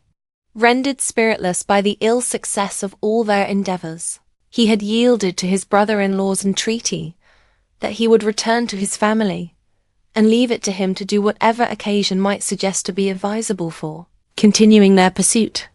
When Mrs. Bennet was told of this, she did not express so much satisfaction as her children expected, considering what her anxiety for his life had been before. "What? Is he coming home? And without poor Lydia?" she cried. "Sure he will not leave London before he has found them. Who is to fight Wickham and make him marry her, if he comes away?" As Mrs. Gardiner began to wish to be at home, it was settled that she and her children should go to London at the same time that Mr. Bennet came from it. The coach, therefore, took them the first stage of their journey, and brought its master back to Longbourn. Mrs. Gardiner went away in all the perplexity about Elizabeth and her Derbyshire friend, that had attended her from that part of the world. His name had never been voluntarily mentioned before them by her niece, and the kind of half-expectation which Mrs. Gardiner had formed of their being followed by a letter from him had ended in nothing. Elizabeth had received none since her return. That could come from Pemberley. The present unhappy state of the family rendered any other excuse for the lowness of her spirits unnecessary. Nothing, therefore, could be fairly conjectured from that, though Elizabeth, who was by this time tolerably well acquainted with her own feelings, was perfectly aware that, had she known nothing of Darcy, she could have borne the dread of Lydia's infamy somewhat better. It would have spared her, she thought, one sleepless night out of 2. When Mr. Bennet arrived, he had all the appearance of his usual philosophic composure. He said as little as he had ever been in the habit of saying, made no mention of the business that had taken him away, and it was some time before his daughters had courage to speak of it. It was not till the afternoon, when he joined them at tea, that Elizabeth ventured to introduce the subject, and then, on her briefly expressing her sorrow for what he must have endured, he replied, "Say nothing of that. Who should suffer but myself? It has been my own doing, and I ought to feel it." "You must not be too severe upon yourself," replied Elizabeth. "You may well warn me against such an evil. Human nature is so prone to fall into it. No, Lizzie, let me once in my life feel how much I have been to blame. I am not afraid of being overpowered by the impression. It will pass away soon enough." "Do you suppose them to be in London?" "Yes. Where else can they be so well concealed?" "And Lydia used to want to go to London," added Kitty. "She is happy then," said her father dryly, "and her residence there will probably be of some duration. Then, After a short silence, he continued, "Lizzie, I bear you no ill will for being justified in your advice to me last May, which, considering the event, shows some greatness of mind." They were interrupted by Miss Bennet, who came to fetch her mother's tea. "This is a parade," cried he, "which does one good. It gives such an elegance to misfortune. Another day I will do the same. I will sit in my library, in my nightcap and powdering gown, and give as much trouble as I can. Or perhaps I may defer it till Kitty runs away." "I am not going to run away, Papa," said Kitty fretfully. "If I should ever go to Brighton, I would behave better than Lydia." "You go to Brighton? I would not trust you so near it as Eastbourne for £50. No, Kitty, I have at least learnt to be cautious, and you will feel the effects of it. No officer is ever to enter my house again, nor even to pass through the village. Balls will be absolutely prohibited, unless you stand up with one of your sisters, and you are never to stir out of doors till you can prove that you have spent 10 minutes of every day in a rational manner." Kitty, who took all these threats in a serious light, began to cry. "Well, well," said he, "do not make yourself unhappy. If you are a good girl for the next 10 years, I will take you to a review at the end of them." Chapter 49. 2 days after Mr. Bennet's return, as Jane and Elizabeth were walking together in the shrubbery behind the house, they saw the housekeeper coming towards them, and concluding that she came to call them to their mother, went forward to meet her. But instead of the expected summons, when they approached her, she said to Miss Bennet, "I beg your pardon, madam, for interrupting you, but I was in hopes you might have got some good news from town, so I took the liberty of coming to ask." "What do you mean, Hill?" "We have heard nothing from town." "Dear madam," cried Mrs. Hill, in great astonishment, "don't you know there is an express come for master from Mr. Gardner? He has been here this half hour, and master has had a letter." Away ran the girls, too eager to get in to have time for speech. They ran through the vestibule into the breakfast room, from thence to the library. Their father was in neither, and they were on the point of seeking him upstairs with their mother, when they were met by the butler, who said, "If you are looking for my master, ma'am, he is walking towards the little copse." Upon this information, they instantly passed through the hall once more, and ran across the lawn after their father, who was deliberately pursuing his way towards a small wood on one side of the paddock. Jane, who was not so light, nor so much in the habit of running as Elizabeth, soon lagged behind, while her sister, panting for breath, came up with him and eagerly cried out, "Oh, Papa, what news? What news? Have you heard from my uncle?" "Yes, I have had a letter from him by express." "Well, and what news does it bring, good or bad?" "What is there of good to be expected?" said he, taking the letter from his pocket. "That perhaps you would like to read it." Elizabeth impatiently caught it from his hand. Jane now came up. "Read it aloud," said their father, "for I hardly know myself what it is about." Gracechurch Street, Monday, August 2nd. My dear brother, at last I am able to send you some tidings of my niece, and such as, upon the whole, I hope will give you satisfaction. Soon after you left me on Saturday, I was fortunate enough to find out in what part of London they were. The particulars I reserve till we meet. It is enough to know they are discovered. I have seen them both.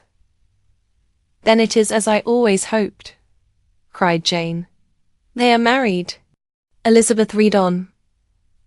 I have seen them both. They are not married, nor can I find there was any intention of being so. But if you are willing to perform the engagements which I have ventured to make on your side, I hope it will not be long before they are. All that is required of you is, to assure to your daughter, by settlement, her equal share of the £5,000, secured among your children after the decease of yourself and my sister, and moreover, to enter into an engagement of allowing her, during your life, £100 per annum. These are conditions which, considering everything, I had no hesitation in complying with, as far as I thought myself privileged for you. I shall send this by express, that no time may be lost in bringing me your answer. You will easily comprehend from these particulars that Mr. Wickham's circumstances are not so hopeless as they are generally believed to be. The world has been deceived in that respect, and I'm happy to say there will be some little money, even when all his debts are discharged, to settle on my niece in addition to her own fortune. If, as I conclude will be the case, you send me full powers to act in your name throughout the whole of this business, I will immediately give directions to Haggerston for preparing a proper settlement. There will not be the smallest occasion for your coming to town again. Therefore stay quietly at Longbourn, and depend on my diligence and care. Send back your answer as soon as you can, and be careful to write explicitly. We have judged it best that my niece should be married from this house, of which I hope you will approve. She comes to us today. I shall write again as soon as anything more is determined on. Yours, etc. E.D.W. Is it possible? Cried Elizabeth, when she had finished. Can it be possible that he will marry her? Wickham is not so undeserving then, as we have thought him, said her sister. My dear father, I congratulate you. And have you answered the letter? Said Elizabeth. No, but it must be done soon. Most earnestly did she then entreat him to lose no more time before he wrote. Oh, my dear father, she cried, come back and write immediately. Consider how important every moment is in such a case. Let me write for you, said Jane. If you dislike the trouble yourself. I dislike it very much, he replied. But it must be done. And so saying, he turned back with them and walked towards the house. And may I ask? Said Elizabeth. But the terms, I suppose, must be complied with. Complied with? I am only ashamed of his asking so little. And they must marry. Yet he is such a man. Yes, yes, they must marry. There is nothing else to be done. But there are two things that I want very much to know. One is how much money your uncle has laid down to bring it about. And the other, how I am ever to pay him. Money, my uncle, cried Jane. What do you mean, sir? I mean that no man in his proper senses would marry Lydia on so slight a temptation as 100 a year during my life, and 50 after I am gone. That is very true, said Elizabeth, though it had not occurred to me before. His debts to be discharged, and something still to remain. Oh, it must be my uncle's doings. Generous, good man. I am afraid he has distressed himself. A small sum could not do all this. No, said her father. Wickham's a fool if he takes her with a farthing less than £10,000. I should be sorry to think so ill of him. In the very beginning of our relationship. £10,000. Heaven forbid. How is half such a sum to be repaid? Mr. Bennet made no answer, and each of them, deep in thought, continued silent till they reached the house. Their father then went to the library to write, and the girls walked into the breakfast room. And they are really to be married, cried Elizabeth as soon as they were by themselves. How strange this is, and for this we are to be thankful, that they should marry. Small as is their chance of happiness, and wretched as is his character, we are forced to rejoice. Oh, Lydia, I comfort myself with thinking, replied Jane, that he certainly would not marry Lydia if he had not a real regard for her. Though our kind uncle has done something towards clearing him, I cannot believe that £10,000 or anything like it has been advanced. He has children of his own, and may have more. How could he spare half £10,000? If we are ever able to learn what Wickham's debts have been, said Elizabeth, and how much is settled on his side on our sister, we shall exactly know what Mr. Gardiner has done for them. Because Wickham has not sixpence of his own. The kindness of my uncle and aunt can never be requited.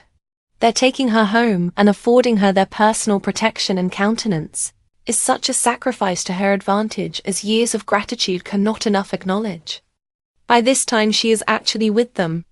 If such goodness does not make her miserable now, she will never deserve to be happy. What a meeting for her, when she first sees my aunt. We must endeavour to forget all that has passed on either side, said Jane. I hope and trust they will yet be happy. His consenting to marry her is a proof. I will believe that he has come to a right way of thinking. Their mutual affection will steady them, and I flatter myself they will settle so quietly and live in so rational a manner as may in time make their past imprudence forgotten.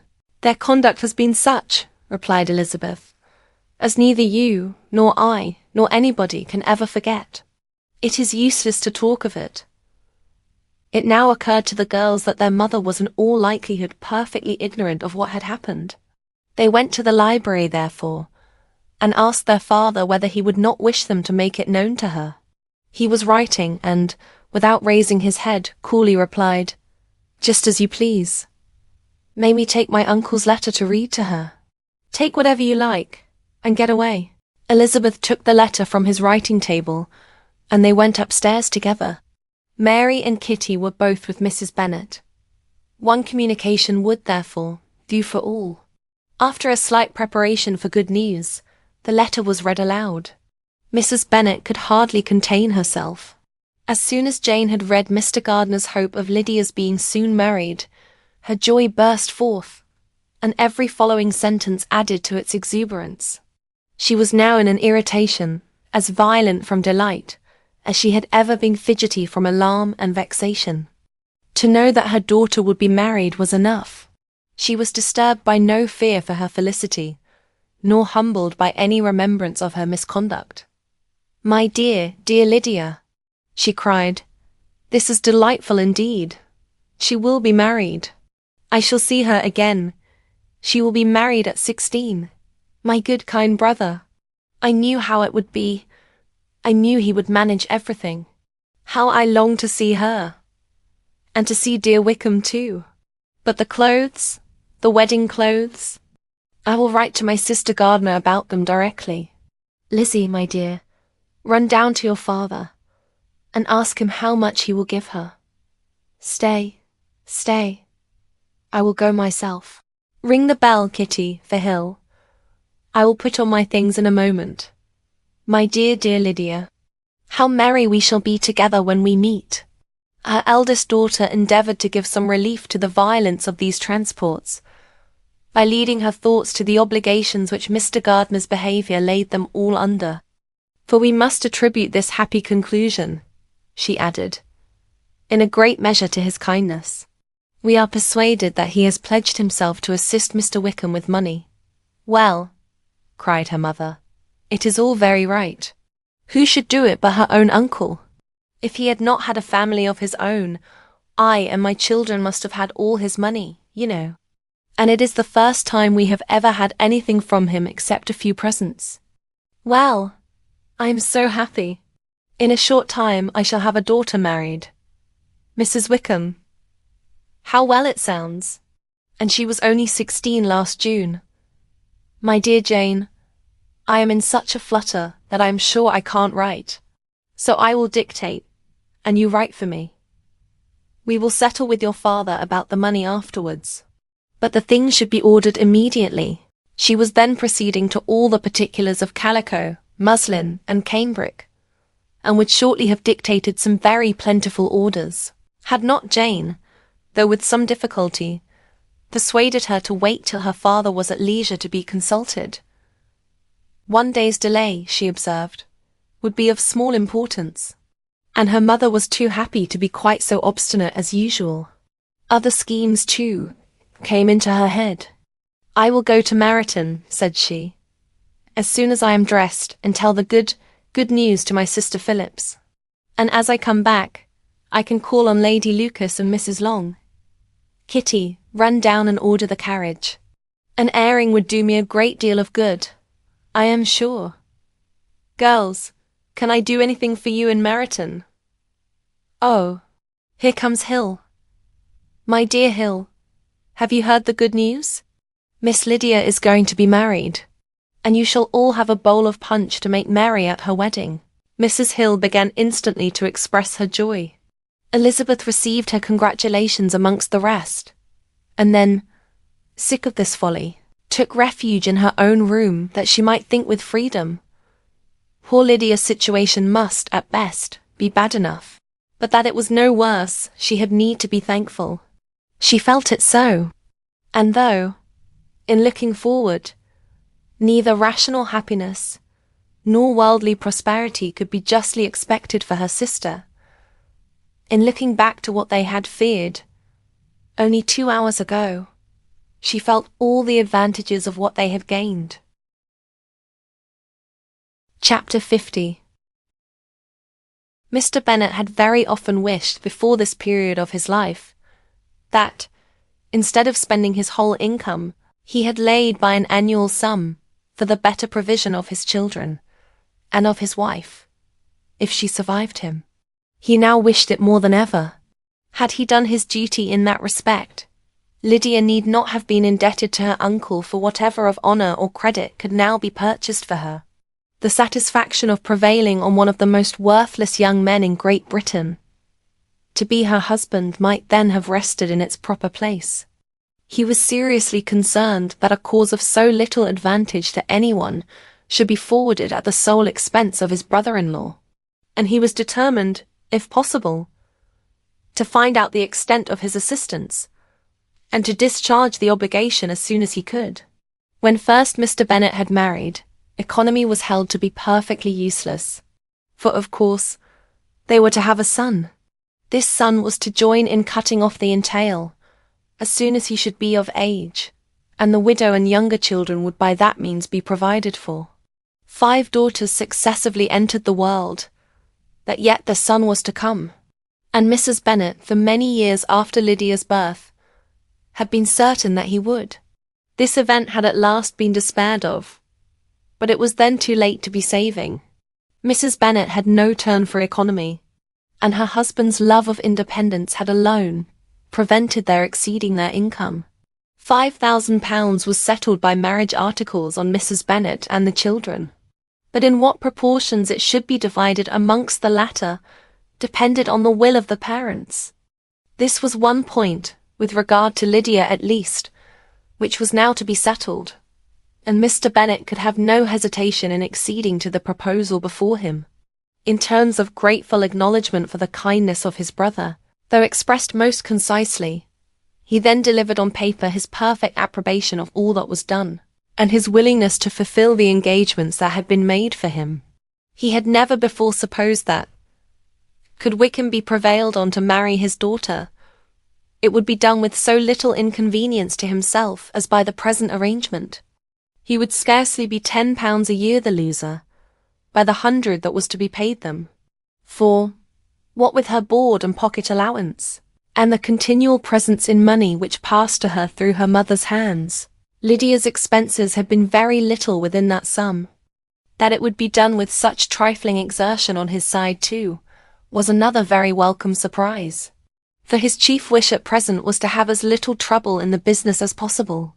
When the first transports of rage which had produced his activity in seeking her were over, he naturally returned to all his former indolence. His letter was soon dispatched, for though dilatory in undertaking business, he was quick in its execution. He begged to know further particulars of what he was indebted to his brother, but was too angry with Lydia to send any message to her. The good news quickly spread through the house, and with proportionate speed through the neighbourhood. It was borne in the latter with decent philosophy. To be sure, it would have been more for the advantage of conversation, had Miss Lydia Bennet come upon the town, or, as the happiest alternative, been secluded from the world in some distant farmhouse. But there was much to be talked of in marrying her, and the good-natured wishes for her well-doing, which had proceeded before from all the spiteful old ladies in Meryton, lost but little of their spirit in this change of circumstances, because with such a husband her misery was considered certain. It was a fortnight since Mrs. Bennet had been downstairs, but on this happy day she again took her seat at the head of her table, and in spirits oppressively high. No sentiment of shame gave a damp to her triumph. The marriage of a daughter, which had been the first object of her wishes since Jane was 16, was now on the point of accomplishment, and her thoughts and her words ran wholly on those attendants of elegant nuptials, fine muslins, new carriages and servants. She was busily searching through the neighbourhood for a proper situation for her daughter, and, without knowing or considering what their income might be, rejected many as deficient in size and importance. Hay Park might do, said she, if the Gouldings would quit it, or the great house at Stoke, if the drawing-room were larger. But Ashworth is too far off. I could not bear to have her 10 miles from me.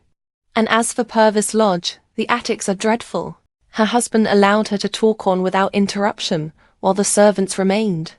But when they had withdrawn, he said to her, "Mrs. Bennet, before you take any, or all of these houses, for your son and daughter, let us come to a right understanding. Into one house in this neighbourhood they shall never have admittance. I will not encourage the imprudence of either by receiving them at Longbourn." A long dispute followed this declaration, but Mr. Bennet was firm. It soon led to another, and Mrs. Bennet found, with amazement and horror, that her husband would not advance a guinea to buy clothes for his daughter. He protested that she should receive from him no mark of affection whatever on the occasion. Mrs. Bennet could hardly comprehend it, that his anger could be carried to such a point of inconceivable resentment as to refuse his daughter a privilege, without which her marriage would scarcely seem valid, exceeded all that she could believe possible.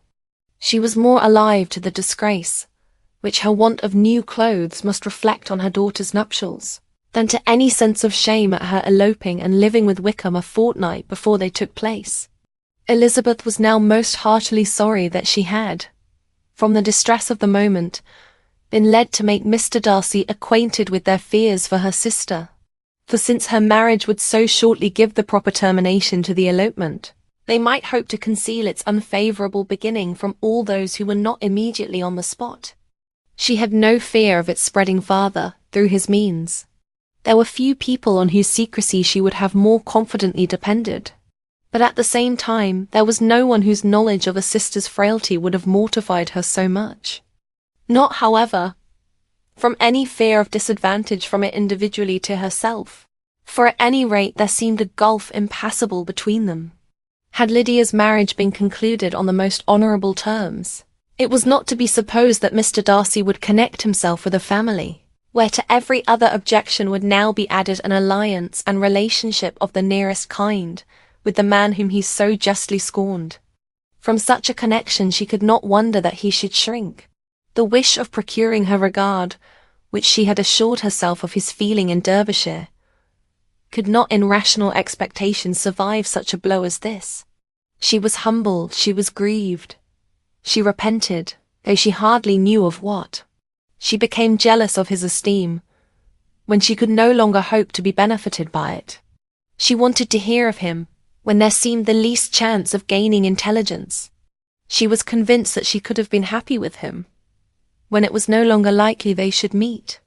What a triumph for him, as she often thought, could he know that the proposals which she had proudly spurned only 4 months ago would now have been gladly and gratefully received. He was as generous, she doubted not, as the most generous of his sex. But while he was mortal, there must be a triumph. She began now to comprehend that he was exactly the man who, in disposition and talents, would most suit her. His understanding and temper, though unlike her own, would have answered all her wishes.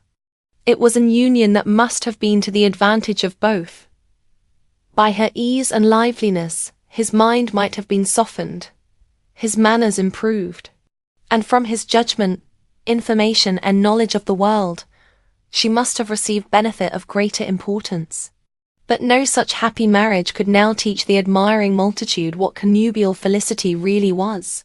An union of a different tendency, and precluding the possibility of the other, was soon to be formed in their family. How Wickham and Lydia were to be supported in tolerable independence she could not imagine. But how little of permanent happiness could belong to a couple who were only brought together because their passions were stronger than their virtue, she could easily conjecture. Mr. Gardiner soon wrote again to his brother. To Mr. Bennet's acknowledgments he briefly replied, with assurances of his eagerness to promote the welfare of any of his family, and concluded with entreaties that the subject might never be mentioned to him again. The principal purport of his letter was to inform them that Mr. Wickham had resolved on quitting the militia. It was greatly my wish that he should do so, he added, as soon as his marriage was fixed on, and I think you will agree with me in considering a removal from that cause as highly advisable, both on his account and my niece's. It is Mr. Wickham's intention to go into the regulars, and, among his former friends, there are still some who are able and willing to assist him in the army. He has the promise of an ensigncy in General S. regiment, now quartered in the north. It is an advantage to have it so far from this part of the kingdom. He promises fairly, and I hope among different people, where they may each have a character to preserve, they will both be more prudent. I have written to Colonel Forster to inform him of our present arrangements, and to request that he will satisfy the various creditors of Mr. Wickham in and near Brighton with assurances of speedy payment, for which I have pledged myself.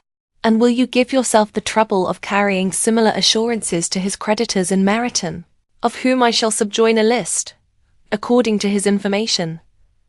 He has given in all his debts. I hope at least he has not deceived us. Haggerston has our directions, and all will be completed in a week. They will then join his regiment, unless they are first invited to Longbourn. And I understand from Mrs. Gardiner that my niece is very desirous of seeing you all before she leaves the south. She is well, and begs to be dutifully remembered to you and her mother. Yours, etc. E. Gardiner. Mr. Bennet and his daughters saw all the advantages of Wickham's removal from the shire, as clearly as Mr. Gardiner could do. But Mrs. Bennet was not so well pleased with it. Lydia's being settled in the north, just when she had expected most pleasure and pride in her company, for she had by no means given up her plan of their residing in Hertfordshire, was a severe disappointment. And besides, it was such a pity that Lydia should be taken from a regiment where she was acquainted with everybody, and had so many favourites. She is so fond of Mrs. Forster, said she.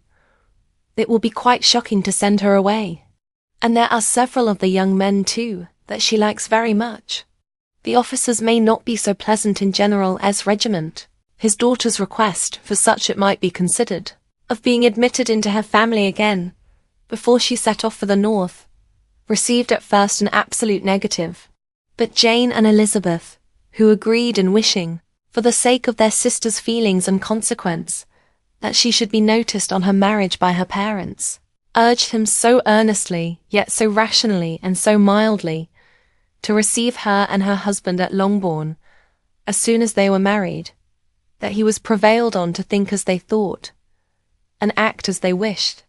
And their mother had the satisfaction of knowing that she should be able to show her married daughter in the neighbourhood, before she was banished to the north. When Mr. Bennet wrote again to his brother, therefore, he sent his permission for them to come, and it was settled that, as soon as the ceremony was over, they should proceed to Longbourn. Elizabeth was surprised, however, that Wickham should consent to such a scheme, and, had she consulted only her own inclination, any meeting with him would have been the last object of her wishes. Chapter 51. Their sister's wedding day arrived, and Jane and Elizabeth felt for her, probably more than she felt for herself. The carriage was sent to meet them at, and they were to return in it by dinner time. Their arrival was dreaded by the elder Miss Bennets, and Jane more especially, who gave Lydia the feelings which would have attended herself had she been the culprit, and was wretched in the thought of what her sister must endure. They came. The family were assembled in the breakfast room to receive them. Smiles decked the face of Mrs. Bennet, as the carriage drove up to the door. Her husband looked impenetrably grave. Her daughters, alarmed, anxious, uneasy. Lydia's voice was heard in the vestibule. The door was thrown open, and she ran into the room. Her mother stepped forwards, embraced her, and welcomed her with rapture, gave her hand with an affectionate smile to Wickham, who followed his lady, and wished them both joy with an alacrity which showed no doubt of their happiness. Their reception from Mr. Bennet, to whom they then turned, was not quite so cordial. His countenance rather gained in austerity, and he scarcely opened his lips. The easy assurance of the young couple, indeed, was enough to provoke him. Elizabeth was disgusted, and even Miss Bennet was shocked. Lydia was Lydia still, untamed, unabashed, wild, noisy, and fearless. She turned from sister to sister, demanding their congratulations, and when at length they all sat down, looked eagerly round the room, took notice of some little alteration in it, and observed, with a laugh, that it was a great while since she had been there. Wickham was not at all more distressed than herself, but his manners were always so pleasing, that, had his character and his marriage been exactly what they ought, his smiles and his easy address, while he claimed their relationship, would have delighted them all. Elizabeth had not before believed him quite equal to such assurance, but she sat down, resolving within herself to draw no limits in future to the impudence of an impudent man. She blushed, and Jane blushed, but the cheeks of the two who caused their confusion suffered no variation of colour. There was no want of discourse. The bride and her mother could neither of them talk fast enough, and Wickham, who happened to sit near Elizabeth, began inquiring after his acquaintance in that neighbourhood, with a good-humoured ease, which she felt very unable to equal in her replies. They seemed each of them to have the happiest memories in the world. Nothing of the past was recollected with pain, and Lydia led voluntarily to subjects which her sisters would not have alluded to for the world. "Only think of its being 3 months," she cried, "since I went away. It seems but a fortnight, I declare, and yet there have been things enough happened in the time. Good gracious! When I went away, I am sure I had no more idea of being married till I came back again, though I thought it would be very good fun if I was." Her father lifted up his eyes. Jane was distressed. Elizabeth looked expressively at Lydia, but she, who never heard nor saw anything of which she chose to be insensible, gaily continued, "Oh, mamma, do the people hereabouts know I am married today? I was afraid they might not, and we overtook William Goulding in his curricle, so I was determined he should know it, and so I let down the side glass next to him, and took off my glove and let my hand just rest upon the window frame, so that he might see the ring, and then I bowed and smiled like anything." Elizabeth could bear it no longer. She got up and ran out of the room, and returned no more, till she heard them passing through the hall to the dining parlour. She then joined them soon enough to see Lydia, with anxious parade, walk up to her mother's right hand, and hear her say to her eldest sister, "Ah, Jane, I take your place now, and you must go lower, because I am a married woman." It was not to be supposed that time would give Lydia that embarrassment from which she had been so wholly free at first. Her ease and good spirits increased. She longed to see Mrs. Phillips, the Lucases, and all their other neighbours, and to hear herself called Mrs. Wickham by each of them. And in the meantime she went after dinner to show her ring, and boast of being married to Mrs. Hill, and the 2 housemaids. "Well, mamma," said she, when they were all returned to the breakfast-room, "and what do you think of my husband? Is not he a charming man? I am sure my sisters must all envy me. I only hope they may have half my good luck. They must all go to Brighton. That is the place to get husbands." "What a pity it is, mamma, we did not all go." "Very true, and if I had my will we should. But, my dear Lydia, I don't at all like your going such a way off." "Must it be so?" "Oh, Lord, yes, there is nothing in that. I shall like it of all things. You and Papa and my sisters must come down and see us. We shall be at Newcastle all the winter, and I dare say there'll be some balls, and I will take care to get good partners for them all. I should like it beyond anything," said her mother. "And then when you go away, you may leave one or two of my sisters behind you. And I dare say I shall get husbands for them before the winter is over."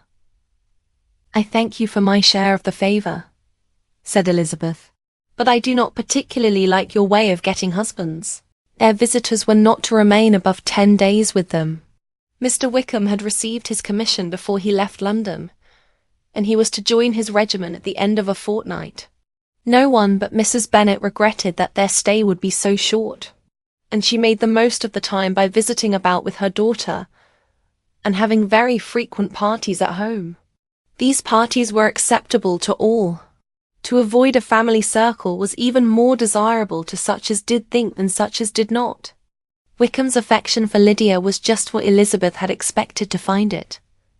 Not equal to Lydia's for him. She had scarcely needed her present observation to be satisfied, from the reason of things, that their elopement had been brought on by the strength of her love rather than by his. And she would have wondered why, without violently caring for her, he chose to elope with her at all, had she not felt certain that his flight was rendered necessary by distress of circumstances. And if that were the case, he was not the young man to resist an opportunity of having a companion. Lydia was exceedingly fond of him. He was her dear Wickham on every occasion. No one was to be put in competition with him. He did everything best in the world, and she was sure he would kill more birds on the 1st of September than anybody else in the country. One morning, soon after their arrival, as she was sitting with her 2 elder sisters, she said to Elizabeth, "Lizzie, I never gave you an account of my wedding, I believe. You were not by when I told Mamma and the others all about it. Are not you curious to hear how it was managed?" "No, really," replied Elizabeth. "I think there cannot be too little said on the subject. La, you are so strange. But I must tell you how it went off. We were married, you know, at St. Clement's, because Wickham's lodgings were in that parish, and it was settled that we should all be there by 11 o'clock. My uncle and aunt and I were to go together, and the others were to meet us at the church. Well, Monday morning came, and I was in such a fuss. I was so afraid, you know, that something would happen to put it off, and then I should have gone quite distracted. And there was my aunt. All the time I was dressing, preaching, and talking away just as if she was reading a sermon. However, I did not hear above 1 word in 10, for I was thinking, you may suppose, of my dear Wickham. I longed to know whether he would be married in his blue coat. Well, and so we breakfasted at 10 as usual. I thought it would never be over. For by the by, you are to understand that my uncle and aunt were horrid unpleasant all the time I was with them. If you'll believe me, I did not once put my foot out of doors, though I was there a fortnight. Not one party, or scheme, or anything. To be sure, London was rather thin, but however, the little theatre was open. Well, and so, just as the carriage came to the door, my uncle was called away upon business to that horrid man Mr. Stone. And then, you know, when once they get together, there is no end of it. Well, I was so frightened I did not know what to do, for my uncle was to give me away. And if we were beyond the hour, we could not be married all day. But luckily he came back again in 10 minutes' time, and then we all set out. However, I recollected afterwards that if he had been prevented going, the wedding need not be put off, for Mr. Darcy might have done as well. "Mr. Darcy," repeated Elizabeth, in utter amazement. "Oh, yes. He was to come there with Wickham, you know. But, gracious me, I quite forgot. I ought not to have said a word about it. I promised them so faithfully. What will Wickham say? It was to be such a secret." "If it was to be a secret," said Jane, "say not another word on the subject. You may depend upon my seeking no further."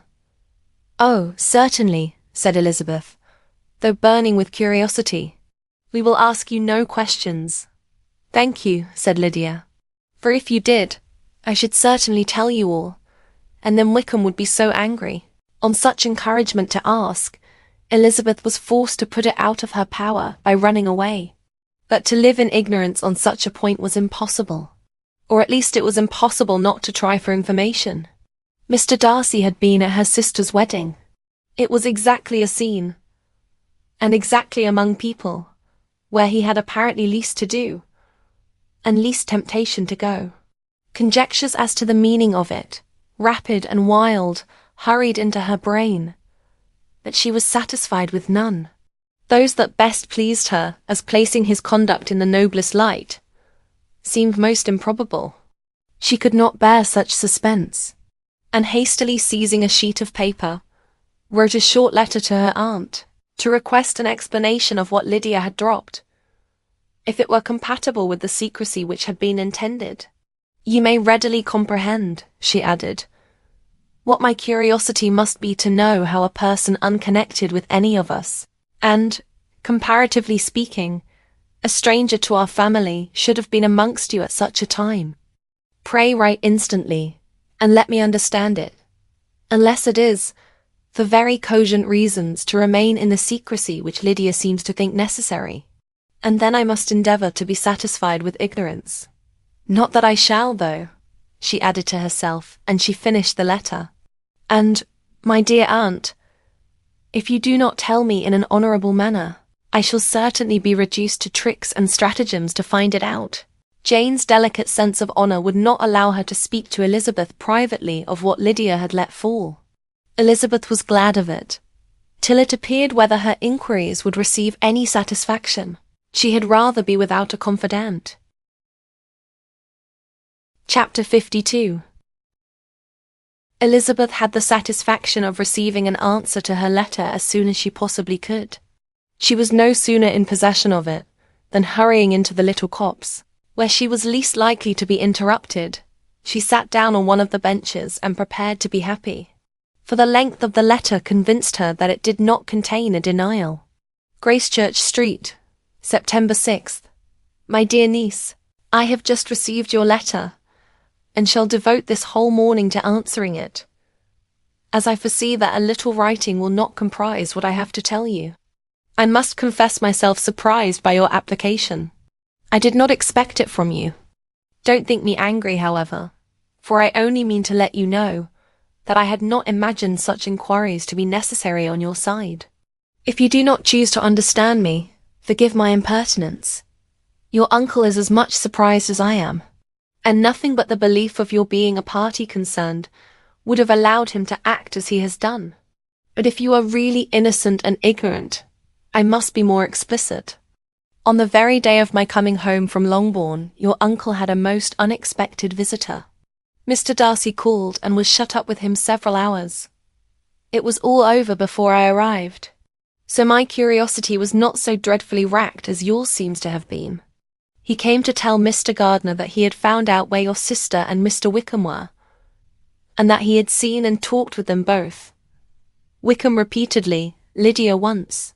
From what I can collect, he left Derbyshire only one day after ourselves, and came to town with the resolution of hunting for them.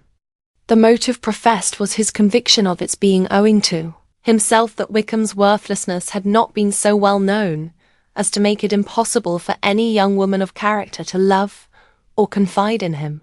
He generously imputed the whole to his mistaken pride, and confessed that he had before thought it beneath him to lay his private actions open to the world. His character was to speak for itself.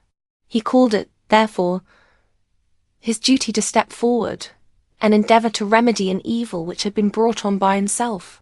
If he had another motive, I am sure it would never disgrace him. He had been some days in town before he was able to discover them, but he had something to direct his search, which was more than we had, and the consciousness of this was another reason for his resolving to follow us. There is a lady, it seems, a Mrs. Yonge, who was some time ago governess to Miss Darcy, and was dismissed from her charge on some cause of disapprobation, though he did not say what. She then took a large house in Edward Street, and has since maintained herself by letting lodgings.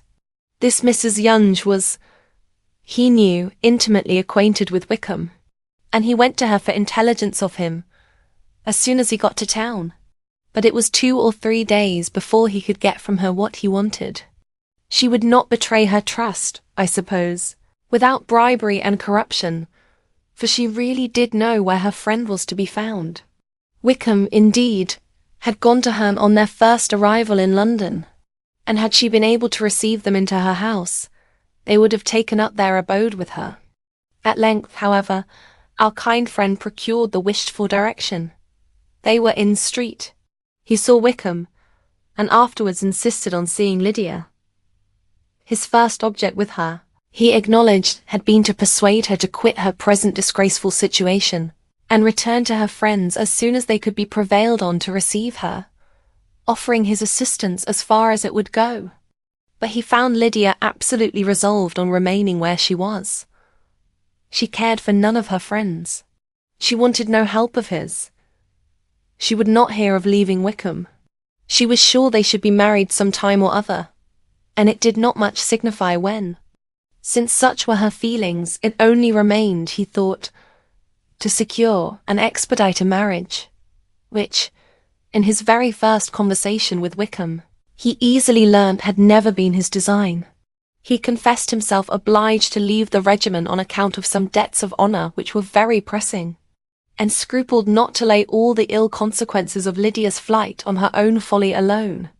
He meant to resign his commission immediately, and as to his future situation, he could conjecture very little about it.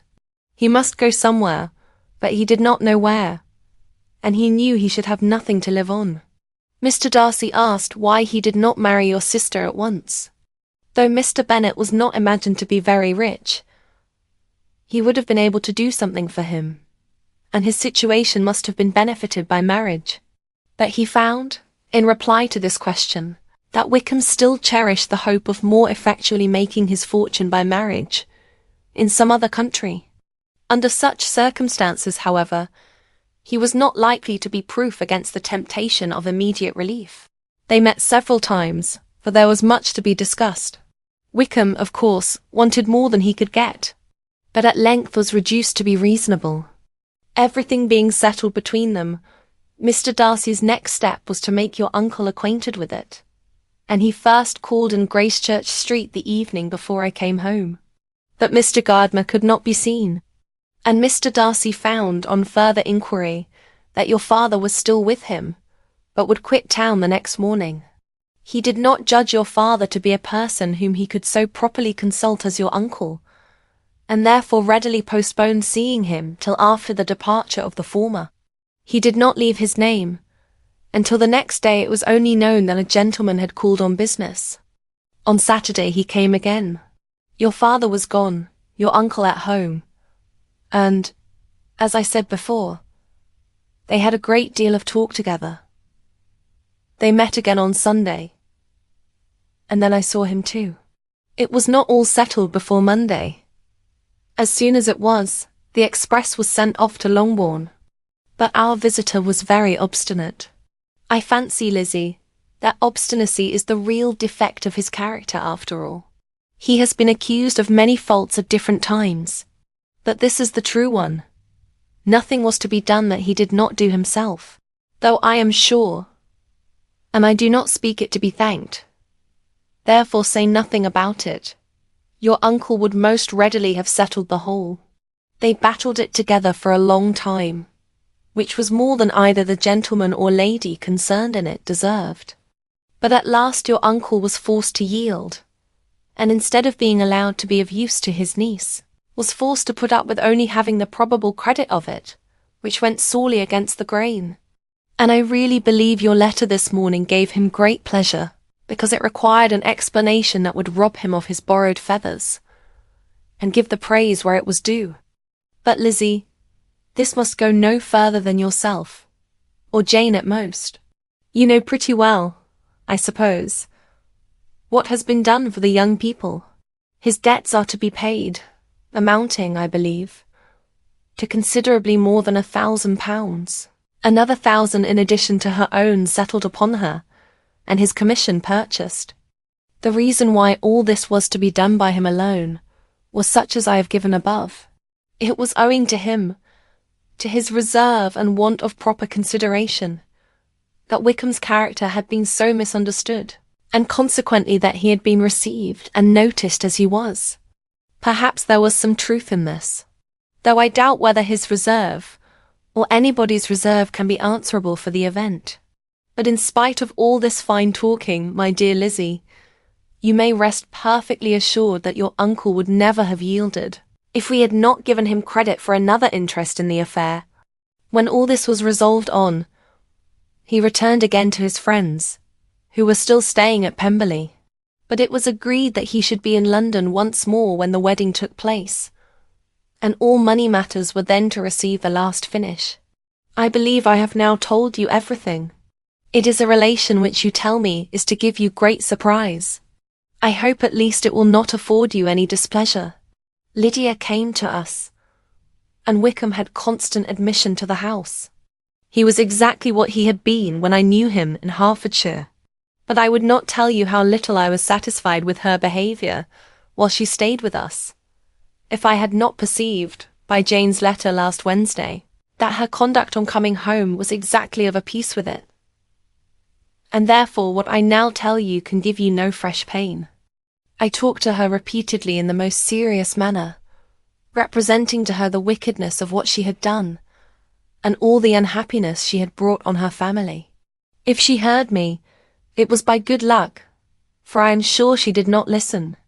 I was sometimes quite provoked, but then I recollected my dear Elizabeth and Jane, and for their sakes had patience with her. Mr. Darcy was punctual in his return, and as Lydia informed you, attended the wedding. He dined with us the next day, and was to leave town again on Wednesday or Thursday. Will you be very angry with me, my dear Lizzie, if I take this opportunity of saying, what I was never bold enough to say before, how much I like him? His behaviour to us has, in every respect, been as pleasing as when we were in Derbyshire. His understanding and opinions all please me. He wants nothing but a little more liveliness, and that, if he marry prudently, his wife may teach him. I thought him very sly. He hardly ever mentioned your name, but slyness seems the fashion. Pray forgive me, if I have been very presuming, or at least do not punish me so far as to exclude me from P. I shall never be quite happy till I have been all round the park. A low phaeton with a nice little pair of ponies would be the very thing. But I must write no more. The children have been wanting me this half hour.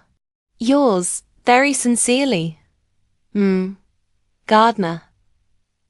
The contents of this letter threw Elizabeth into a flutter of spirits, in which it was difficult to determine whether pleasure or pain bore the greatest share.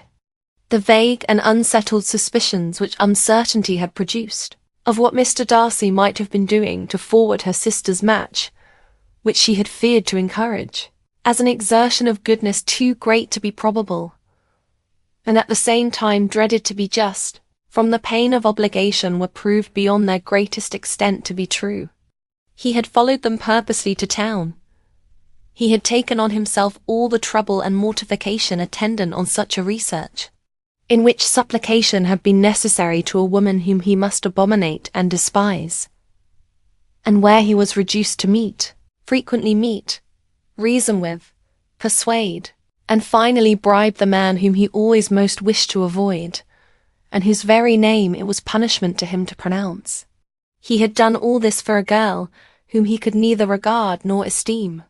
Her heart did whisper that he had done it for her, but it was a hope shortly checked by other considerations, and she soon felt that even her vanity was insufficient, when required to depend on his affection for her, for a woman who had already refused him, as able to overcome a sentiment so natural as abhorrence against relationship with Wickham, brother-in-law of Wickham.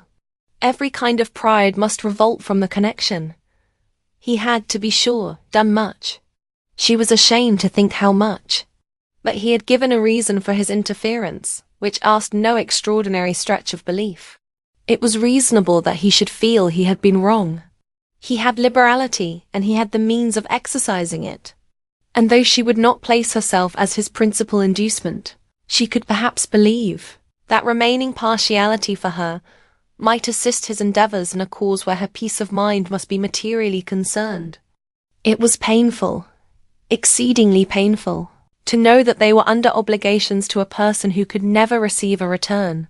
They owed the restoration of Lydia, her character, everything to him. Oh, how heartily did she grieve over every ungracious sensation she had ever encouraged, every saucy speech she had ever directed towards him. For herself she was humbled, that she was proud of him, proud that in a cause of compassion and honour he had been able to get the better of himself. She read over her aunt's commendation of him again and again. It was hardly enough, but it pleased her.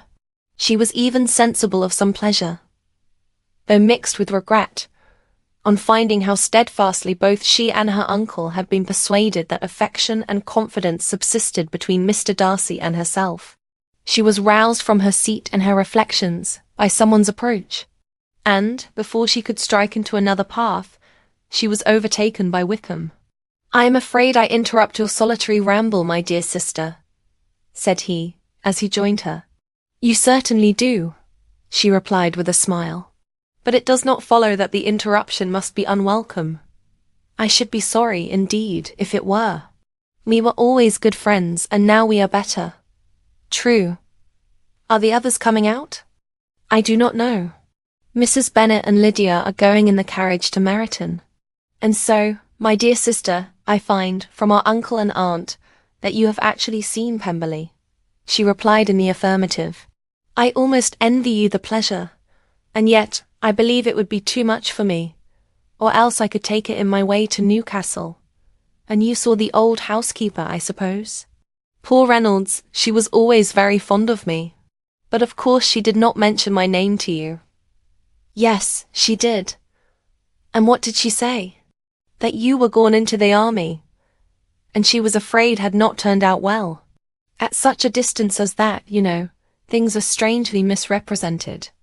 "Certainly," he replied, biting his lips. Elizabeth hoped she had silenced him, but he soon afterwards said, "I was surprised to see Darcy in town last month. We passed each other several times. I wonder what he can be doing there." "Perhaps preparing for his marriage with Mr. Berg," said Elizabeth. "It must be something particular to take him there at this time of year." "Undoubtedly. Did you see him while you were at Lambton?" "I thought I understood from the gardeners that you had." "Yes. He introduced us to his sister." "And do you like her?" "Very much. I have heard, indeed, that she is uncommonly improved within this year or two. When I last saw her, she was not very promising. I am very glad you liked her. I hope she will turn out well." "I dare say she will. She has got over the most trying age." "Did you go by the village of Kimpton?" "I do not recollect that we did. I mention it because it is the living which I ought to have had. A most delightful place. Excellent parsonage house. It would have suited me in every respect." "How should you have liked making sermons?" "Exceedingly well. I should have considered it as part of my duty, and the exertion would soon have been nothing. One ought not to repine. But, to be sure, it would have been such a thing for me. The quiet, the retirement of such a life, would have answered all my ideas of happiness. But it was not to be." "Did you ever hear Darcy mention the circumstance when you were in Kent?" "I have heard from authority, which I thought is good, that it was left you conditionally only, and at the will of the present patron." "You have?" "Yes, there was something in that. I told you so from the first. You may remember. I did hear, too, that there was a time when sermon-making was not so palatable to you as it seems to be at present, that you actually declared your resolution of never taking orders, and that the business had been compromised accordingly. You did, and it was not wholly without foundation. You may remember what I told you on that point, when first we talked of it." They were now almost at the door of the house, for she had walked fast to get rid of him, and unwilling, for her sister's sake, to provoke him, she only said in reply, with a good-humoured smile, "Come, Mr. Wickham, we are brother and sister, you know. Do not let us quarrel about the past. In future, I hope we shall be always of one mind." She held out her hand. He kissed it with affectionate gallantry, though he hardly knew how to look, and they entered the house. Chapter 53. Mr. Wickham was so perfectly satisfied with this conversation that he never again distressed himself or provoked his dear sister Elizabeth by introducing the subject of it, and she was pleased to find that she had said enough to keep him quiet. The day of his and Lydia's departure soon came, and Mrs. Bennet was forced to submit to a separation, which, as her husband by no means entered into her scheme of their all going to Newcastle, was likely to continue at least a 12-month. "Oh, my dear Lydia," she cried, "when shall we meet again?" "Oh, Lord, I don't know. Not these 2 or 3 years, perhaps.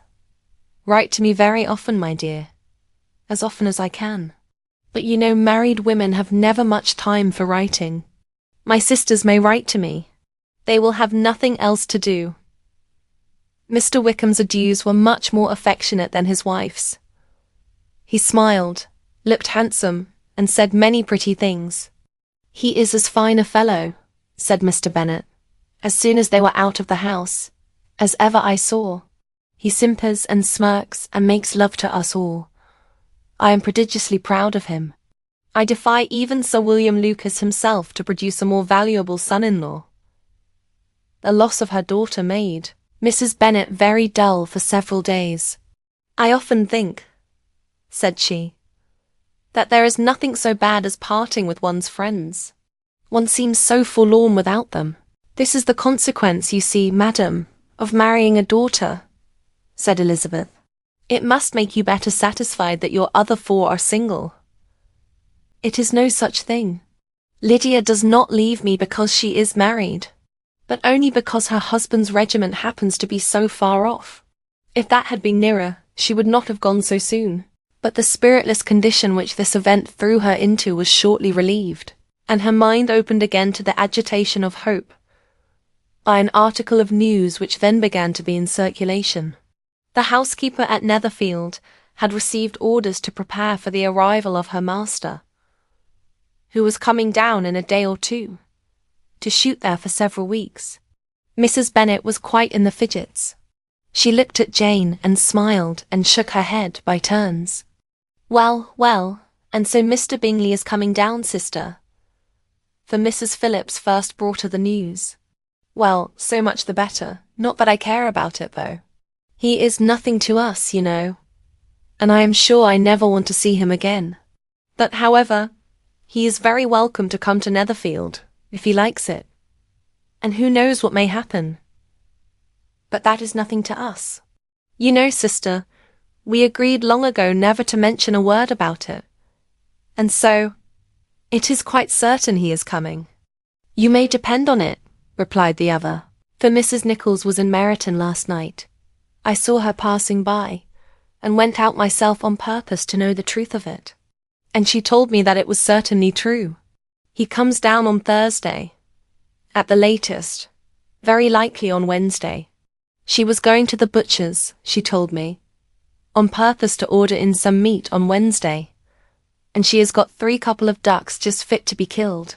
Miss Bennet had not been able to hear of his coming without changing colour. It was many months since she had mentioned his name to Elizabeth, but now, as soon as they were alone together, she said, "I saw you look at me today, Lizzie, when my aunt told us of the present report, and I know I appeared distressed.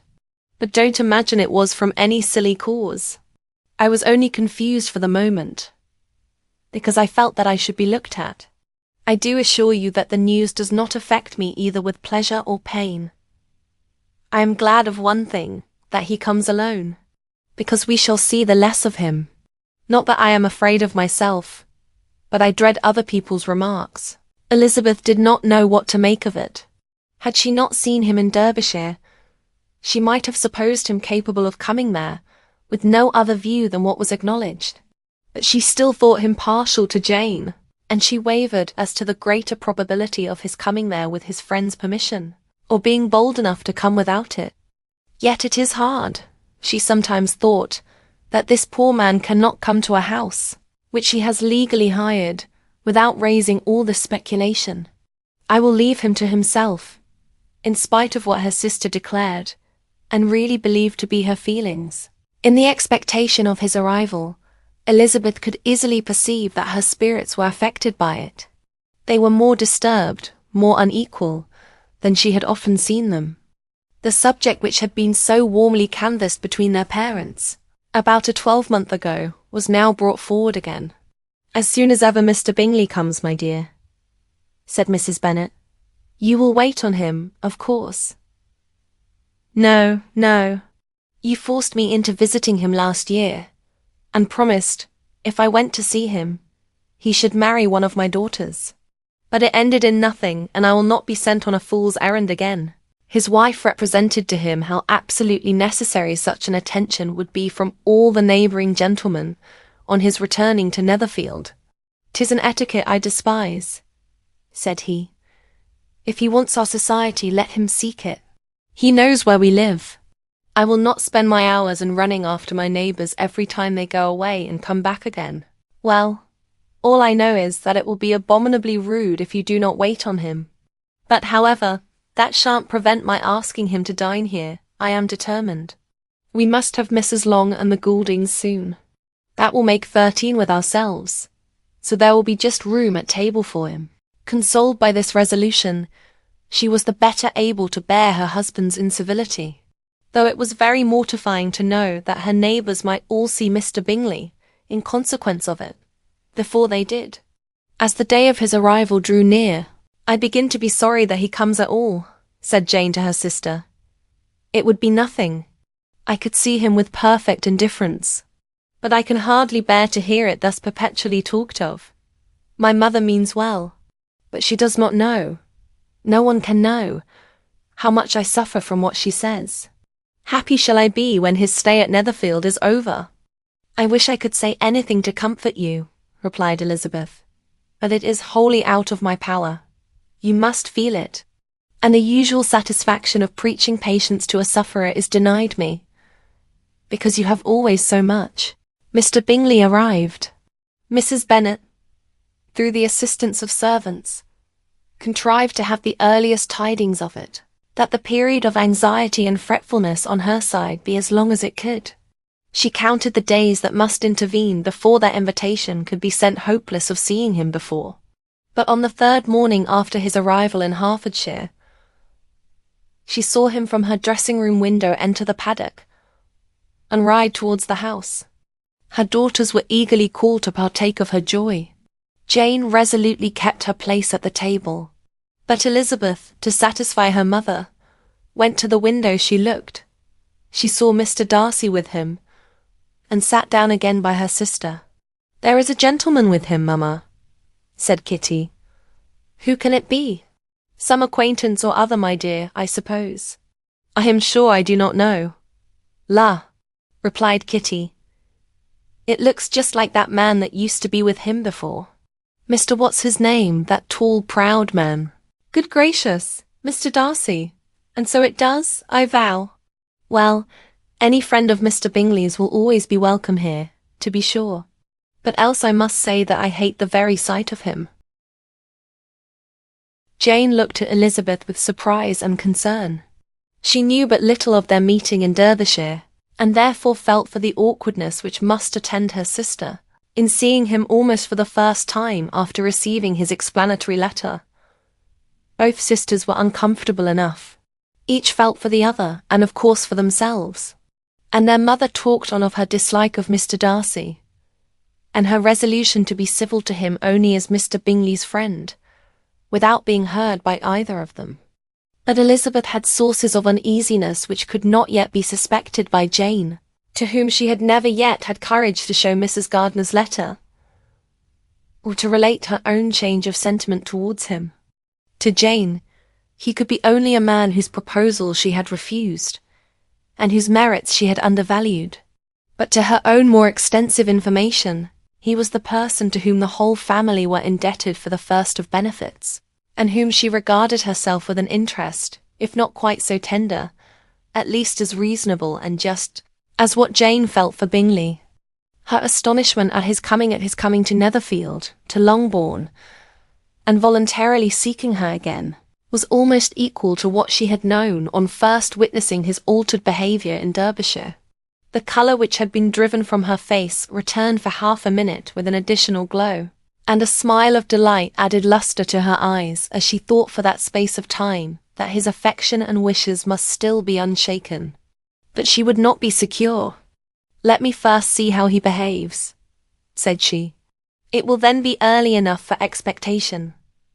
She sat intently at work, striving to be composed, and without daring to lift up her eyes, till anxious curiosity carried them to the face of her sister, as the servant was approaching the door. Jane looked a little paler than usual, but more sedate than Elizabeth had expected. On the gentleman's appearing, her colour increased, yet she received them with tolerable ease, and with a propriety of behaviour equally free from any symptom of resentment, or any unnecessary complaisance. Elizabeth said as little to either as civility would allow, and sat down again to her work, with an eagerness which it did not often command. She had ventured only one glance at Darcy. He looked serious as usual, and she thought, more as he had been used to look in Hertfordshire, than as she had seen him at Pemberley. But, perhaps, he could not in her mother's presence be what he was before her uncle and aunt. It was a painful, but not an improbable, conjecture. Bingley she had likewise seen for an instant, and in that short period saw him looking both pleased and embarrassed. He was received by Mrs. Bennet with a degree of civility which made her two daughters ashamed, especially when contrasted with the cold and ceremonious politeness of her courtesy and address of his friend. Elizabeth particularly, who knew that her mother owed to the latter the preservation of her favourite daughter from irremediable infamy, was hurt and distressed to a most painful degree by a distinction so ill applied. Darcy, after inquiring of her how Mr. and Mrs. Gardiner did, a question which she could not answer without confusion, said scarcely anything. He was not seated by her. Perhaps that was the reason of his silence. But it had not been so in Derbyshire. There he had talked to her friends when he could not to herself. But now several minutes elapsed, without bringing the sound of his voice. And when occasionally, unable to resist the impulse of curiosity, she raised her eyes to his face, she as often found him looking at Jane as at herself, and frequently on no object but the ground. More thoughtfulness and less anxiety to please, than when they last met, were plainly expressed. She was disappointed, and angry with herself for being so. "Could I expect it to be otherwise?" said she. "Yet why did he come?" She was in no humour for conversation with anyone but himself, and to him she had hardly courage to speak. She inquired after his sister, but could do no more. "It is a long time, Mr. Bingley, since you went away," said Mrs. Bennet. He readily agreed to it. "I began to be afraid you would never come back again. People did say you meant to quit the place entirely at Michaelmas. But however, I hope it is not true. A great many changes have happened in the neighbourhood since you went away. Miss Lucas is married and settled, and one of my own daughters. I suppose you have heard of it. Indeed, you must have seen it in the papers. It was in the Times and the Courier, I know, though it was not put in as it ought to be. It was only said, 'Lately, George Wickham, Esq., to Miss Lydia Bennet,' without there being a syllable said of her father, or the place where she lived, or anything. It was my brother Gardiner's drawing up too, and I wonder how he came to make such an awkward business of it." "Did you see it?" Bingley replied that he did, and made his congratulations. Elizabeth dared not lift up her eyes. How Mr. Darcy looked, therefore, she could not tell. "It is a delightful thing, to be sure, to have a daughter well married," continued her mother. "But at the same time, Mr. Bingley, it is very hard to have her taken away from me. They are gone down to Newcastle, A place quite northward, it seems, and there they are to stay. I do not know how long. His regiment is there, for I suppose you have heard of his leaving the Shire, and of his being gone into the regulars. Thank heaven. He has some friends, though, perhaps not so many as he deserves. Elizabeth, who knew this to be levelled at Mr. Darcy, was in such misery of shame that she could hardly keep her seat. It drew from her, however, the exertion of speaking, which nothing else had so effectually done before, and she asked Bingley whether he meant to make any stay in the country at present. A few weeks, he believed. When you have killed all your own birds, Mr. Bingley, said her mother, I beg you will come here and shoot as many as you please on Mr. Bennet's manor. I am sure he will be vastly happy to oblige you, and will save all the best of the coveys for you. Elizabeth's misery increased at such unnecessary, such officious attention. Were the same fair prospect to arise at present, as had flattered them a year ago, everything, she was persuaded, would be hastening to the same vexatious conclusion. At that instant she felt that years of happiness could not make Jane or herself amends for moments of such painful confusion. The first wish of my heart, said she to herself, is never more to be in company with either of them.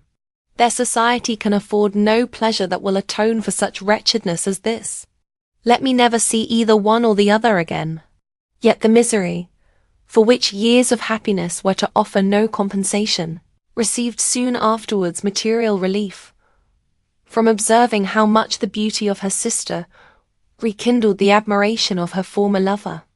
When first he came in, he had spoken to her but little, but every 5 minutes seemed to be giving her more of his attention. He found her as handsome as she had been last year, as good-natured and as unaffected, though not quite so chatty. Jane was anxious that no difference should be perceived in her at all, and was really persuaded that she talked as much as ever. But her mind was so busily engaged that she did not always know when she was silent. When the gentlemen rose to go away, Mrs. Bennet was mindful of her intended civility, and they were invited and engaged to dine at Longbourn in a few days' time. You are quite a visit in my debt, Mr. Bingley, she added, for when you went to town last winter, you promised to take a family dinner with us as soon as you returned. I have not forgot, you see, and I assure you I was very much disappointed that you did not come back and keep your engagement. Bingley looked a little silly at this reflection, and said something of his concern at having been prevented by business. They then went away. Mrs. Bennet had been strongly inclined to ask them to stay and dine there that day, but, though she always kept a very good table, she did not think anything less than 2 courses could be good enough for a man on whom she had such anxious designs, or satisfy the appetite and pride of one who had 10,000 a year. Chapter 54. As soon as they were gone, Elizabeth walked out to recover her spirits, or, in other words, to dwell without interruption on those subjects which must deaden them more. Mr. Darcy's behaviour astonished and vexed her. Why, if he came only to be silent, grave, and indifferent, said she, did he come at all? She could settle it in no way that gave her pleasure. He could be still amiable, still pleasing to my uncle and aunt, when he was in town, and why not to me? If he fears me, why come hither? If he no longer cares for me, why silent? Teasing man! I will think no more about him.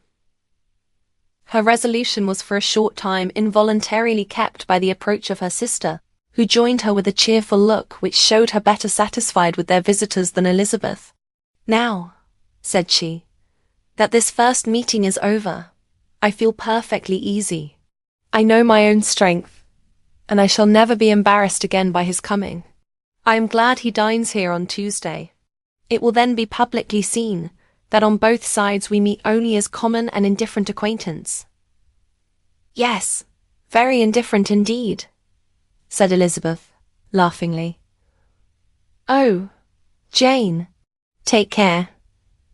My dear Lizzie, you cannot think me so weak as to be in danger now. I think you are in very great danger of making him as much in love with you as ever. They did not see the gentleman again till Tuesday. And Mrs. Bennet, in the meanwhile, was giving way to all the happy schemes which the good humour and common politeness of Bingley, in half an hour's visit, had revived. On Tuesday there was a large party assembled at Longbourn, and the two who were most anxiously expected, to the credit of their punctuality as sportsmen, were in very good time. When they repaired to the dining-room, Elizabeth eagerly watched to see whether Bingley would take the place which, in all their former parties, had belonged to him, by her sister. Her prudent mother, occupied by the same ideas, forbore to invite him to sit by herself. On entering the room, he seemed to hesitate. That Jane happened to look round and happened to smile. It was decided. He placed himself by her. Elizabeth, with a triumphant sensation, looked towards his friend. He bore it with noble indifference, and she would have imagined that Bingley had received his sanction to be happy, had she not seen his eyes likewise turned towards Mr. Darcy, with an expression of half-laughing alarm. His behaviour to her sister was such during dinner-time as showed an admiration of her, which, though more guarded than formerly, persuaded Elizabeth that, if left wholly to himself, Jane's happiness, and his own, would be speedily secured. Though she dared not depend upon the consequence, she yet received pleasure from observing his behaviour. It gave her all the animation that her spirits could boast, for she was in no cheerful humour. Mr. Darcy was almost as far from her as the table could divide them.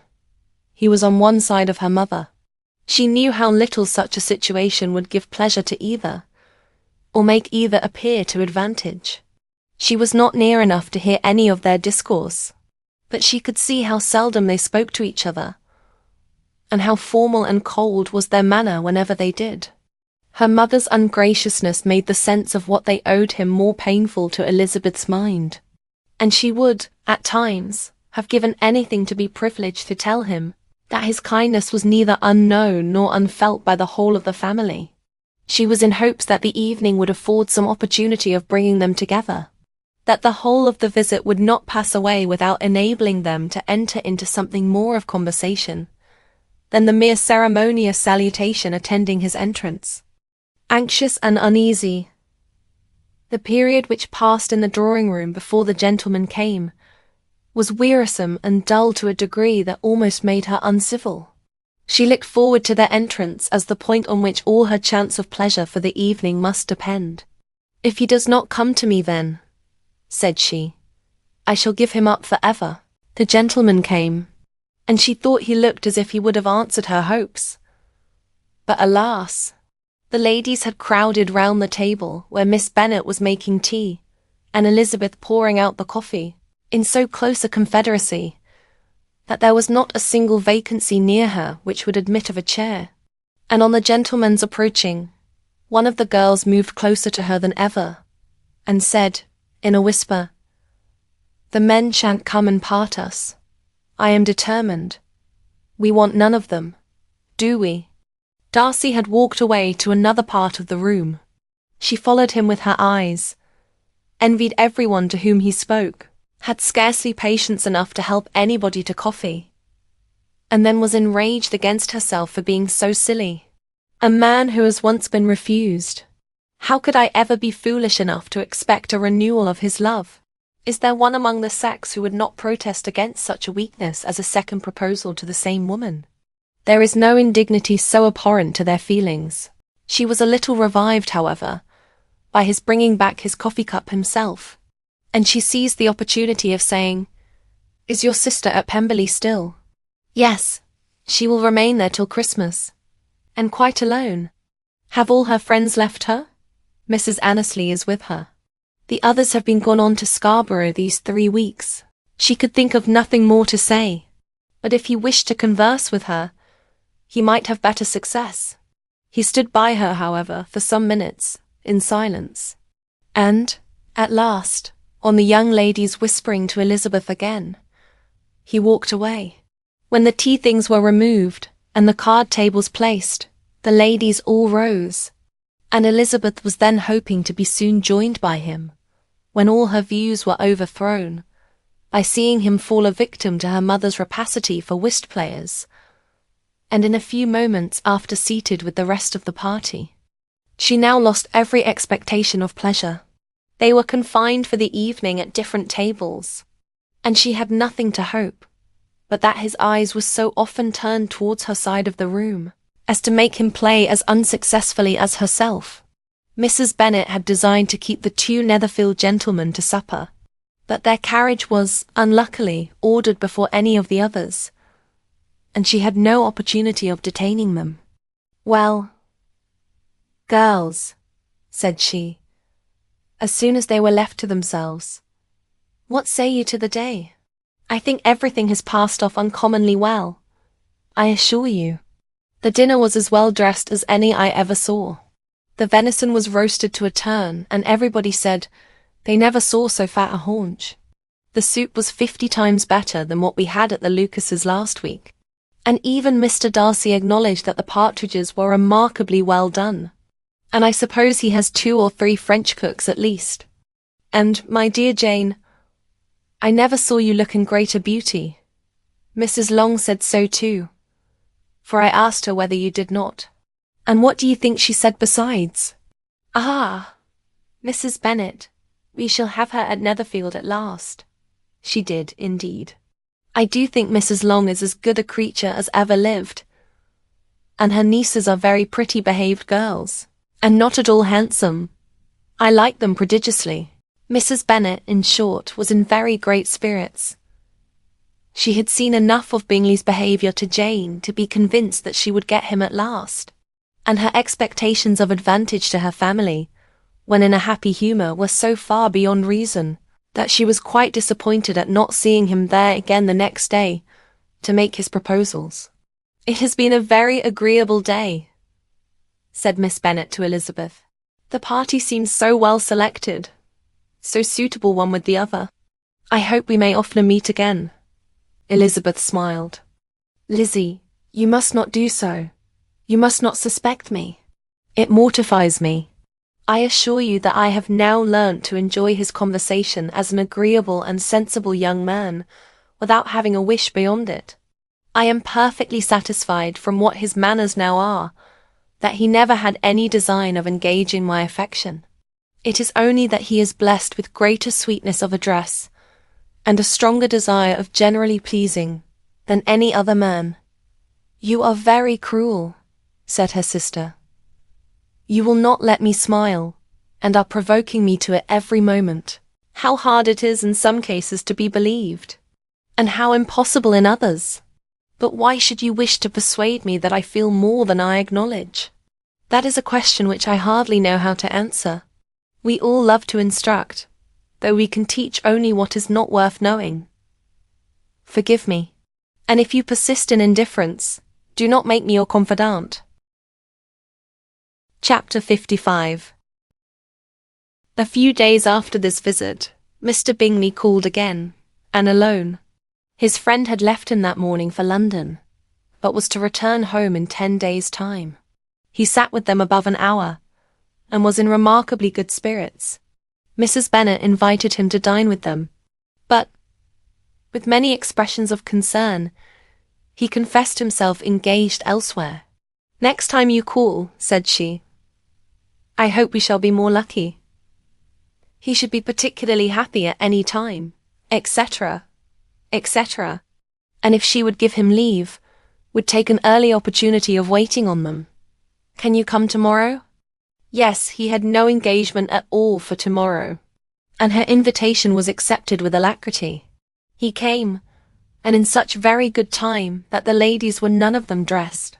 In ran Mrs. Bennet to her daughter's room, in her dressing gown, and with her hair half finished, crying out, "My dear Jane, make haste and hurry down.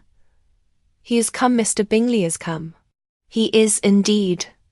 Make haste. Make haste. Here, Sarah, come to Miss Bennet this moment, and help her on with her gown. Never mind Miss Lizzie's hair. We will be down as soon as we can," said Jane. But I dare say Kitty is forwarder than either of us, for she went upstairs half an hour ago. Oh, hang Kitty. What has she to do with it? Come, be quick, be quick. Where is your sash, my dear? But when her mother was gone, Jane would not be prevailed on to go down without one of her sisters. The same anxiety to get them by themselves was visible again in the evening. After tea, Mr. Bennet retired to the library, as was his custom, and Mary went upstairs to her instrument. 2 obstacles of the 5 being thus removed, Mrs. Bennet sat looking and winking at Elizabeth and Catherine for a considerable time, without making any impression on them. Elizabeth would not observe her, and when at last Kitty did, she very innocently said, "What is the matter, Mamma? What do you keep winking at me for? What am I to do?" "Nothing, child, nothing. I did not wink at you." She then sat still 5 minutes longer, but unable to waste such a precious occasion, she suddenly got up and saying to Kitty, "Come here, my love, I want to speak to you," took her out of the room. Jane instantly gave a look at Elizabeth which spoke her distress at such premeditation, and her entreaty that she would not give in to it. In a few minutes, Mrs. Bennet half opened the door and called out, "Lizzie, my dear, I want to speak with you." Elizabeth was forced to go. "We may as well leave them by themselves, you know," said her mother as soon as she was in the hall. "Kitty and I are going upstairs to sit in my dressing room." Elizabeth made no attempt to reason with her mother, but remained quietly in the hall till she and Kitty were out of sight, then returned into the drawing room. Mrs. Bennet's schemes for this day were ineffectual. Bingley was everything that was charming, except the professed lover of her daughter. His ease and cheerfulness rendered him a most agreeable addition to their evening party, and he bore with the ill-judged officiousness of the mother, and heard all her silly remarks with a forbearance and command of countenance, particularly grateful to the daughter. He scarcely needed an invitation to stay supper, and before he went away an engagement was formed, chiefly through his own and Mrs. Bennet's means, for his coming next morning to shoot with her husband. After this day, Jane said no more of her indifference.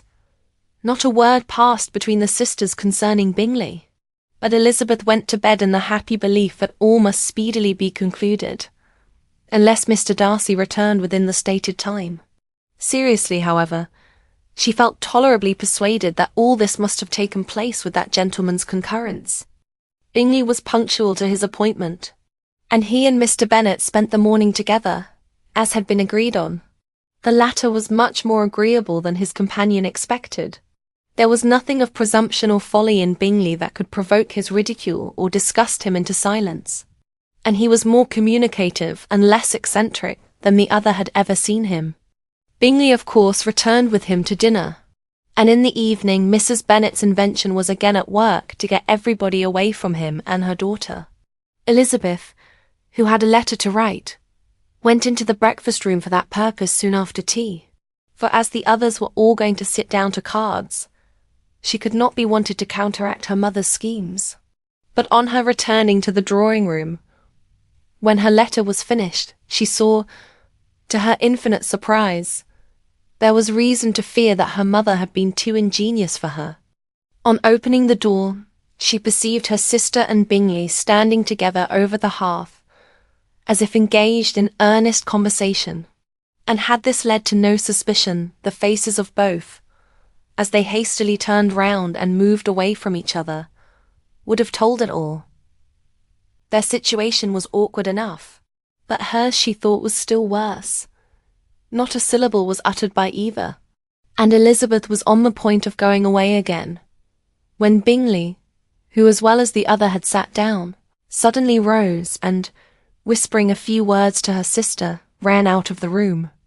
Jane could have no reserves from Elizabeth, where confidence would give pleasure, and, instantly embracing her, acknowledged with the liveliest emotion that she was the happiest creature in the world. "'Tis too much," she added, "by far too much. I do not deserve it. Oh, why is not everybody as happy?" Elizabeth's congratulations were given with a sincerity, a warmth, a delight, which words could but poorly express. Every sentence of kindness was a fresh source of happiness to Jane.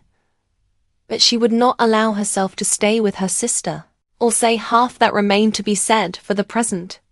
"I must go instantly to my mother," she cried. "I would not on any account trifle with her affectionate solicitude, or allow her to hear it from anyone but myself. He's gone to my father already. Oh, Lizzie, to know that what I have to relate will give such pleasure to all my dear family. How shall I bear so much happiness?" She then hastened away to her mother, who had purposely broken up the card party, and was sitting upstairs with Kitty. Elizabeth, who was left by herself, now smiled at the rapidity and ease with which an affair was finally settled, that had given them so many previous months of suspense and vexation.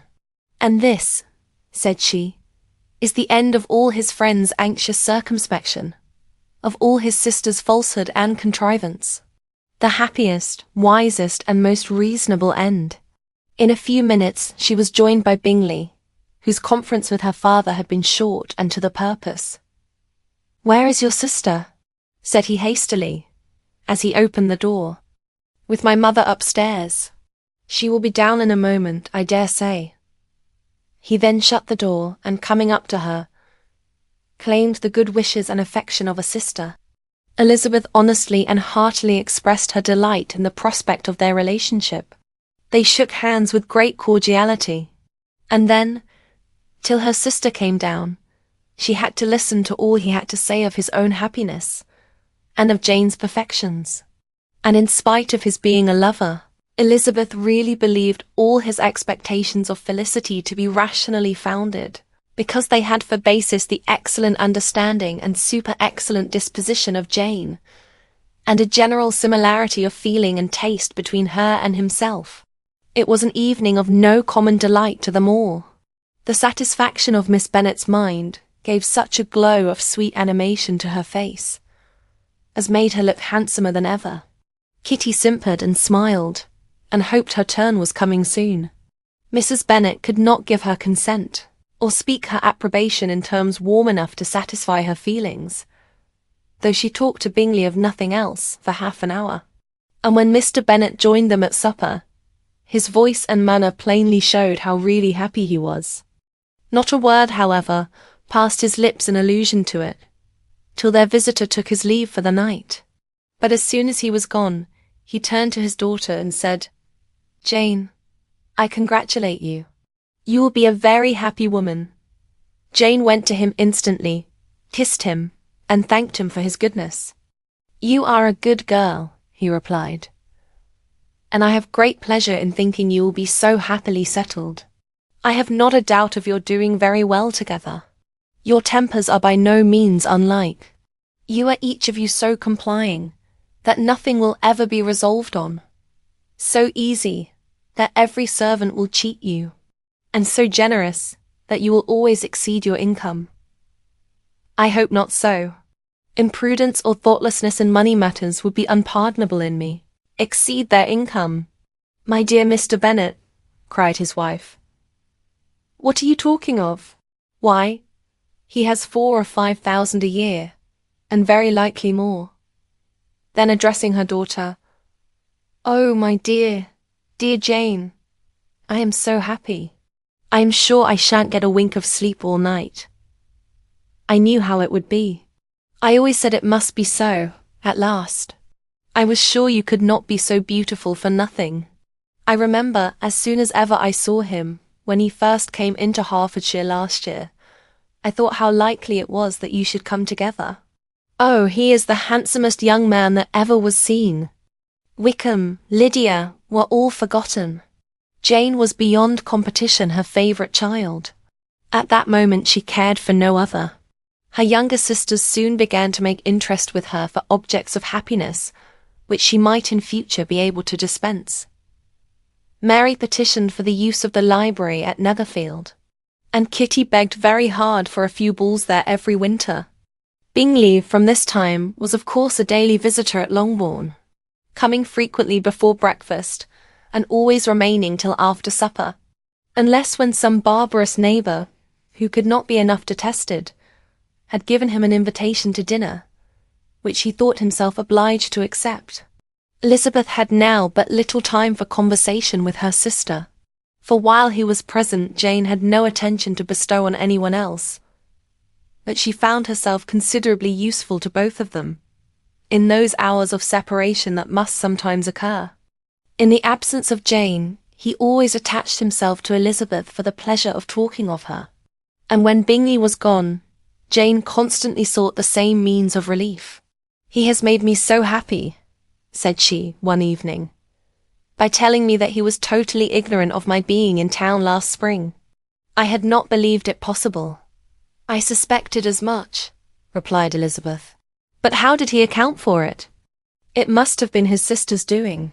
They were certainly no friends to his acquaintance with me, which I cannot wonder at, since he might have chosen so much more advantageously in many respects.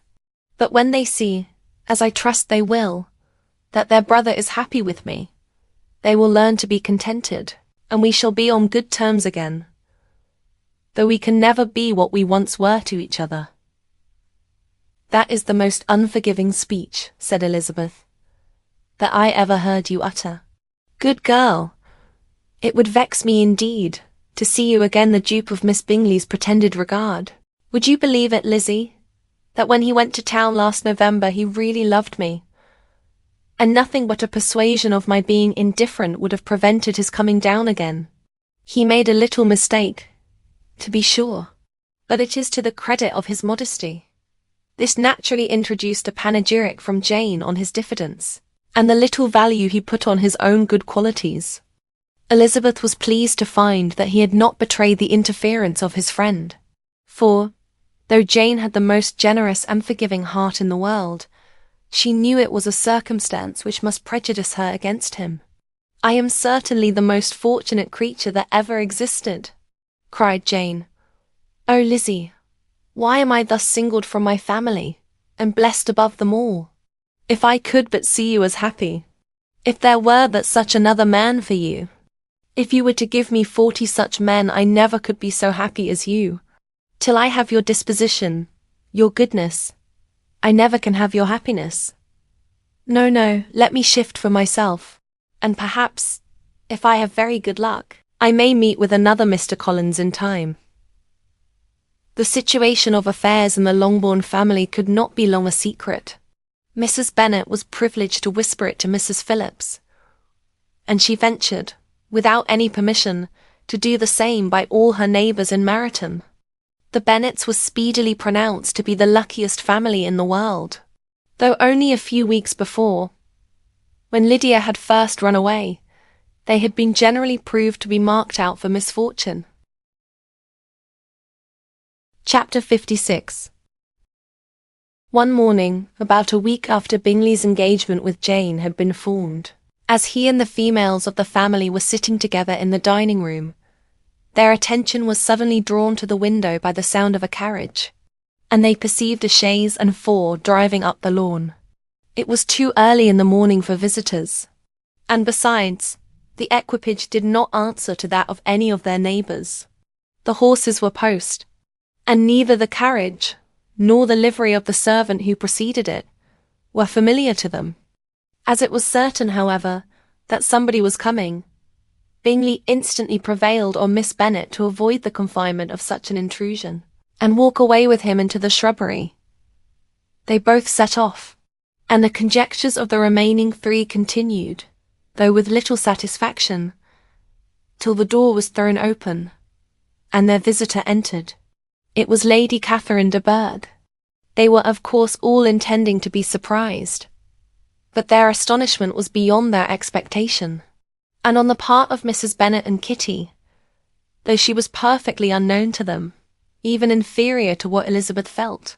She entered the room with an air more than usually ungracious, made no other reply to Elizabeth's salutation than a slight inclination of the head, and sat down without saying a word.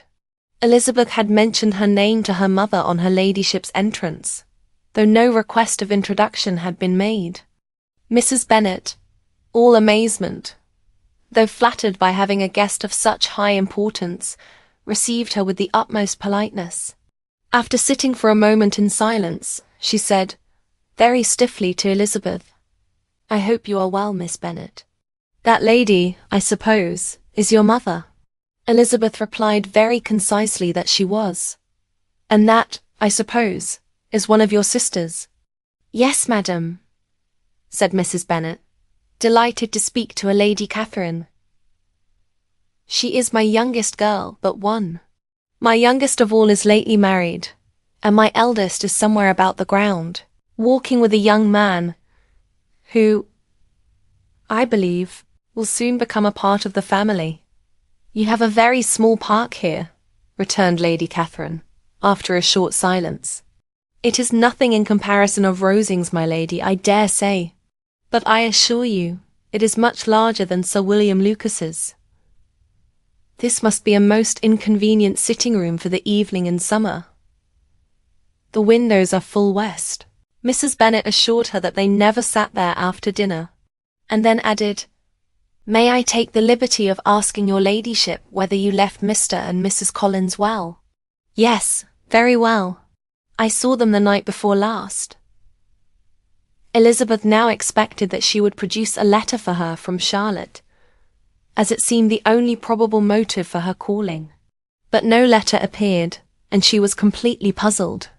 Mrs. Bennet, with great civility, begged her ladyship to take some refreshment, but Lady Catherine very resolutely, and not very politely, declined eating anything, and then, rising up, said to Elizabeth, "Miss Bennet, there seemed to be a prettyish kind of a little wilderness on one side of your lawn. I should be glad to take a turn in it, if you will favour me with your company." "Go, my dear," cried her mother, "and show her ladyship about the different walks. I think she will be pleased with the Hermitage." Elizabeth obeyed, and, running into her own room for her parasol, attended her noble guest downstairs. As they passed through the hall, Lady Catherine opened the doors into the dining parlour and drawing-room, and pronouncing them, after a short survey, to be decent-looking rooms, walked on. Her carriage remained at the door, and Elizabeth saw that her waiting-woman was in it. They proceeded in silence along the gravel walk that led to the copse. Elizabeth was determined to make no effort for conversation with a woman who was now more than usually insolent and disagreeable. "How could I ever think her like her nephew?" said she, as she looked in her face. As soon as they entered the copse, Lady Catherine began in the following manner. "You can be at no loss, Miss Bennet, to understand the reason of my journey hither. Your own heart, your own conscience must tell you why I come." Elizabeth looked with unaffected astonishment. "Indeed, you are mistaken, madam. I have not been at all able to account for the honour of seeing you here." "Miss Bennet," replied her ladyship, in an angry tone, "you ought to know that I am not to be trifled with. But however insincere you may choose to be, you shall not find me so. My character has ever been celebrated for its sincerity and frankness, and in a cause of such moment as this, I shall certainly not depart from it. A report of a most alarming nature reached me 2 days ago. I was told that not only your sister was on the point of being most advantageously married, but that you, that Miss Elizabeth Bennet would, in all likelihood, be soon afterwards united to my own nephew, Mr. Darcy. Though I know it must be a scandalous falsehood, though I would not injure him so much as to suppose the truth of it possible, I instantly resolved on setting off for this place, that I might make my sentiments known to you." "If you believed it impossible to be true," said Elizabeth, colouring with astonishment and disdain, "I wonder you took the trouble of coming so far. What could your ladyship propose by it? At once to insist upon having such a report universally contradicted. You're coming to Longbourn, to see me and my family," said Elizabeth coolly. "Will be rather a confirmation of it if, indeed, such a report is in existence." "If? Do you then pretend to be ignorant of it? Has it not been industriously circulated by yourselves? Do you not know that such a report is spread abroad?" "I never heard that it was." And can you likewise declare that there is no foundation for it? I do not pretend to possess equal frankness with your ladyship. You may ask questions which I shall not choose to answer. This is not to be borne. Miss Bennet, I insist on being satisfied. Has my nephew made you an offer of marriage? Your ladyship has declared it to be impossible. It ought to be so. It must be so while he retains the use of his reason. But your arts and allurements may, in a moment of infatuation, have made him forget what he owes to himself and to all his family. You may have drawn him in. If I have, I shall be the last person to confess it. Miss Bennet, do you know who I am? I have not been accustomed to such language as this. I am almost the nearest relation he has in the world, and am entitled to know all his dearest concerns. But you are not entitled to know mine, nor will such behaviour as this ever induce me to be explicit. Let me be rightly understood. This match, to which you have the presumption to aspire, can never take place. No, never. Mr. Darcy is engaged to my daughter. Now, what have you to say? Only this, that if he is so, you can have no reason to suppose he will make an offer to me. Lady Catherine hesitated for a moment, and then replied, the engagement between them is of a peculiar kind. From their infancy, they have been intended for each other. It was the favourite wish of his mother, as well as of hers. While in their cradles we planned the union, and now, at the moment when the wishes of both sisters would be accomplished, is their marriage to be prevented by a young woman of inferior birth, of no importance in the world, and wholly unallied to the family? Do you pay no regard to the wishes of his friends, to his tacit engagement with Miss de Bourgh? Are you lost to every feeling of propriety and delicacy? Have you not heard me say that from his earliest hours he was destined for his cousin? Yes, and I had heard it before, but what is that to me? If there is no other objection to my marrying your nephew, I shall certainly not be kept from it by knowing that his mother and aunt wished him to marry Miss de Bourgh. You both did as much as you could in planning the marriage. Its completion depended on others. If Mr. Darcy is neither by honour nor inclination confined to his cousin, why is not he to make another choice? And if I am that choice, why may not I accept him? Because honour, decorum, prudence, nay, interest forbid it. Yes, Miss Bennet, interest. For do not expect to be noticed by his family or friends, if you wilfully act against the inclinations of all. You will be censured, slighted, and despised by everyone connected with him. Your alliance will be a disgrace. Your name will never even be mentioned by any of us. These are heavy misfortunes, replied Elizabeth. But the wife of Mr. Darcy must have such extraordinary sources of happiness necessarily attached to her situation, that she could, upon the whole, have no cause to repine. Obstinate, headstrong girl, I am ashamed of you. Is this your gratitude for my attentions to you last spring? Is nothing due to me on that score? Let us sit down. You are to understand, Miss Bennet, that I came here with the determined resolution of carrying my purpose. Nor will I be dissuaded from it. I have not been used to submit to any person's whims. I have not been in the habit of brooking disappointment. That will make your ladyship's situation at present more pitiable, but it will have no effect on me. I will not be interrupted. Hear me in silence. My daughter and my nephew are formed for each other. They are descended, on the maternal side, from the same noble line, and, on the father's, from respectable, honourable, and ancient, though untitled, families. Their fortune on both sides is splendid. They are destined for each other by the voice of every member of their respective houses. And what is to divide them? The upstart pretensions of a young woman without family, connections, or fortune. Is this to be endured? But it must not, shall not be. If you were sensible of your own good, you would not wish to quit the sphere in which you have been brought up. In marrying your nephew, I should not consider myself as quitting that sphere. He is a gentleman. I am a gentleman's daughter. So far we are equal. True.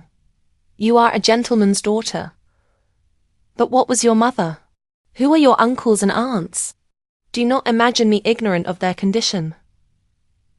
Whatever my connections may be, said Elizabeth, if your nephew does not object to them, they can be nothing to you. Tell me, once for all, are you engaged to him?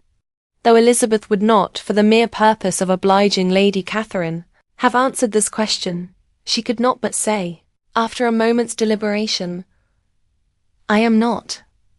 Lady Catherine seemed pleased. And will you promise me never to enter into such an engagement? I will make no promise of the kind. Miss Bennet, I am shocked and astonished. I expected to find a more reasonable young woman. But do not deceive yourself into a belief that I will ever recede. I shall not go away till you have given me the assurance I require, and I certainly never shall give it. I am not to be intimidated into anything so wholly unreasonable. Your ladyship wants Mr. Darcy to marry your daughter, but would my giving you the wished-for promise make their marriage at all more probable? Supposing him to be attached to me, would my refusing to accept his hand make him wish to bestow it on his cousin? Allow me to say, Lady Catherine, that the arguments with which you have supported this extraordinary application have been as frivolous as the application was ill-judged. You have widely mistaken my character, if you think I can be worked on by such persuasions as these. How far your nephew might approve of your interference in his affairs, I cannot tell, but you have certainly no right to concern yourself in mine. I must beg, therefore, to be importuned no further on the subject. Not so hasty, if you please. I have by no means done. To all the objections I have already urged, I have still another to add. I am no stranger to the particulars of your youngest sister's infamous elopement.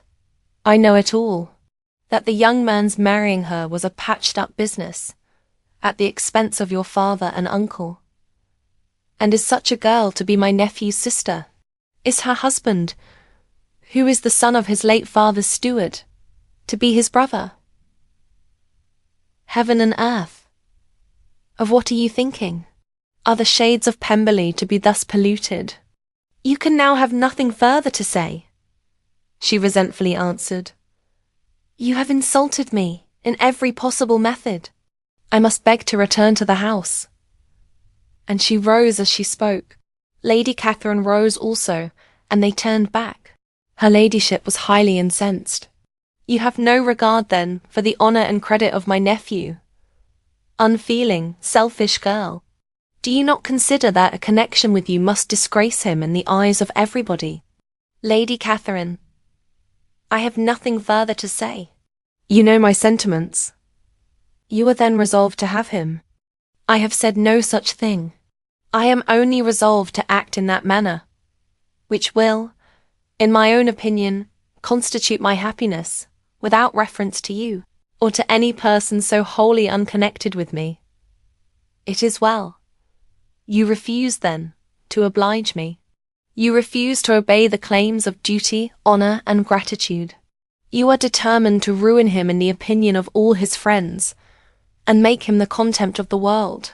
Neither duty, nor honour, nor gratitude, replied Elizabeth, has any possible claim on me in the present instance. No principle of either would be violated by my marriage with Mr. Darcy. And with regard to the resentment of his family, or the indignation of the world, if the former were excited by his marrying me, it would not give me one moment's concern, and the world in general would have too much sense to join in the scorn. And this is your real opinion, this is your final resolve. Very well. I shall now know how to act. Do not imagine, Miss Bennet, that your ambition will ever be gratified. I came to try you. I hope to find you reasonable. But depend upon it I will carry my point. In this manner Lady Catherine talked on till they were at the door of the carriage, when, turning hastily round, she added, I take no leave of you, Miss Bennet. I send no compliments to your mother. You deserve no such attention. I am most seriously displeased. Elizabeth made no answer, and without attempting to persuade her ladyship to return into the house, walked quietly into it herself. She heard the carriage drive away as she proceeded upstairs. Her mother impatiently met her at the door of her dressing room, to ask why Lady Catherine would not come in again and rest herself. "She did not choose it," said her daughter. "She would go. She is a very fine-looking woman, and her calling here was prodigiously civil, for she only came, I suppose, to tell us the Collinses were well. She is on her road somewhere, I dare say, and so, passing through Meryton, thought she might as well call on you. I suppose she had nothing particular to say to you, Lizzie." Elizabeth was forced to give in to a little falsehood here, for to acknowledge the substance of their conversation was impossible. Chapter 57. The discomposure of spirits which this extraordinary visit threw Elizabeth into could not be easily overcome, nor could she for many hours learn to think of it less than incessantly. Lady Catherine had actually taken the trouble of this journey from Rosings for the sole purpose of breaking off her supposed engagement with Mr. Darcy. It was a rational scheme, to be sure, but from what the report of their engagement could originate, Elizabeth was at a loss to imagine, till she recollected that his being the intimate friend of Bingley, and her being the sister of Jane, was enough, at a time when the expectation of one wedding made everybody eager for another, to supply the idea. She had not herself forgotten to feel that the marriage of her sister must bring them more frequently together, and her neighbours at Lucas Lodge. Therefore, for through their communication with the Collinses, the report, she concluded, had reached Lady Catherine, had only set that down as almost certain and immediate, which she had looked forward to as possible at some future time. In revolving Lady Catherine's expressions, however, she could not help feeling some uneasiness as to the possible consequence of her persisting in this interference. From what she had said of her resolution to prevent the marriage, it occurred to Elizabeth that she must meditate an application to her nephew, and how he might take a similar representation of the evils attached to a connection with her. She dared not pronounce. She knew not the exact degree of his affection for his aunt, or his dependence on her judgment, but it was natural to suppose that he thought much higher of her ladyship than she could do, and it was certain that in enumerating the miseries of a marriage with one whose immediate connections were so unequal to his own, his aunt would address him on his weakest side. With his notions of dignity, he would probably feel that the arguments, which to Elizabeth had appeared weak and ridiculous, contained much good sense and solid reasoning. If he had been wavering before, as to what he should do, which had often seemed likely, the advice and entreaty of so near a relation might settle every doubt, and determine him at once to be as happy as dignity unblemished could make him. In that case he would return no more. Lady Catherine might see him in her way through town, and his engagement to Bingley of coming again to Netherfield must give way. If, therefore, an excuse for not keeping his promise should come to his friend within a few days, she added, I shall know how to understand it. I shall then give over every expectation, every wish of his constancy. If he is satisfied with only regretting me, when he might have obtained my affections and hand, I shall soon cease to regret him at all. The surprise of the rest of the family, on hearing who their visitor had been, was very great, but they obligingly satisfied it with the same kind of supposition which had appeased Mrs. Bennet's curiosity, and Elizabeth was spared from much teasing on the subject. The next morning, as she was going downstairs, she was met by her father, who came out of his library with a letter in his hand. Lizzie, said he, I was going to look for you. Come into my room. She followed him thither, and her curiosity to know what he had to tell her was heightened by the supposition of its being in some manner connected with the letter he held. It suddenly struck her that it might be from Lady Catherine, and she anticipated with dismay all the consequent explanations. She followed her father to the fireplace, and they both sat down. He then said, I have received a letter this morning that has astonished me exceedingly. As it principally concerns yourself, you ought to know its contents. I did not know before that I had 2 daughters on the brink of matrimony. Let me congratulate you on a very important conquest." A colour now rushed into Elizabeth's cheeks in the instantaneous conviction of its being a letter from the nephew, instead of the aunt, and she was undetermined whether most to be pleased that he explained himself at all, or offended that his letter was not rather addressed to herself, when her father continued, "You look conscious. Young ladies have great penetration in such matters as these. But I think I may defy even your sagacity to discover the name of your admirer. This letter is from Mr. Collins." "From Mr. Collins? And what can he have to say?" "Something very much to the purpose, of course. He begins with congratulations on the approaching nuptials of my eldest daughter, of which, it seems, he has been told by some of the good-natured, gossiping Lucases. I shall not sport with your impatience by reading what he says on that point. What relates to yourself is as follows. Having thus offered you the sincere congratulations of Mrs. Collins and myself on this happy event, let me now add a short hint on the subject of another, of which we have been advertised by the same authority. Your daughter Elizabeth, it is presumed, will not long bear the name of Bennet, after her eldest sister has resigned it, and the chosen partner of her fate may be reasonably looked up to as one of the most illustrious personages in this land. Can you possibly guess, Lizzie, who is meant by this? This young gentleman is blessed, in a peculiar way, with everything the heart of mortal can most desire: splendid property, noble kindred, and extensive patronage. Yet, in spite of all these temptations, let me warn my cousin Elizabeth, and yourself, of what evils you may incur by a precipitate closure with this gentleman's proposals, which, of course, you will be inclined to take immediate advantage of. Have you any idea, Lizzie, who this gentleman is? But now it comes out. My motive for cautioning you is as follows. We have reason to imagine that his aunt, Lady Catherine de Bourgh, does not look on the match with a friendly eye. Mr. Darcy, you see, is the man. Now, Lizzie, I think I have surprised you. Could he, or the Lucases, have pitched on any man, within the circle of our acquaintance, whose name would have given the lie more effectually to what they related? Mr. Darcy, who never looks at any woman but to see a blemish, and who probably never looked at you in his life. It is admirable. Elizabeth tried to join in her father's pleasantry, but could only force one most reluctant smile. Never had his wit been directed in a manner so little agreeable to her. Are you not diverted? Oh, yes. Pray read on. After mentioning the likelihood of this marriage to her ladyship last night, she immediately, with her usual condescension, expressed what she felt on the occasion. When it became apparent that, on the score of some family objections on the part of my cousin, she would never give her consent to what she termed so disgraceful a match, I thought it my duty to give the speediest intelligence of this to my cousin, that she and her noble admirer may be aware of what they are about, and not run hastily into a marriage which has not been properly sanctioned.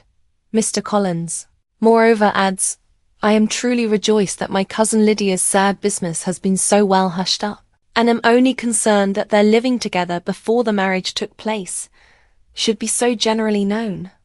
I must not, however, neglect the duties of my station, or refrain from declaring my amazement at hearing that you received the young couple into your house as soon as they were married. It was an encouragement of vice, and had I been the rector of Longbourn, I should very strenuously have opposed it. You ought certainly to forgive them as a Christian, but never to admit them in your sight, or allow their names to be mentioned in your hearing. That is his notion of Christian forgiveness. The rest of his letter is only about his dear Charlotte's situation, and his expectation of a young olive branch. But Lizzie, you look as if you did not enjoy it. You are not going to be missish, I hope, and pretend to be affronted at an idle report. For what do we live, but to make sport for our neighbours, and laugh at them in our turn? Oh, cried Elizabeth, I am exceedingly diverted, but it is so strange. Yes, that is what makes it amusing. Had they fixed on any other man, it would have been nothing. But his perfect indifference and your pointed dislike make it so delightfully absurd. Much as I abominate writing, I would not give up Mr. Collins's correspondence for any consideration. Nay, when I read a letter of his, I cannot help giving him the preference even over Wickham, much as I value the impudence and hypocrisy of my son-in-law. And pray, Lizzie, what said Lady Catherine about this report? Did she call to refuse her consent?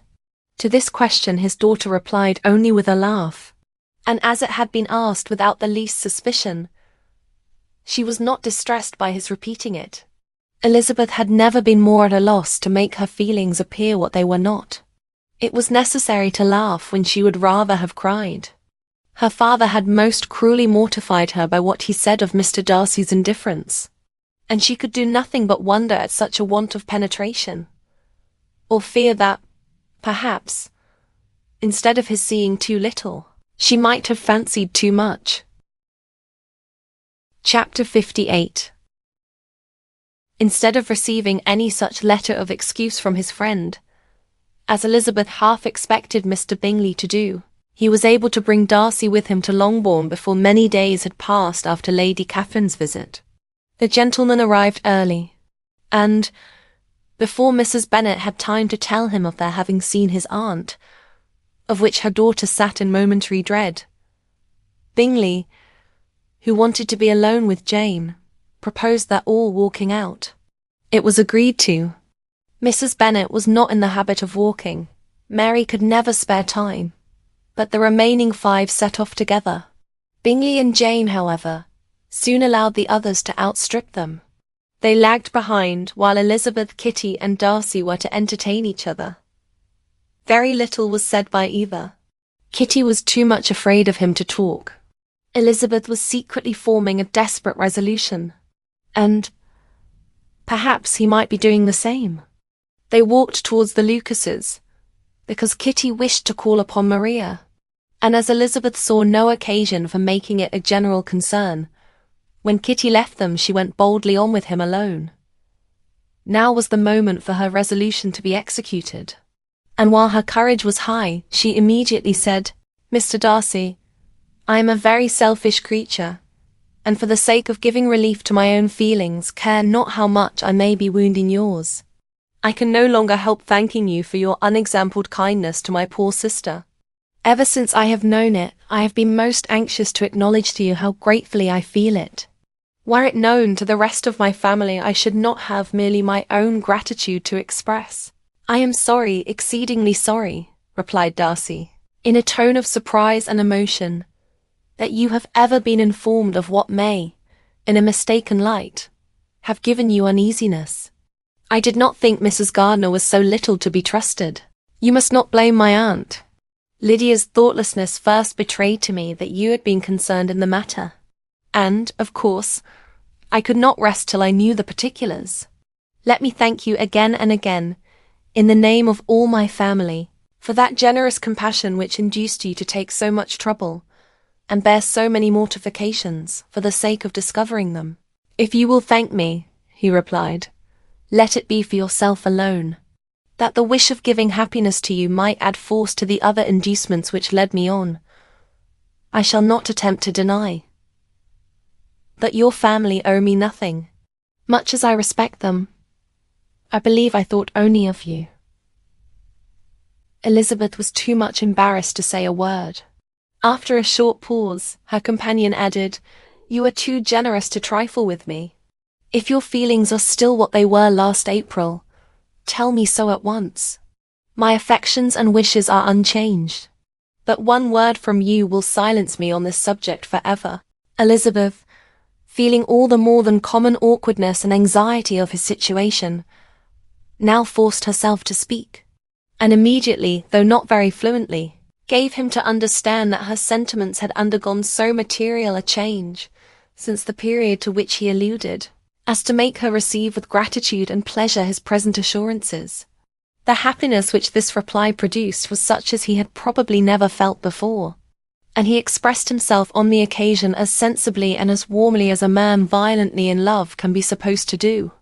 Had Elizabeth been able to encounter his eyes, she might have seen how well the expression of heartfelt delight diffused over his face became him, that though she could not look she could listen, and he told her of feelings which, in proving of what importance she was to him, made his affection every moment more valuable. They walked on without knowing in what direction. There was too much to be thought and felt and said for attention to any other objects.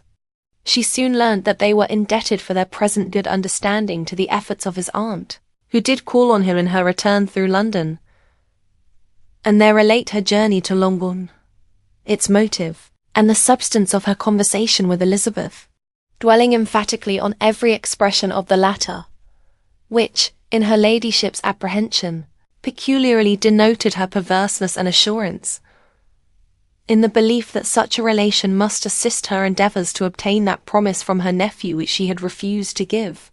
But, unluckily for her ladyship, its effect had been exactly contrariwise. "It taught me to hope," said he, "as I had scarcely ever allowed myself to hope before. I knew enough of your disposition to be certain that had you been absolutely, irrevocably decided against me, you would have acknowledged it to Lady Catherine frankly and openly." Elizabeth coloured and laughed as she replied, "Yes, you know enough of my frankness to believe me capable of that. After abusing you so abominably to your face, I could have no scruple in abusing you to all your relations. What did you say of me that I did not deserve? For though your accusations were ill-founded, formed on mistaken premises, my behaviour to you at the time had merited the severest reproof. It was unpardonable. I cannot think of it without abhorrence. We will not quarrel for the greater share of blame annexed to that evening," said Elizabeth.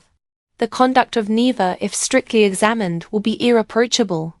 But since then we have both, I hope, improved in civility, I cannot be so easily reconciled to myself. The recollection of what I then said, of my conduct, my manners, my expressions during the whole of it is now, and has been many months, inexpressibly painful to me. Your reproof, so well applied, I shall never forget. Had you behaved in a more gentlemanlike manner? Those were your words. You know not, you can scarcely conceive, how they have tortured me, though it was some time, I confess, before I was reasonable enough to allow their justice. I was certainly very far from expecting them to make so strong an impression. I had not the smallest idea of their being ever felt in such a way. I can easily believe it. You thought me then devoid of every proper feeling, I am sure you did. The turn of your countenance I shall never forget, as you said that I could not have addressed you in any possible way that would induce you to accept me. Oh, do not repeat what I then said. These recollections will not do at all. I assure you that I have long been most heartily ashamed of it." Darcy mentioned his letter. "Did it?" said he. "Did it soon make you think better of me? Did you, on reading it, give any credit to its contents?" She explained what its effects on her had been, and how gradually all her former prejudices had been removed. "I knew," said he, "that what I wrote must give you pain. But it was necessary. I hope you have destroyed the letter. There was one part, especially the opening of it, which I should dread your having the power of reading again. I can remember some expressions which might justly make you hate me. The letter shall certainly be burnt, if you believe it essential to the preservation of my regard. But, though we have both reason to think my opinions not entirely unalterable, they are not, I hope, quite so easily changed as that implies." "When I wrote that letter," replied Darcy, "I believed myself perfectly calm and cool, but I am since convinced that it was written in a dreadful bitterness of spirit. The letter, perhaps, began in bitterness, but it did not end so. The adieu is charity itself. But think no more of the letter. The feelings of the person who wrote, and the person who received it, are now so widely different from what they were then, that every unpleasant circumstance attending it ought to be forgotten. You must learn some of my philosophy. Think only of the past as its remembrance gives you pleasure. I cannot give you credit for any philosophy of the kind. Your retrospections must be so totally void of reproach, that the contentment arising from them is not of philosophy, but, what is much better, of ignorance. But with me, it is not so. Painful recollections will intrude, which ought not to be repelled. I have been a selfish being all my life, in practice, though not in principle. As a child I was taught what was right, but I was not taught to correct my temper. I was given good principles, but left to follow them in pride and conceit. Unfortunately an only son, for many years an only child, I was spoiled by my parents, who, though good themselves, my father particularly, all that was benevolent and amiable, allowed, encouraged, almost taught me to be selfish and overbearing, to care for none beyond my own family circle, to think meanly of all the rest of the world, to wish at least to think meanly of their sense and worth compared with my own.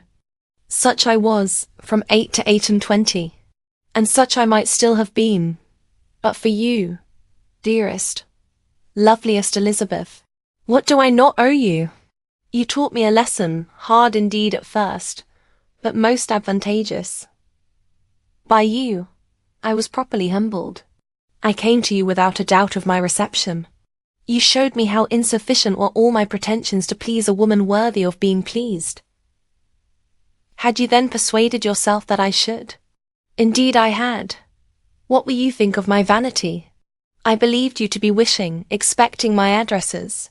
My manners must have been in fault, but not intentionally, I assure you. I never meant to deceive you, that my spirits might often lead me wrong. How you must have hated me after that evening. Hate you? I was angry perhaps at first, but my anger soon began to take a proper direction. I am almost afraid of asking what you thought of me when we met at Pemberley. You blamed me for coming? No, indeed, I felt nothing but surprise. Your surprise could not be greater than mine in being noticed by you. My conscience told me that I deserved no extraordinary politeness, and I confess that I did not expect to receive more than my due. My object, then, replied Darcy, was to show you by every civility in my power that I was not so mean as to resent the past, and I hoped to obtain your forgiveness, to lessen your ill opinion, by letting you see that your reproofs had been attended to. How soon any other wishes introduced themselves, I can hardly tell, but I believe in about half an hour after I had seen you. He then told her of Georgiana's delight in her acquaintance and of her disappointment at its sudden interruption, which naturally leading to the cause of that interruption, she soon learnt that his resolution of following her from Derbyshire in quest of her sister had been formed before he quitted the inn, and that his gravity and thoughtfulness there had arisen from no other struggles than what such a purpose must comprehend. She expressed her gratitude again, but it was too painful a subject to each to be dwelt on farther. After walking several miles in a leisurely manner, and too busy to know anything about it, they found at last, on examining their watches, that it was time to be at home. What could have become of Mr. Bingley and Jane was a wonder which introduced the discussion of their affairs. Darcy was delighted with their engagement. His friend had given him the earliest information of it. I must ask whether you were surprised, said Elizabeth. Not at all. When I went away, I felt that it would soon happen. That is to say, you had given your permission. I guessed as much. And though he exclaimed at the term, she found that it had been pretty much the case. On the evening before my going to London, said he, I made a confession to him, which I believe I ought to have made long ago. I told him of all that had occurred to make my former interference in his affairs absurd and impertinent. His surprise was great. He had never had the slightest suspicion. I told him, moreover, that I believed myself mistaken in supposing, as I had done, that your sister was indifferent to him, and as I could easily perceive that his attachment to her was unabated, I felt no doubt of their happiness together. Elizabeth could not help smiling at his easy manner of directing his friend. "Did you speak from your own observation," said she, "when you told him that my sister loved him, or merely from my information last spring?" "From the former. I had narrowly observed her during the 2 visits which I had lately made her here, and I was convinced of her affection. And your assurance of it, I suppose, carried immediate conviction to him." "It did." Bingley is most unaffectedly modest. His diffidence had prevented his depending on his own judgment in so anxious a case, but his reliance on mine made everything easy. I was obliged to confess one thing, which for a time, and not unjustly, offended him. I could not allow myself to conceal that your sister had been in town 3 months last winter, that I had known it, and purposely kept it from him. He was angry, but his anger, I am persuaded, lasted no longer than he remained in any doubt of your sister's sentiments. He has heartily forgiven me now. Elizabeth longed to observe that Mr. Bingley had been a most delightful friend, so easily guided that his worth was invaluable, but she checked herself. She remembered that he had yet to learn to be laughed at, and it was rather too early to begin. In anticipating the happiness of Bingley, which of course was to be inferior only to his own, he continued the conversation till they reached the house. In the hall they parted. Chapter 59. "My dear Lizzie, where can you have been walking to?"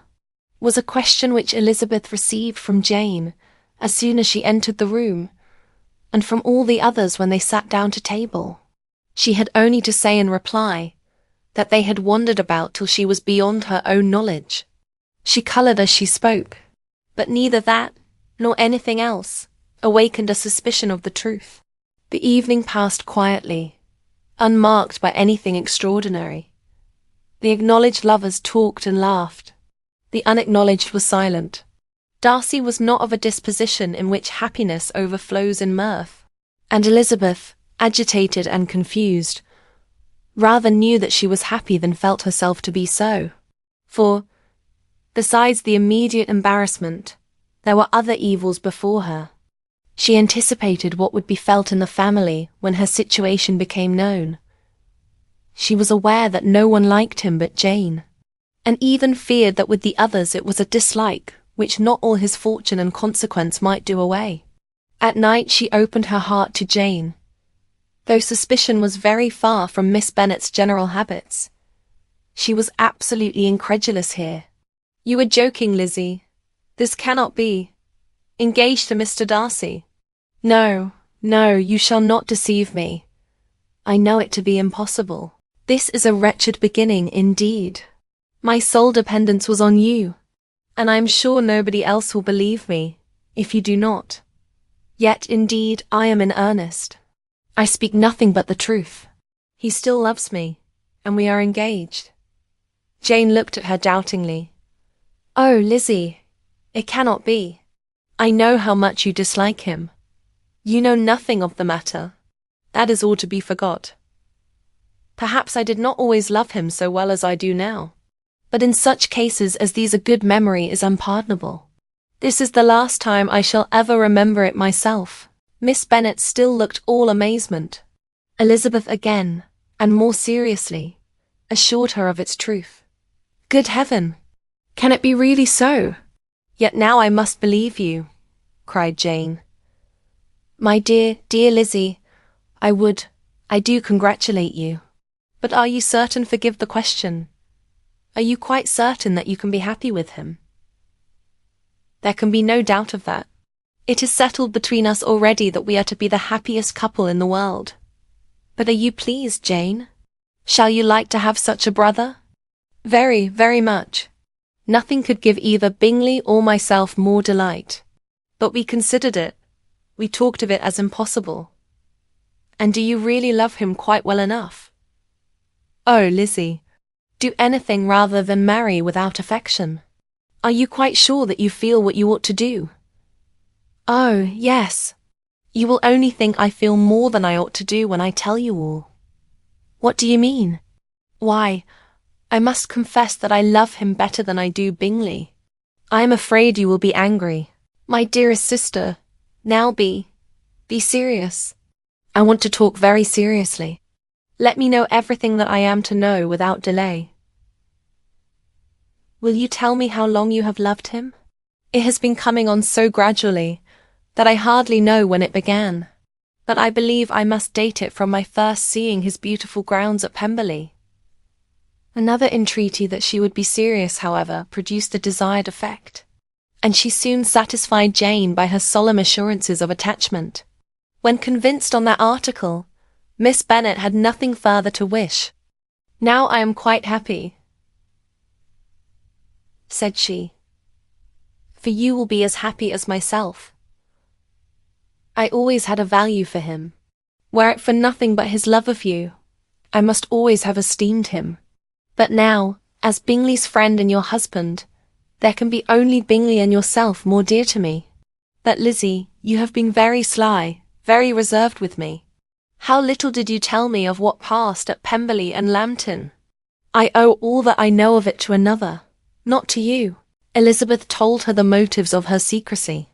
She had been unwilling to mention Bingley, and the unsettled state of her own feelings had made her equally avoid the name of his friend. But now she would no longer conceal from her his share in Lydia's marriage. All was acknowledged, and half the night spent in conversation. "Good gracious!" cried Mrs. Bennet, as she stood at a window the next morning. "If that disagreeable Mr. Darcy is not coming here again with our dear Bingley, what can he mean by being so tiresome as to be always coming here? I had no notion but he would go a-shooting, or something or other, and not disturb us with his company. What shall we do with him? Lizzie, you must walk out with him again, that he may not be in Bingley's way."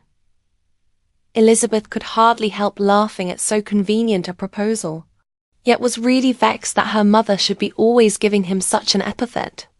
As soon as they entered, Bingley looked at her so expressively, and shook hands with such warmth, as left no doubt of his good information, and he soon afterwards said aloud, "Mrs. Bennet, have you no more lanes hereabouts in which Lizzie may lose her way again to-day?" "I advise Mr. Darcy and Lizzie and Kitty," said Mrs. Bennet, "to walk to Oakham Mount this morning. It is a nice long walk, and Mr. Darcy has never seen the view." "It may do very well for the others," replied Mr. Bingley, "but I am sure it will be too much for Kitty. Won't it, Kitty?" Kitty owned that she had rather stay at home. Darcy professed a great curiosity to see the view from the Mount, and Elizabeth silently consented. As she went upstairs to get ready, Mrs. Bennet followed her, saying, "I am quite sorry, Lizzie, that you should be forced to have that disagreeable man all to yourself, but I hope you will not mind it. It is all for Jane's sake, you know, and there is no occasion for talking to him except just now and then, so do not put yourself to inconvenience." During their walk, it was resolved that Mr. Bennet's consent should be asked in the course of the evening. Elizabeth reserved to herself the application for her mother's. She could not determine how her mother would take it, sometimes doubting whether all his wealth and grandeur would be enough to overcome her abhorrence of the man, but whether she were violently set against the match, or violently delighted with it, it was certain that her manner would be equally ill adapted to do credit to her sense, and she could no more bear that Mr. Darcy should hear the first raptures of her joy than the first vehemence of her disapprobation. In the evening, soon after Mr. Bennet withdrew to the library, she saw Mr. Darcy rise also and follow him, and her agitation on seeing it was extreme. She did not fear her father's opposition, but he was going to be made unhappy, and that it should be through her means. That she, his favourite child, should be distressing him by her choice, should be filling him with fears and regrets in disposing of her, was a wretched reflection, and she sat in misery till Mr. Darcy appeared again, when, looking at him, she was a little relieved by his smile. In a few minutes he approached the table where she was sitting with Kitty, and while pretending to admire her work, said in a whisper, "Go to your father. He wants you in the library." She was gone directly. Her father was walking about the room, looking grave and anxious. "Lizzie," said he. "What are you doing? Are you out of your senses to be accepting this man? Have not you always hated him?" How earnestly did she then wish that her former opinions had been more reasonable, her expressions more moderate. It would have spared her from explanations and professions which it was exceedingly awkward to give. But they were now necessary, and she assured him, with some confusion, of her attachment to Mr. Darcy. Or, in other words, you are determined to have him. He is rich, to be sure, and you may have more fine clothes and fine carriages than Jane. But will they make you happy? Have you any other objection? Said Elizabeth. Then your belief of my indifference? None at all. We all know him to be a proud, unpleasant sort of man. But this would be nothing if you really liked him. I do like him, she replied, with tears in her eyes. I love him. Indeed, he has no improper pride. He is perfectly amiable. You do not know what he really is. Then pray do not pain me by speaking of him in such terms. Lizzie, said her father, I have given him my consent. He is the kind of man indeed, to whom I should never dare refuse anything which he condescended to ask. I now give it to you, if you are resolved on having him. But let me advise you to think better of it. I know your disposition, Lizzie. I know that you could be neither happy nor respectable, unless you truly esteemed your husband, unless you looked up to him as a superior. Your lively talents would place you in the greatest danger in an unequal marriage. You could scarcely escape discredit and misery. My child, let me not have the grief of seeing you unable to respect your partner in life. You know not what you are about. Elizabeth, still more affected, was earnest and solemn in her reply. And, at length, by repeated assurances that Mr. Darcy was really the object of her choice, by explaining the gradual change which her estimation of him had undergone, relating her absolute certainty that his affection was not the work of a day, but had stood the test of many months' suspense, and enumerating with energy all his good qualities, she did conquer her father's incredulity, and reconcile him to the match. Well, my dear, said he, when she ceased speaking, I have no more to say. If this be the case, he deserves you. I could not have parted with you, my Lizzie, to anyone less worthy. To complete the favourable impression, she then told him what Mr. Darcy had voluntarily done for Lydia. He heard her with astonishment. This is an evening of wonders indeed. And so Darcy did everything, made up the match, gave the money, paid the fellow's debts, and got him his commission. So much the better. It will save me a world of trouble and economy. Had it been your uncle's doing, I must and would have paid him.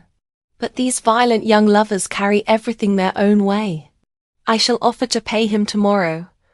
He will rant and storm about his love for you, and there will be an end of the matter. He then recollected her embarrassment a few days before on his reading Mr. Collins's letter, and after laughing at her some time, allowed her at last to go, saying as she quitted the room, If any young men come for Mary or Kitty, send them in, for I am quite at leisure. Elizabeth's mind was now relieved from a very heavy weight, and, after half an hour's quiet reflection in her own room, she was able to join the others with tolerable composure. Everything was too recent for gaiety, but the evening passed tranquilly away. There was no longer anything material to be dreaded, and the comfort of ease and familiarity would come in time. When her mother went up to her dressing-room at night, she followed her, and made the important communication. Its effect was most extraordinary, for, on first hearing it, Mrs. Bennet sat quite still, and unable to utter a syllable. Nor was it under many, many minutes that she could comprehend what she heard, though not in general backward to credit what was for the advantage of her family, or that came in the shape of a lover to any of them. She began at length to recover, to fidget about in her chair, get up, sit down again, wonder and bless herself. Good gracious! Lord bless me! Only think! Dear me! Mr. Darcy, who would have thought it? And is it really true? Oh, my sweetest Lizzie, how rich and how great you will be. What pin money, what jewels, what carriages you will have. Jane's is nothing to it, nothing at all. I am so pleased, so happy. Such a charming man. So handsome. So tall. Oh, my dear Lizzie, pray apologize for my having disliked him so much before. I hope you will overlook it. Dear, dear Lizzie, a house in town. Everything that is charming. 3 daughters married. 10,000 a year. Oh, Lord, what will become of me? I shall go distracted. This was enough to prove that her approbation need not be doubted. And Elizabeth, rejoicing that such an effusion was heard only by herself, soon went away. But before she had been 3 minutes in her own room, her mother followed her. My dearest child, she cried, I can think of nothing else. 10,000 a year, and very likely more. 'Tis as good as a lord. And a special license you must and shall be married by a special license. But, my dearest love, tell me what dish Mr. Darcy is particularly fond of, that I may have it tomorrow. This was a sad omen of what her mother's behaviour to the gentleman himself might be, and Elizabeth found that, though in the certain possession of his warmest affection, and secure of her relations' consent, there was still something to be wished for. But the morrow passed off much better than she expected, for Mrs. Bennet luckily stood in such awe of her intended son-in-law, that she ventured not to speak to him, unless it was in her power to offer him any attention, or mark her deference for his opinion. Elizabeth had the satisfaction of seeing her father taking pains to get acquainted with him, and Mr. Bennet soon assured her that he was rising every hour in his esteem.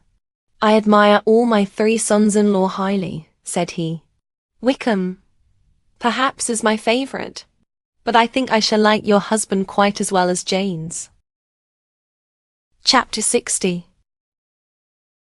Elizabeth's spirits soon rising to playfulness again.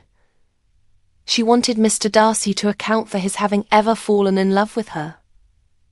How could you begin? Said she. I can comprehend your going on charmingly when you had once made a beginning. But what could set you off in the first place? I cannot fix on the hour, or the spot, or the look, or the words, which laid the foundation. It is too long ago. I was in the middle before I knew that I had begun. My beauty you had early withstood, and as for my manners, my behaviour to you was at least always bordering on the uncivil, and I never spoke to you without rather wishing to give you pain than not. Now, be sincere. Did you admire me for my impertinence? For the liveliness of your mind I did. You may as well call it impertinence at once. It was very little less. The fact is that you were sick of civility, of deference, of officious attention. You were disgusted with the women who were always speaking, and looking, and thinking for your approbation alone.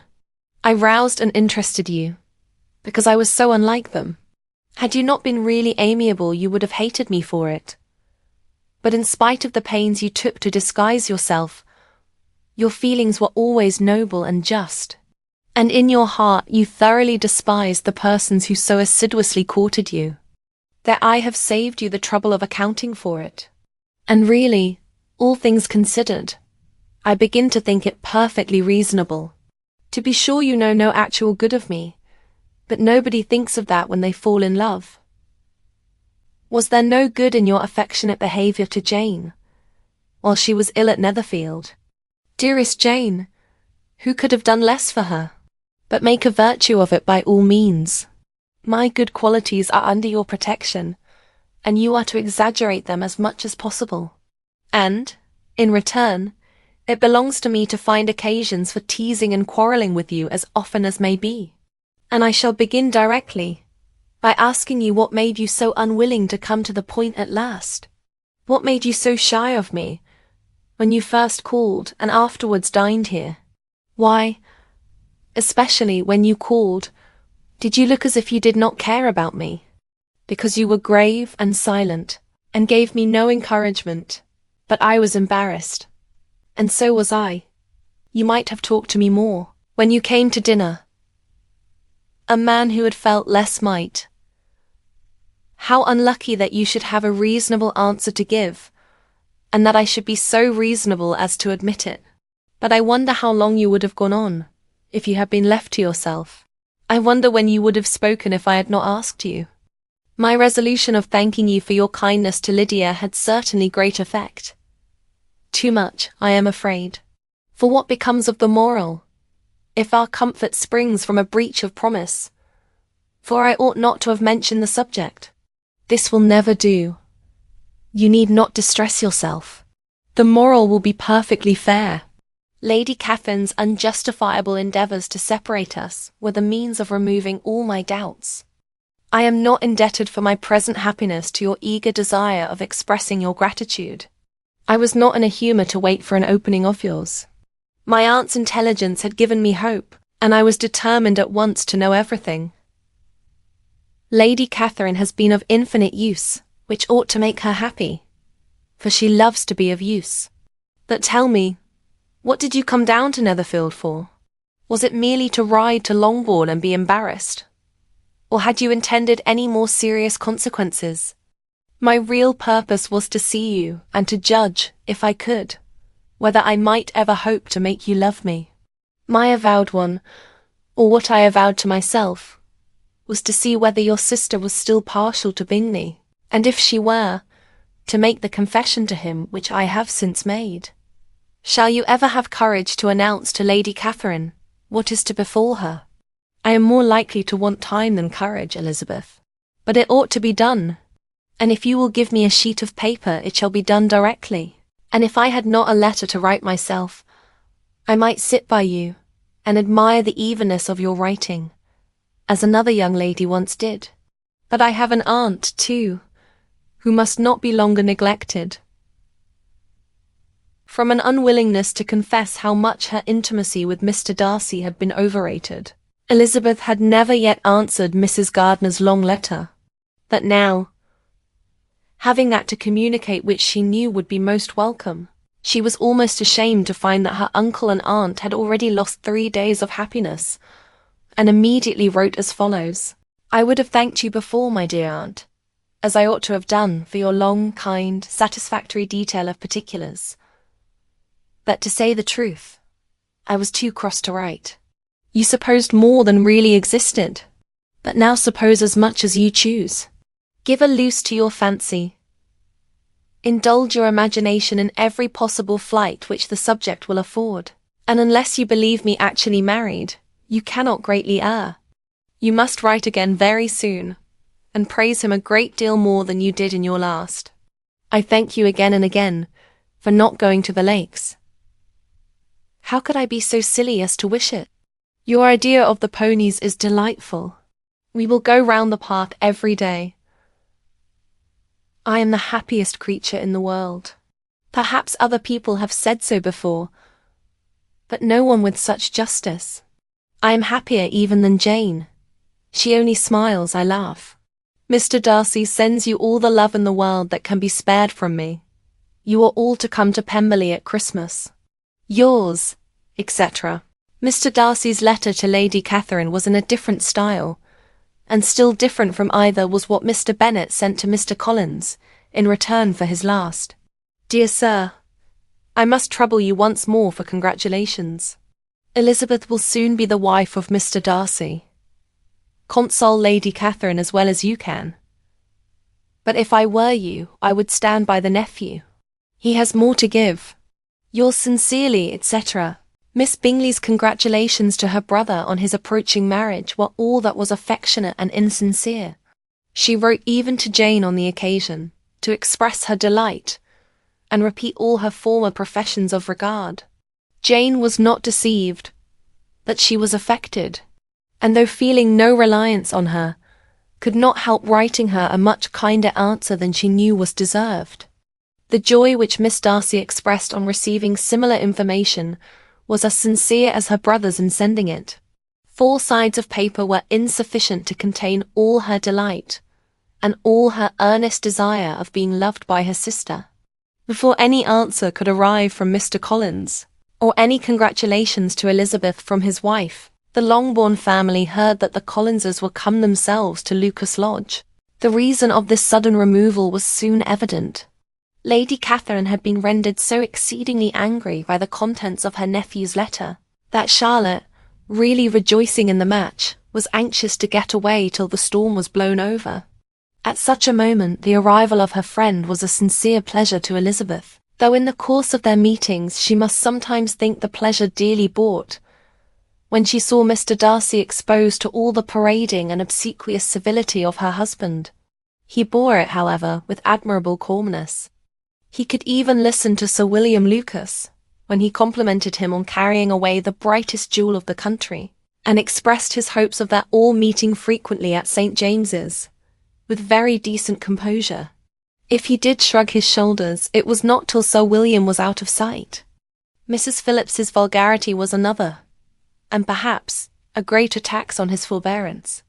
And though Mrs. Phillips, as well as her sister, stood in too much awe of him to speak with the familiarity which Bingley's good humour encouraged, yet, whenever she did speak, she must be vulgar. Nor was her respect for him, though it made her more quiet, at all likely to make her more elegant. Elizabeth did all she could to shield him from the frequent notice of either, and was ever anxious to keep him to herself, and to those of her family with whom he might converse without mortification. And though the uncomfortable feelings arising from all this took from the season of courtship much of its pleasure, it added to the hope of the future, and she looked forward with delight to the time when they should be removed from society, so little pleasing to either, to all the comfort and elegance of their family party at Pemberley. Chapter 61. Happy for all her maternal feelings was the day on which Mrs. Bennet got rid of her two most deserving daughters. With what delighted pride she afterwards visited Mrs. Bingley, and talked of Mrs. Darcy, may be guessed. I wish I could say, for the sake of her family, that the accomplishment of her earnest desire in the establishment of so many of her children produced so happy an effect as to make her a sensible, amiable, well-informed woman for the rest of her life. Though, perhaps it was lucky for her husband, who might not have relished domestic felicity in so unusual a form, that she still was occasionally nervous and invariably silly. Mr. Bennet missed his second daughter exceedingly. His affection for her drew him oftener from home than anything else could do. He delighted in going to Pemberley, especially when he was least expected. Mr. Bingley and Jane remained at Netherfield only a 12-month. So near a vicinity to her mother and Meryton relations was not desirable even to his easy temper or her affectionate heart. The darling wish of his sisters was then gratified. He bought an estate in a neighbouring county to Derbyshire, and Jane and Elizabeth, in addition to every other source of happiness, were within 30 miles of each other. Kitty, to her very material advantage, spent the chief of her time with her two elder sisters. In society so superior to what she had generally known, her improvement was great. She was not of so ungovernable a temper as Lydia, and removed from the influence of Lydia's example, she became, by proper attention and management, less irritable, less ignorant, and less insipid. From the further disadvantage of Lydia's society she was of course carefully kept, and though Mrs. Wickham frequently invited her to come and stay with her, with the promise of balls and young men, her father would never consent to her going. Mary was the only daughter who remained at home, and she was necessarily drawn from the pursuit of accomplishments by Mrs. Bennet's being quite unable to sit alone. Mary was obliged to mix more with the world, but she could still moralize over every morning visit.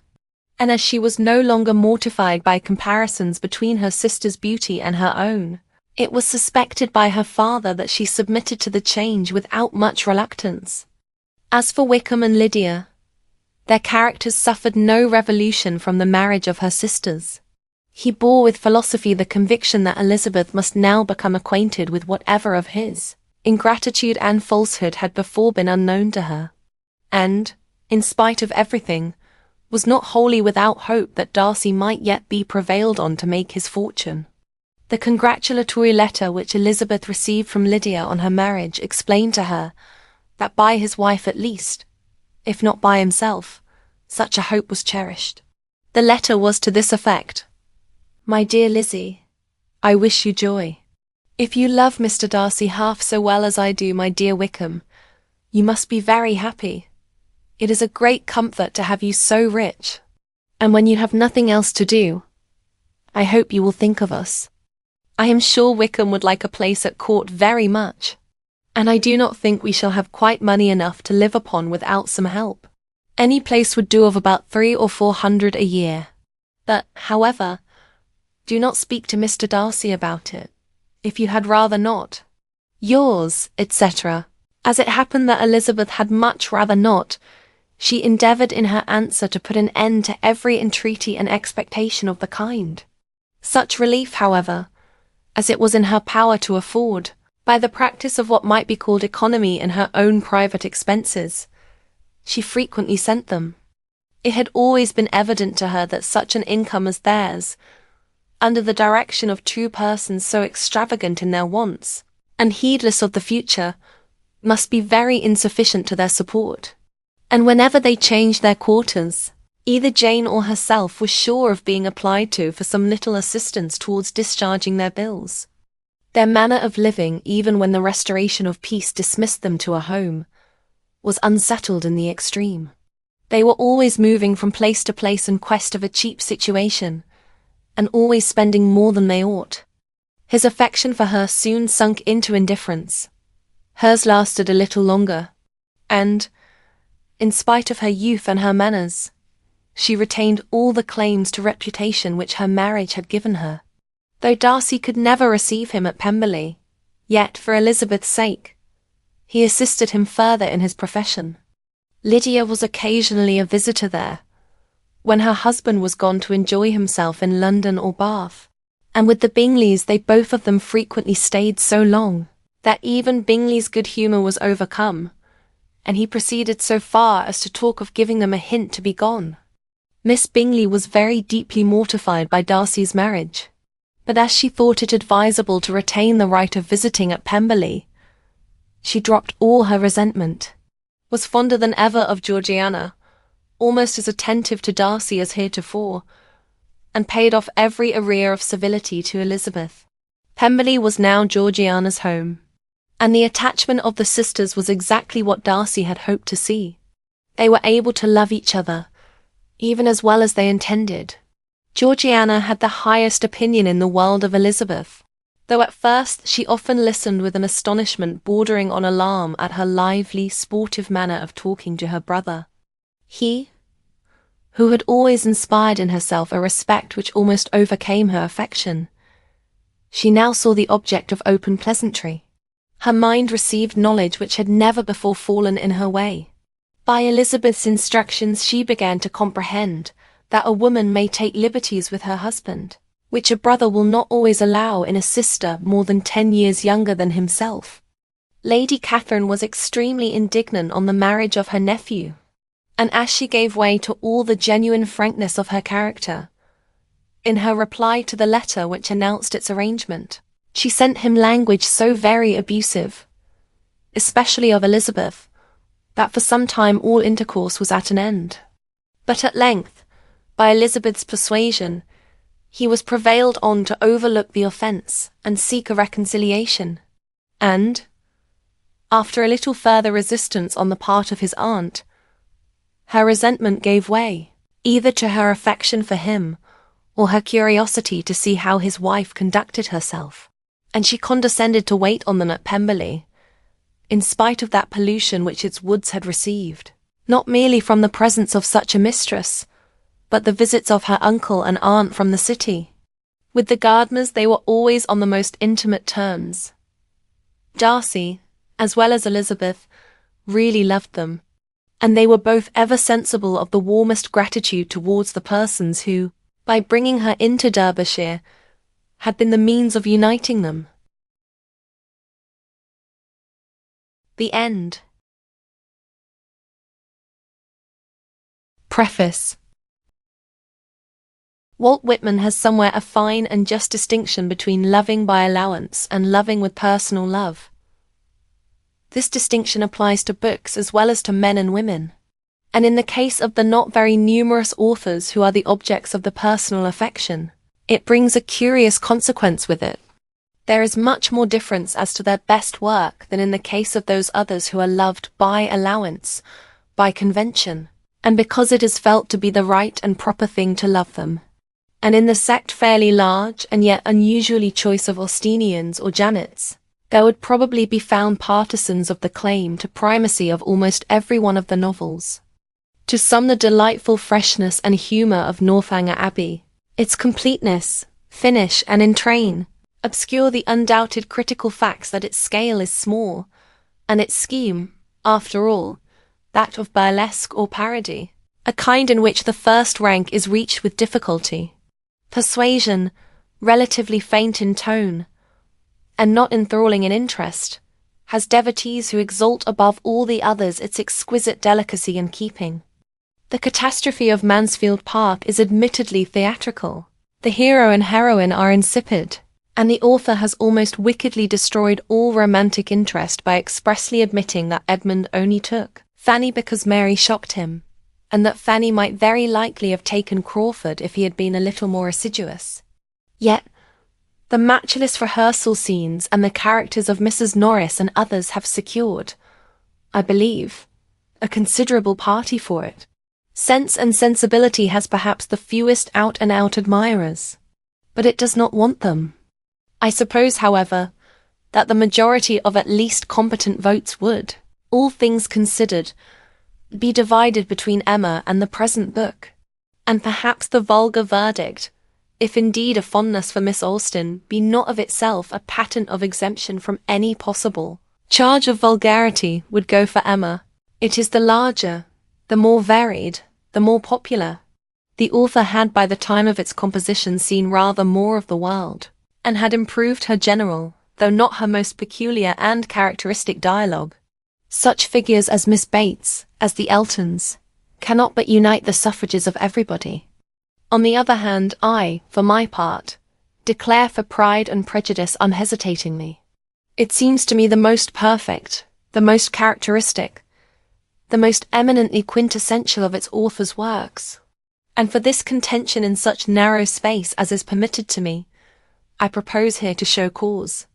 In the first place, the book, it may be barely necessary to remind the reader, was in its first shape written very early, somewhere about 1796, when Miss Austen was barely 21, though it was revised and finished at Chawton some 15 years later, and was not published till 1813, only 4 years before her death. I do not know whether, in this combination of the fresh and vigorous projection of youth, and the critical revision of middle life, there may be traced the distinct superiority in point of construction, which, as it seems to me, it possesses over all the others. The plot, though not elaborate, is almost regular enough for Fielding. Hardly a character, hardly an incident could be retrenched without loss to the story. The elopement of Lydia and Wickham is not, like that of Crawford and Mrs. Rushworth, a coup de theatre. It connects itself in the strictest way with the course of the story earlier, and brings about the denouement with complete propriety. All the minor passages, the loves of Jane and Bingley, the advent of Mr. Collins, the visit to Hunsford, the Derbyshire tour, fit in, after the same unostentatious, but masterly fashion. There is no attempt at the hide-and-seek, in-and-out business, which in the transactions between Frank Churchill and Jane Fairfax contributes no doubt a good deal to the intrigue of Emma, but contributes it in a fashion which I do not think the best feature of that otherwise admirable book.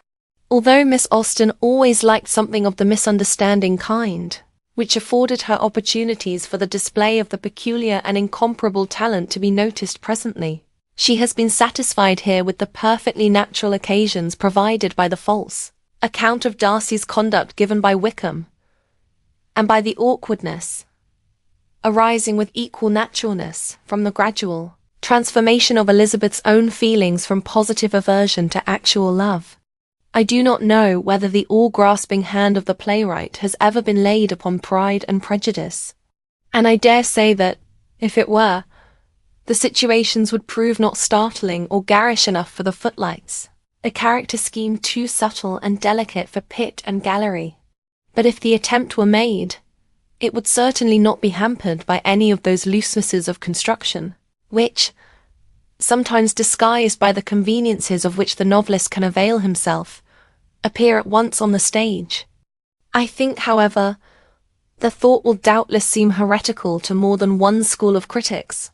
That construction is not the highest merit, the choicest gift of the novelist.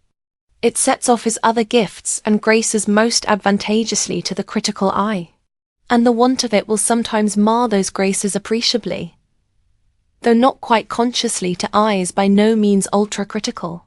But a very badly built novel which excelled in pathetic or humorous character, or which displayed consummate command of dialogue, perhaps the rarest of all faculties, would be an infinitely better thing than a faultless plot acted and told by puppets with pebbles in their mouths. And despite the ability which Miss Austen has shown in working out the story, I for one should put Pride and Prejudice far lower if it did not contain what seemed to me the very masterpieces of Miss Austen's humour, and of her faculty of character creation masterpieces, who may indeed admit John Thorpe, the Eltons, Mrs. Norris, and one or two others to their company, but who, in one instance certainly, and perhaps in others, are still superior to them. The characteristics of Miss Austen's humour are so subtle and delicate that they are, perhaps, at all times easier to apprehend than to express, and at any particular time likely to be differently apprehended by different persons. To me this humour seems to possess a greater affinity, on the whole, to that of Addison, than to any other of the numerous species of this great British genus. The differences of scheme, of time, of subject, of literary convention are, of course, obvious enough. The difference of sex does not, perhaps, count for much, for there was a distinctly feminine element in Mr. Spectator, and in Jane Austen's genius there was, though nothing mannish, much that was masculine. But the lightness of quality consists in a great number of common subdivisions of quality demureness, extreme minuteness of touch, avoidance of loud tones and glaring effects. Also there is in both a certain not inhuman or unamiable cruelty. It is the custom with those who judge grossly to contrast the good nature of Addison with the savagery of Swift, the mildness of Miss Austen with the boisterousness of Fielding and Smollett, even with the ferocious practical jokes that her immediate predecessor, Miss Burney, allowed without very much protest. Yet, both in Mr. Addison and in Miss Austen, there is, though a restrained and well-mannered, an insatiable and ruthless delight in roasting and cutting up a fool. A man in the early 18th century, of course, could push this taste further than a lady in the early 19th. And no doubt Miss Austen's principles, as well as her heart, would have shrunk from such things as the letter from the unfortunate husband in The Spectator, who describes, with all the gusto and all the innocence in the world, how his wife and his friend induce him to play at blind man's buff. But another Spectator letter, that of the damsel of 14 who wishes to marry Mr. Shapley, and assures her selected mentor that he admires your spectators mightily, might have been written by a rather more ladylike and intelligent Lydia Bennet in the days of Lydia's great-grandmother. While, on the other hand, some, I think unreasonably, have found cynicism in touches of Miss Austen's own, such as her satire of Mrs. Musgrove's self-deceiving regrets over her son. But this word, cynical, is one of the most misused in the English language, especially when, by a glaring and gratuitous falsification of its original sense, it is applied, not to rough and snarling invective, but to gentle and oblique satire. If cynicism means the perception of the other side, the sense of the accepted hells, beneath, the consciousness that motives are nearly always mixed, and that to seem is not identical with to be, if this be cynicism, than every man and woman who is not a fool, who does not care to live in a fool's paradise, who has knowledge of nature and the world and life, is a cynic. And in that sense Miss Austen certainly was one. She may even have been one in the further sense that, like her own Mr. Bennet, she took an Epicurean delight in dissecting, in displaying, in setting at work her fools and her mean persons. I think she did take this delight, and I do not think at all the worse of her for it as a woman, while she was immensely the better for it as an artist. In respect of her art generally, Mr. Goldwin Smith has truly observed that metaphor has been exhausted in depicting the perfection of it, combined with the narrowness of her field, and he has justly added that we need not go beyond her own comparison to the art of a miniature painter. To make this latter observation quite exact, we must not use the term miniature in its restricted sense, and must think rather of Memling at one end of the history of painting and Messenier at the other, than of Cosway or any of his kind. And I am not so certain that I should myself use the word narrow in connection with her. If her world is a microcosm, the cosmic quality of it is at least as eminent as the littleness. She does not touch what she did not feel herself called to paint. I am not so sure that she could not have painted what she did not feel herself called to touch. It is at least remarkable that in 2 very short periods of writing, one of about 3 years, and another of not much more than 5, she executed 6 capital works, and has not left a single failure. It is possible that the romantic paste in her composition was defective. We must always remember that hardly anybody born in her decade, that of the 18th century 70s, independently exhibited the full romantic quality. Even Scott required hill and mountain and ballad, even Coleridge metaphysics and German to enable them to chip the classical shell. Miss Austen was an English girl, brought up in a country retirement, at the time when ladies went back into the house, if there was a white frost which might pierce their kid shoes, when a sudden cold was the subject of the gravest fears, when their studies, their ways, their conduct was subject to all those fantastic limits and restrictions against which Mary Wollstonecraft protested, with better general sense than particular taste or judgment. Miss Austen, too, drew back when the white frost touched her shoes, but I think she would have made a pretty good journey, even in a black one. For if her knowledge was not very extended, she knew 2 things which only genius knows. The one was humanity, and the other was art. On the first head she could not make a mistake. Her men, though limited, are true, and her women are, in the old sense, absolute. As to art, if she has never tried idealism, her realism is real to a degree which makes the false realism of our own day look merely dead alive. Take almost any Frenchman, except the late M. de Maupassant, and watch him laboriously piling up strokes in the hope of giving a complete impression. You get none. You are lucky if, discarding 2/3 of what he gives, you can shape a real impression out of the rest. But with Miss Austen the myriad trivial, unforced strokes build up the picture like magic. Nothing is false. Nothing is superfluous. When, to take the present book only, Mr. Collins changed his mind from Jane to Elizabeth, while Mrs. Bennet was stirring the fire, and we know how Mrs. Bennet would have stirred the fire, when Mr. Darcy brought his coffee cup back himself. The touch in each case is like that of Swift, taller by the breadth of my nail, which impressed the half-reluctant Thackeray with just an outspoken admiration.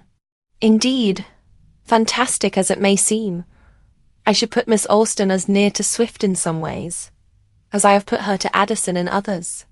This Swiftian quality appears in the present novel, as it appears nowhere else in the character of the immortal, the ineffable Mr. Collins. Mr. Collins is really great, far greater than anything Addison ever did, almost great enough for Fielding or for Swift himself. It has been said that no one ever was like him. But in the first place, he was like him. He is there live, imperishable, more real than hundreds of prime ministers and archbishops, of metals, semi-metals, and distinguished philosophers. In the second place, it is rash, I think, To conclude that an actual Mr. Collins was impossible or non-existent at the end of the 18th century. It is very interesting that we possess, in this same gallery, what may be called a spoiled first draft, or an unsuccessful study of him, in John Dashwood. The formality, the underbreeding, the meanness are there, but the portrait is only half alive, and is felt to be even a little unnatural. Mr. Collins is perfectly natural and perfectly alive. In fact, for all the miniature, there is something gigantic in the way in which a certain side, and more than one, of humanity, and especially 18th century humanity, its philistinism, its well-meaning but hidebound morality, its formal pettiness, its grovelling respect for rank, its materialism, its selfishness, receives exhibition. I will not admit that one speech or one action of this inestimable man is incapable of being reconciled with reality, and I should not wonder if many of these words and actions are historically true. But the greatness of Mr. Collins could not have been so satisfactorily exhibited if his creatress had not adjusted so artfully to him the figures of Mr. Bennet and of Lady Catherine de Bourgh. The latter, like Mr. Collins himself, has been charged with exaggeration. There is perhaps a very faint shade of colour for the charge, but it seems to me very faint indeed. Even now I do not think that it would be impossible to find persons, especially female persons, not necessarily of noble birth, as overbearing, as self-centred, as neglectful of good manners as Lady Catherine. 100 years ago, an earl's daughter, the lady powerful if not exactly bountiful of an out-of-the-way country parish, rich long out of marital authority, and so forth, had opportunities of developing these agreeable characteristics, which seldom present themselves now. As for Mr. Bennet, Miss Austen, and Mr. Darcy, and even Miss Elizabeth herself were, I am inclined to think, rather hard on him for the impropriety of his conduct. His wife was evidently, and must always have been, a quite irreclaimable fool, and unless he had shot her or himself, there was no way out of it for a man of sense and spirit, but the ironic. From no other point of view is he open to any reproach, except for an excusable and not unnatural helplessness at the crisis of the elopement, and his utterances are the most acutely delightful in the consciously humorous kind, in the kind that we laugh with, not at that even Miss Austen has put into the mouth of any of her characters. It is difficult to know whether he is most agreeable when talking to his wife, or when putting Mr. Collins through his paces. But the general sense of the world has probably been right in preferring to the first rank his consolation to the former when she maunders over the entail. My dear, do not give way to such gloomy thoughts. Let us hope for better things. Let us flatter ourselves that I may be the survivor. And his inquiry to his colossal cousin, as to the compliments which Mr. Collins has just related as made by himself to Lady Catherine.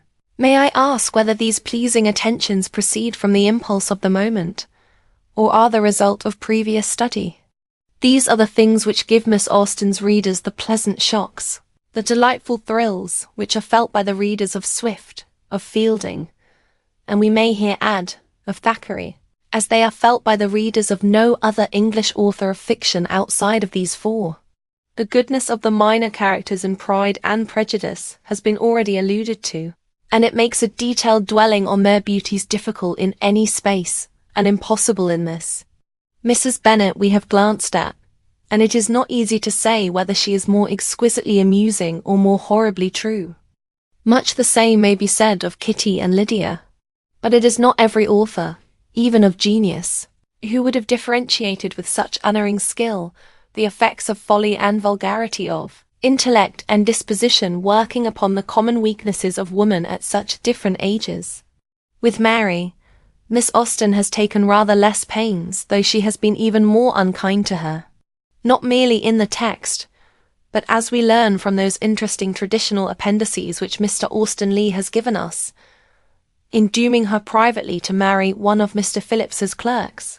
The habits of first copying and then retailing moral sentiments, of playing and singing too long in public, are, no doubt, grievous and criminal. But perhaps poor Mary was rather the scapegoat of the sins of blue stockings in that Fordyce-belectured generation. It is at any rate difficult not to extend to her a share of the respect and affection and respect of a peculiar kind, doubtless, with which one regards Mr. Collins when she draws the moral of Lydia's fall. I sometimes wish that the exigencies of the story had permitted Miss Austen to unite these personages, and thus at once achieve a notable mating, and soothe poor Mrs. Bennet's anguish over the entail. The Bingleys and the Gardiners and the Lucases, Miss Darcy and Mr. Berg, Jane, Wickham, and the rest must pass without special comment. Further than the remark that Charlotte Lucas, her egregious papa, though delightful, is just a little on the thither side of the line between comedy and farce, is a wonderfully clever study in drab of one kind, and that Wickham, though something of Miss Austen's hesitation of touch in dealing with young men appears, is a not much less notable sketch in drab of another.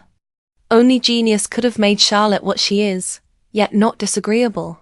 Wickham what he is, without investing him either with a cheap Don Juanish attractiveness, or a disgusting rascality. But the hero and the heroine are not tints to be dismissed. Darcy has always seemed to me by far the best and most interesting of Miss Austen's heroes, the only possible competitor being Henry Tilney, whose part is so slight and simple that it hardly enters into comparison. It has sometimes, I believe, been urged that his pride is unnatural at first in its expression, and later in its yielding, while his falling in love at all is not extremely probable. Here again I cannot go with the objectors.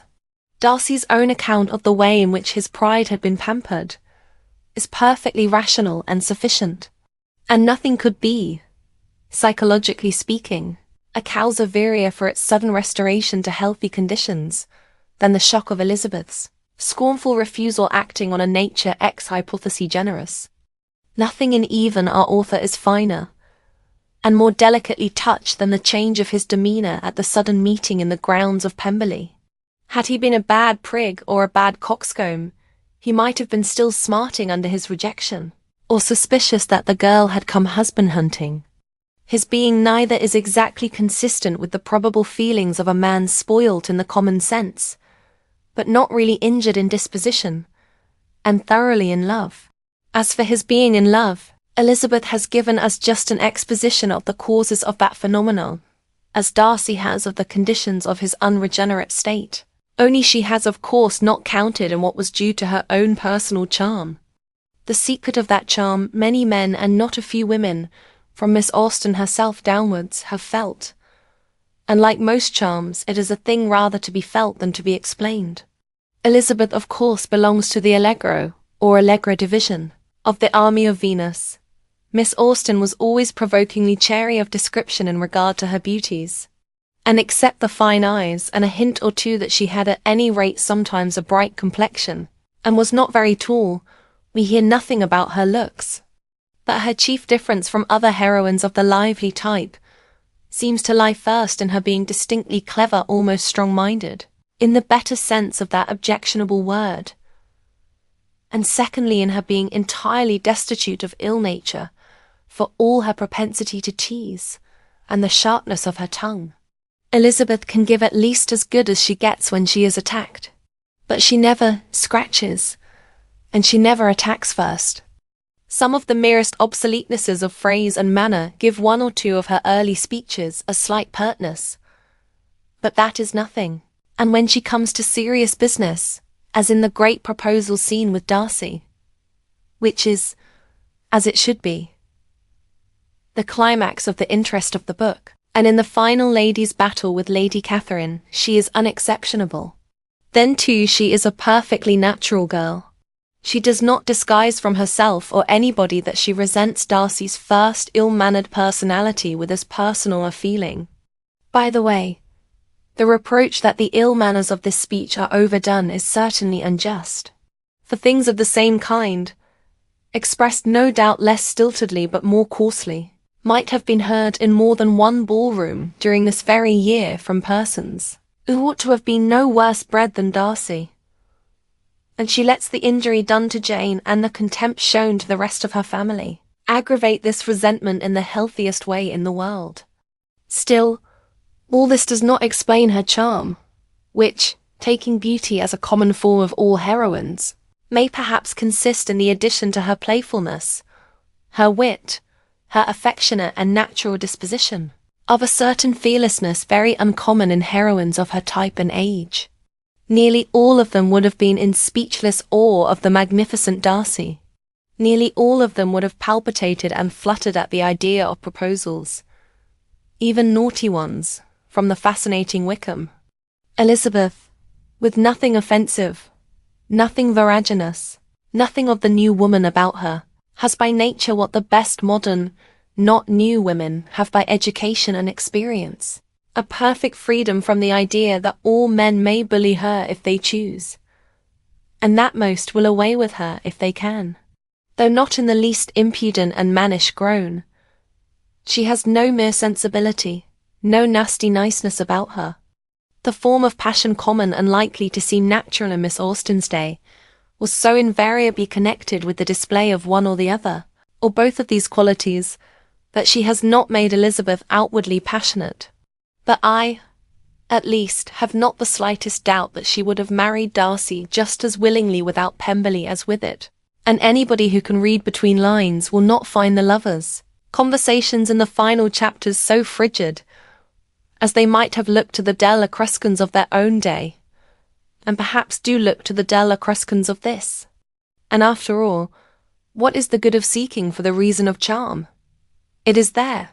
There were better sense in the sad mechanic exercise of determining the reason of its absence where it is not. In the novels of the last 100 years there are vast numbers of young ladies with whom it might be a pleasure to fall in love. There are at least 5 with whom, as it seems to me, no man of taste and spirit can help doing so. Their names are, in chronological order, Elizabeth Bennet, Diana Vernon, Arjmone Lavington, Beatrix Esmond, and Barbara Grant. I should have been most in love with Beatrix and Arjmone. I should, I think, for mere occasional companionship, have preferred Diana and Barbara. But to live with and to marry, I do not know that any one of the 4 can come into competition with Elizabeth. George Saintsbury. Thanks for watching. Please like the video and subscribe to the channel for more excellent content.